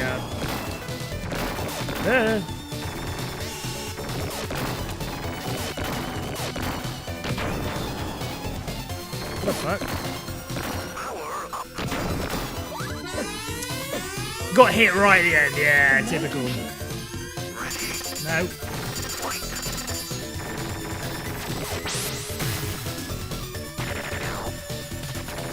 Oh. Oh, it's weird, yeah, that move, it just like stops you in the air, it's weird.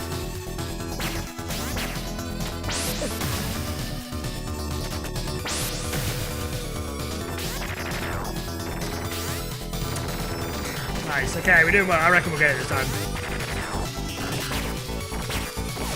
Good. Bad.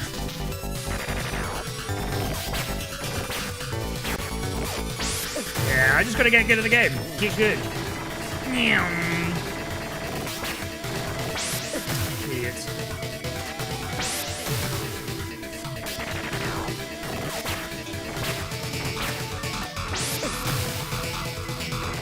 There's patterns as well, right? So you'll learn the patterns eventually.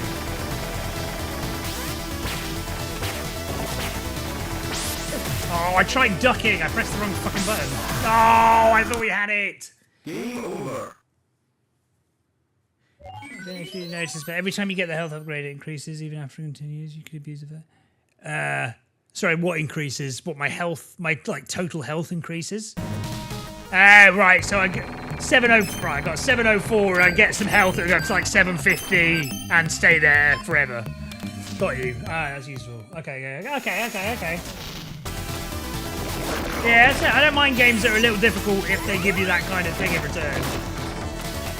For them not to be.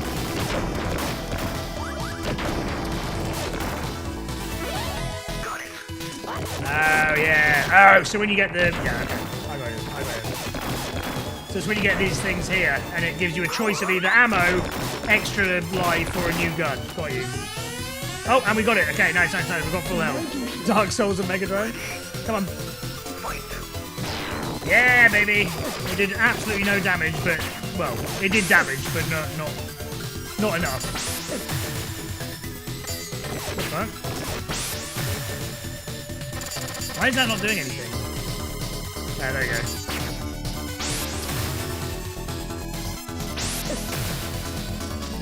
It's doing a lot of damage, actually, yeah. That's a good weapon to use. Okay, that's good to know. We can change up, like, loadouts each time, I guess, as well. Oh, idiot. I guess I can just change up weapon loadouts against different bosses as well, right? If I die, hello, yay! Woohoo! I think so, yeah. Easy, never in doubt.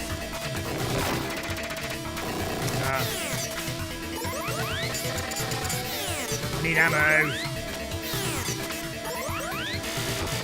What the fuck? Is this a boss? What the fuck? Game over. Played any Sega Sat games? I might have done. I can't remember if I'm honest. I might have played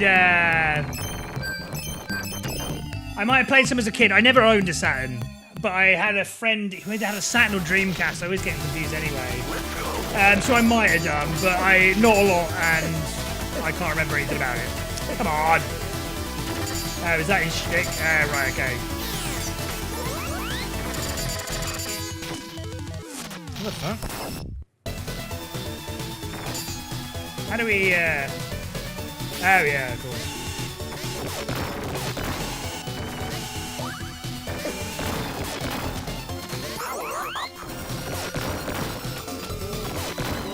Oh. Well, I don't know what the fucking game artist was tripping balls on, but he was tripping balls on something, I'll tell you that. Is this a boss?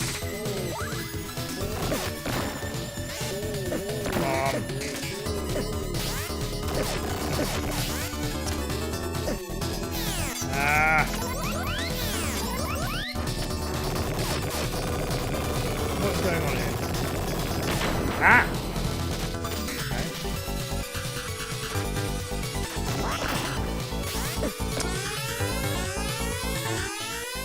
Yeah, I think I just have to dodge it. Ready? What the fuck? This game is a trip and a half.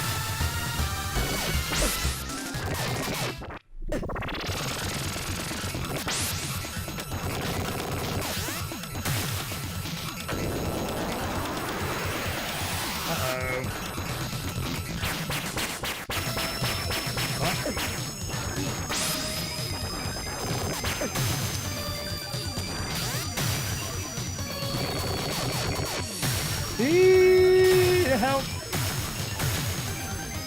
How has he got all this life?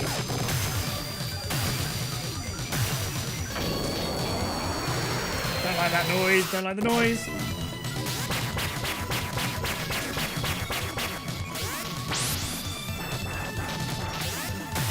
Been on one life for ages. Oh, couldn't move out of the way. Game over. Okay, yeah, I'm a fan. I've got to say. I like the game. It's hard as shit, but I like the game a lot. Yeah, I haven't learned how to parry yet. I've learned how to dodge quite well. Okay, cool. Yeah, we'll do more of that tomorrow, absolutely. I'm a big fan of that. That's good fun. I'm looking forward to playing that tomorrow. Right, we'll just finish up with whatever we just said.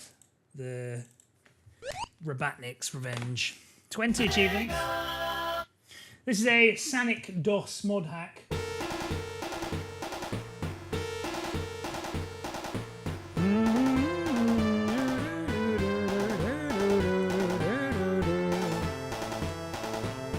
Hand up for Forever 2, game changer if you learn it. Okay. Yeah, we'll put time into that tomorrow whenever we're streaming. I think I'm going to have to learn it, really. If I want to any chance. Oh, fuck.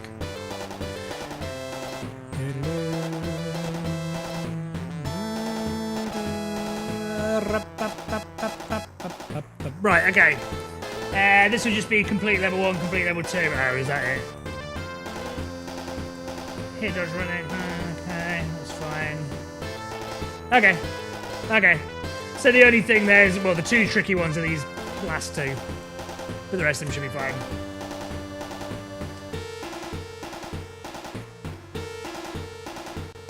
Oh, okay. Thanks. I'm desperate for a piss. The stages would be modelled after Longmen Grotto's river. It would turn out to be a showpiece with its dynamic use of light. Alright, back in a sec. While the Model 2 board had greater processing power, the total polygon budget remained tight. Under The 9 team minutes? Oh my prioritised god, that's going to be running the tricky. game Might at be a couple of 60 attempts of that. FPS, producing fluent, lifelike motions, but at the cost of the maximum polygon count. Textures were key in providing the game with a far more sophisticated look than its predecessor. The designers incorporated shading into these flat textures, which, when wrapped around the low polygonal model, made for a detailed look.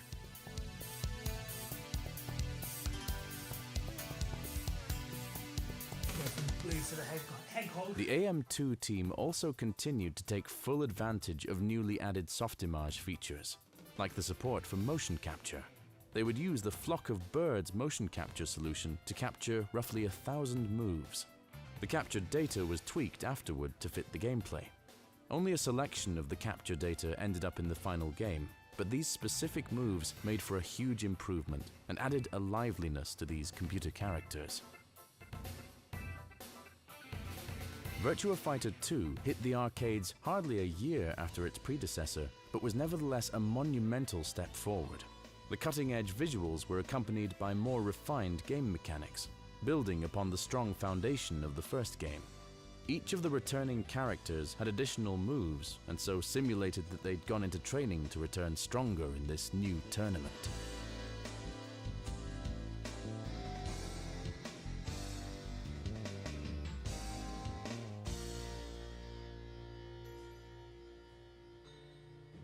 Virtua Fighter quickly became one of Sega's flagship franchises, particularly in Japan, where numerous tournaments were held.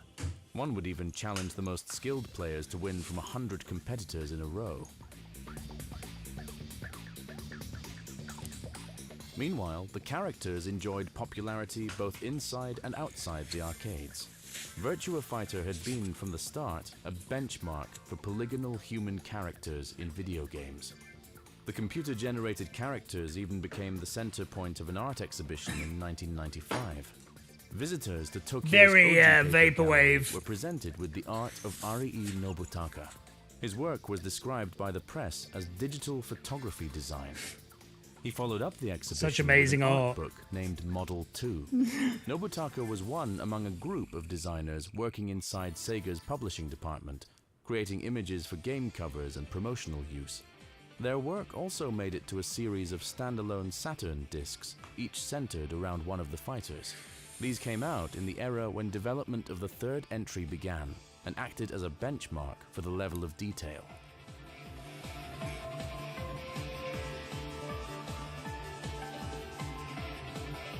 It is impressive for the time, the graphics. Virtua Really Fighter impressive. 3 would further push the boundaries thanks to a new arcade board, a true powerhouse in 3D graphics with the ability to calculate real-time cloth dynamics.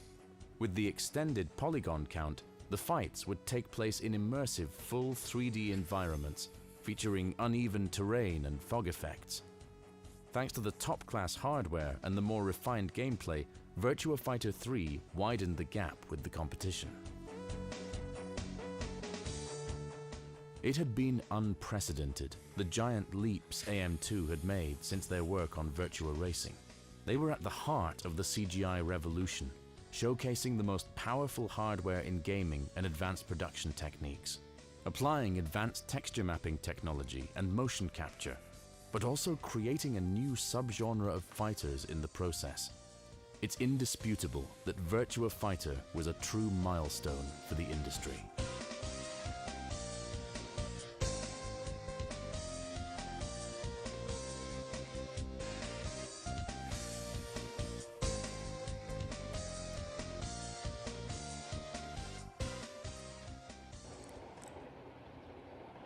Yeah, you see that? He's got a pine pot. He's got a pine pot. It's a bit like our stream background, actually, isn't it? You can't really see it very well there, but it's a pine pot. Oh, it's slightly better than this. Okay, let's do it.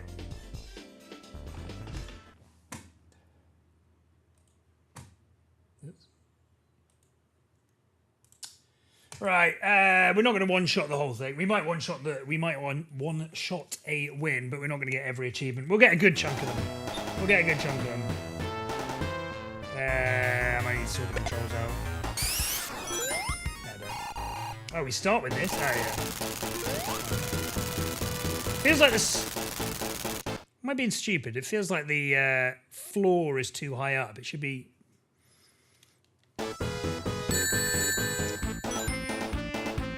Out of principle, that was so embarrassing. I'm going to start again. Oh, it is. Okay, I was going to say, just something, yeah, weird. Not very noticeable, but it's just something tickling in my subconscious.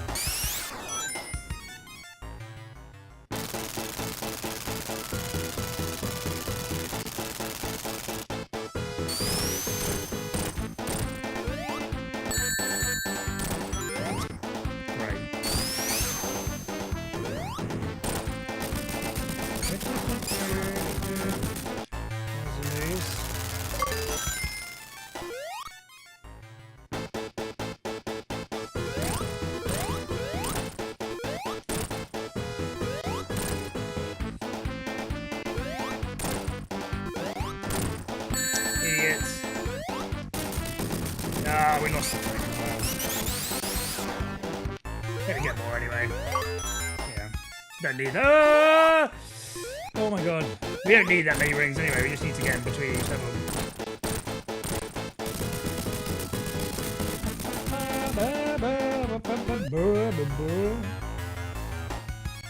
Should have done a prediction whether we'd complete it in one attempt. Oh, fuck. Idiot. I'm not going be good for my time.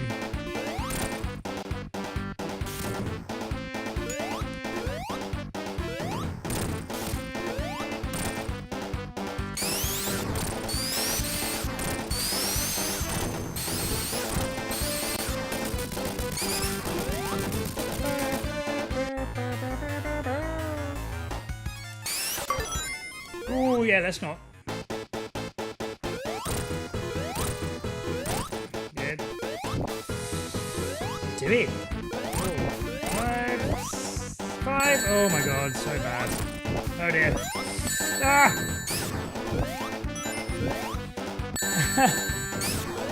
Oh, Tekkers, by the way. Unbelievable. Oh, you're kidding me!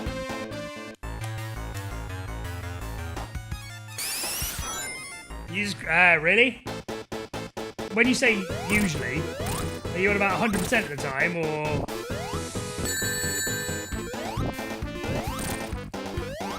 I've got another one downloaded, so it's not a big deal. Okay. Yeah, let's just do it, because I don't want it crashing at the last boss. Actually, I'm not sure I've got Pico Drive. Oh, no, I do have Pico Drive. Quickly update, please. Update. Oh, I can update the other one. La la la la la la la la la la la. Pico. Okay. Okay, that's fine. That's fine. That's fine.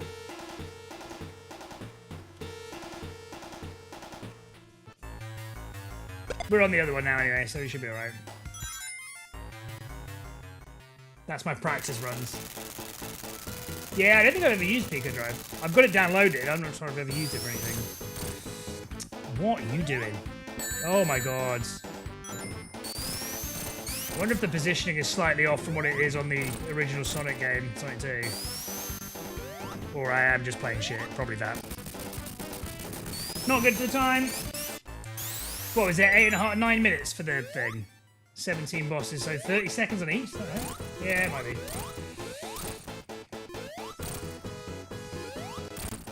What are you doing? Oh, fuck off.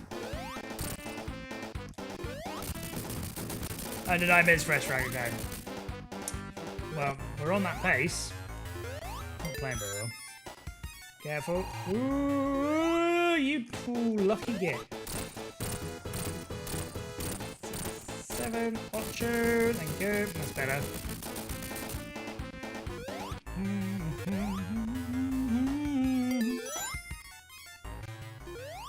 Alright. That's better. What the fuck? Come on.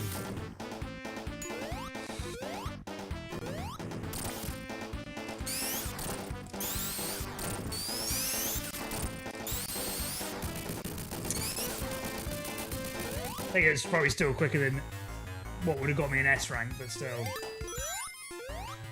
Okay, careful. Nice. Nice. No, not nice, not nice, not nice. Ooh.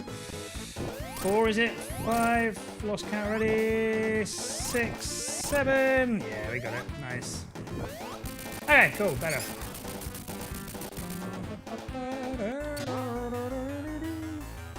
Nope. Nice. What are you fucking... Oh my god, that was lucky. Ah! 1. I'm always crap at this boss anyway. On the original.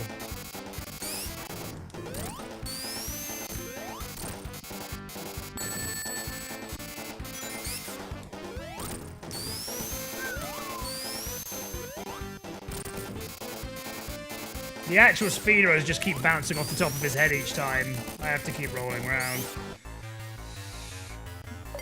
Okay, nice. Still good.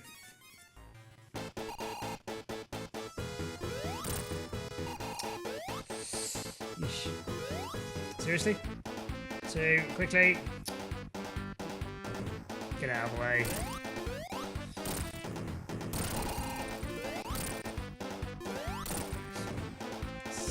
6. Let's just play it safe. 7. Ooh. 8.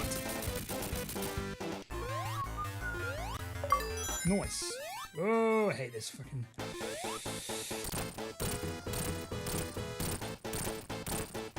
Nice. Right, we'll take the hit, it's fine. We don't need a load of rings anyway, we just need 1.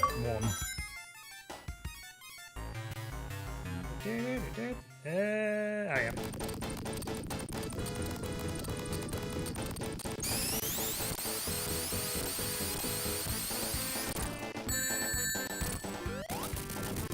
Will do. Okay, good, we're doing good for time, I think. Okay, we've got to hit him 8 times, I think it said on this. Great miss. 1. No chance. Oh my god. Lucky if we hit once. Wonder if it's worth taking the death. Probably not. Like I had a choice. Well, it was bad anyway, so. 1. Sure, there's times I've done this where it's been like easy as shit. I don't know why I'm making such a meal of it here. Fuck off. Come on. Great. Oh, lucky. Really need to keep hold of the ring. Oh my god. Yeah, no chance. Well, we'll have to come back to that one. Okay, fine. I think we're still doing it for time.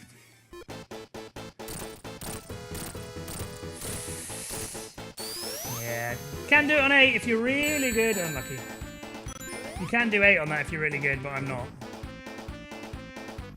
Yeah, it's a mod hack, Marcus. Oh.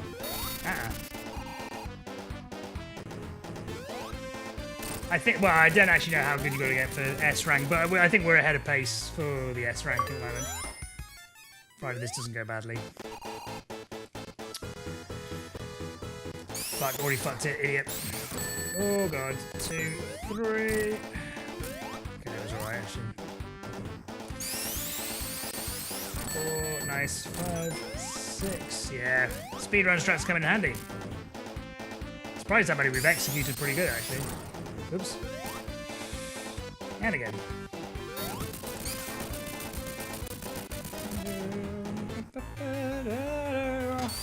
Okay.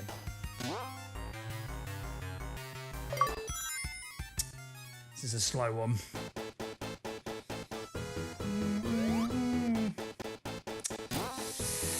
Oh, no way! Rubbish. Oh dear, that was not good. That was not good! That might be a problem. That might be a problem. Idiots. Rude, didn't even drop that.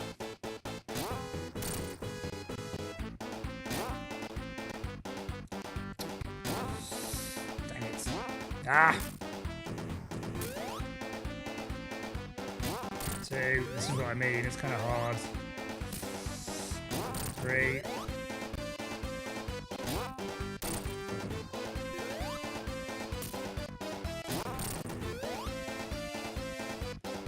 Nice, got to a flow.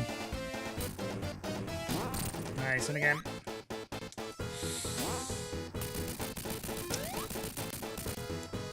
Ooh, that was lucky as shit. What the fuck? I think 3 bosses in 2 minutes. This is a slow one as well. Oh, nice. That was lucky. That was not.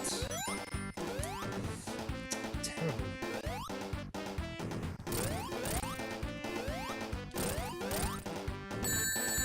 Damn, didn't need that.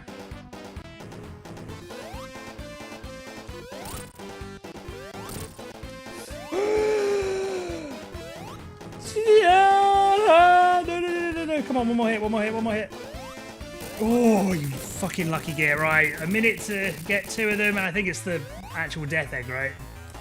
Which does not bode well. Oh. Oh no, it's this. It's even slower.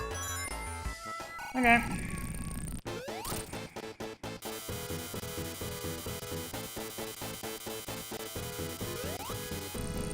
Yeah, so what time do I have to... I should pay attention to how long it takes. So it's 7:45 we came into here. So we know what kind of pace we need to be on.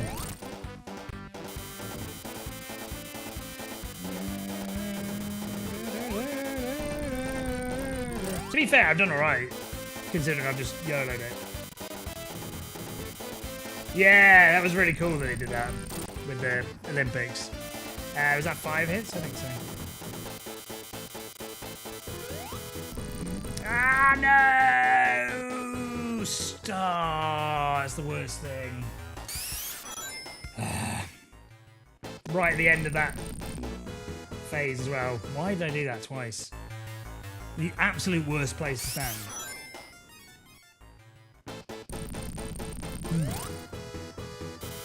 So annoying.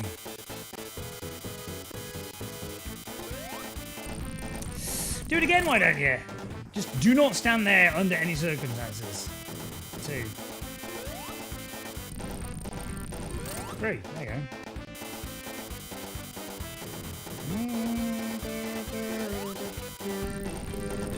Oh, that was lucky.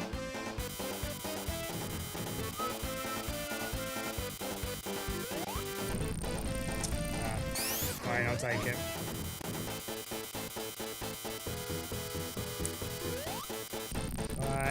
Whoop. 6. Ooh, I thought, fuck that. Shit. Finger slipped. Still 6. 7. Don't screw me.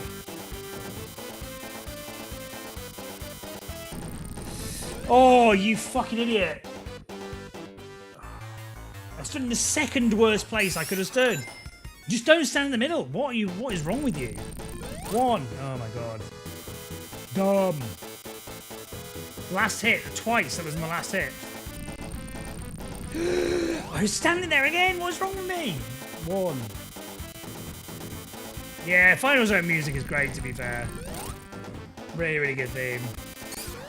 Stop. Fine, we'll miss it. It's okay.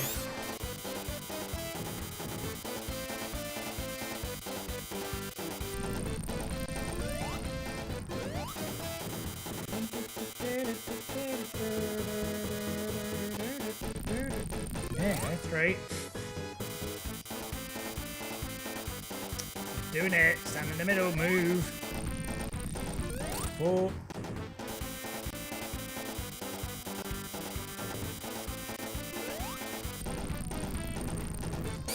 Nice. Well played. 5.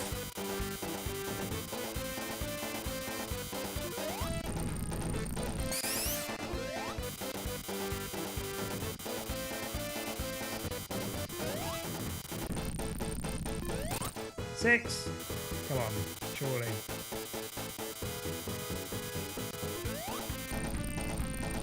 7.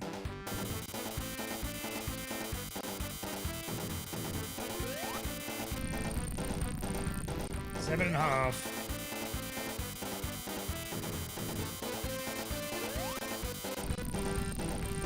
8. Finally.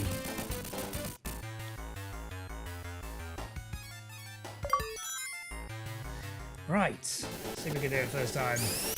Remix versions now that I got from YouTube. Yeah, there's so many. I feel like there's just a hell of a lot of Sonic remixes. Yeah, it's a popular game and everything, but. Oh, have you hit him twice on the last hit? Well, on this Robotnik. Oh. How is, I don't think I've ever seen that before. I imagine it's only for this where you can get hit twice. Oh, we got rings actually, to be fair. That makes this a hell of a lot easier. Had rings. Oh, fuck off. 5. Oh, well, no. Right, yeah, okay. That's in the original, actually, isn't it? That glitch.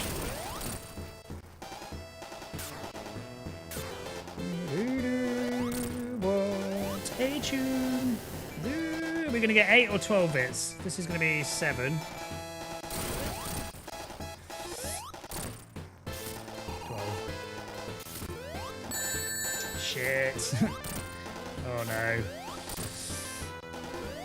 Yes! Easy peasy lemon squeezy. Easy to pull off accidentally, I bet. Dr. Reverb Nick. That's a good name. Class at the same time. That's cool. Okay, yeah, I mean, we can definitely do better. We were 40th overall, actually, which is not too bad. So the 4 achievements we have not yet got. We've got to hit Robotnik 8 times during the Labyrinth Zone chase. That might be the hardest one, you know. Get the S rank in 9 minutes. Clear survival mode without dying. I don't think that'll be too difficult.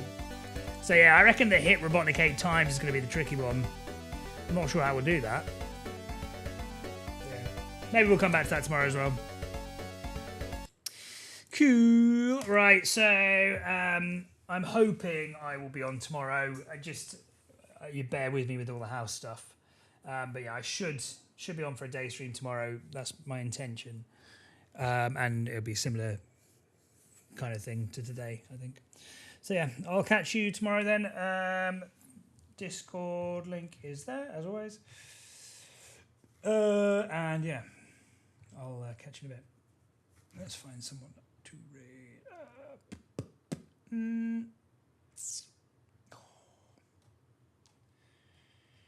Oh, it's a really tricky night. Lots of people streaming on a Friday night who I want to watch. I'll go Throg. Right, nice. I'll catch you tomorrow then. And yeah, I'll see you later. Thank you, everyone. Appreciate it as always. See ya. Amaranth. Just to get him to not attack.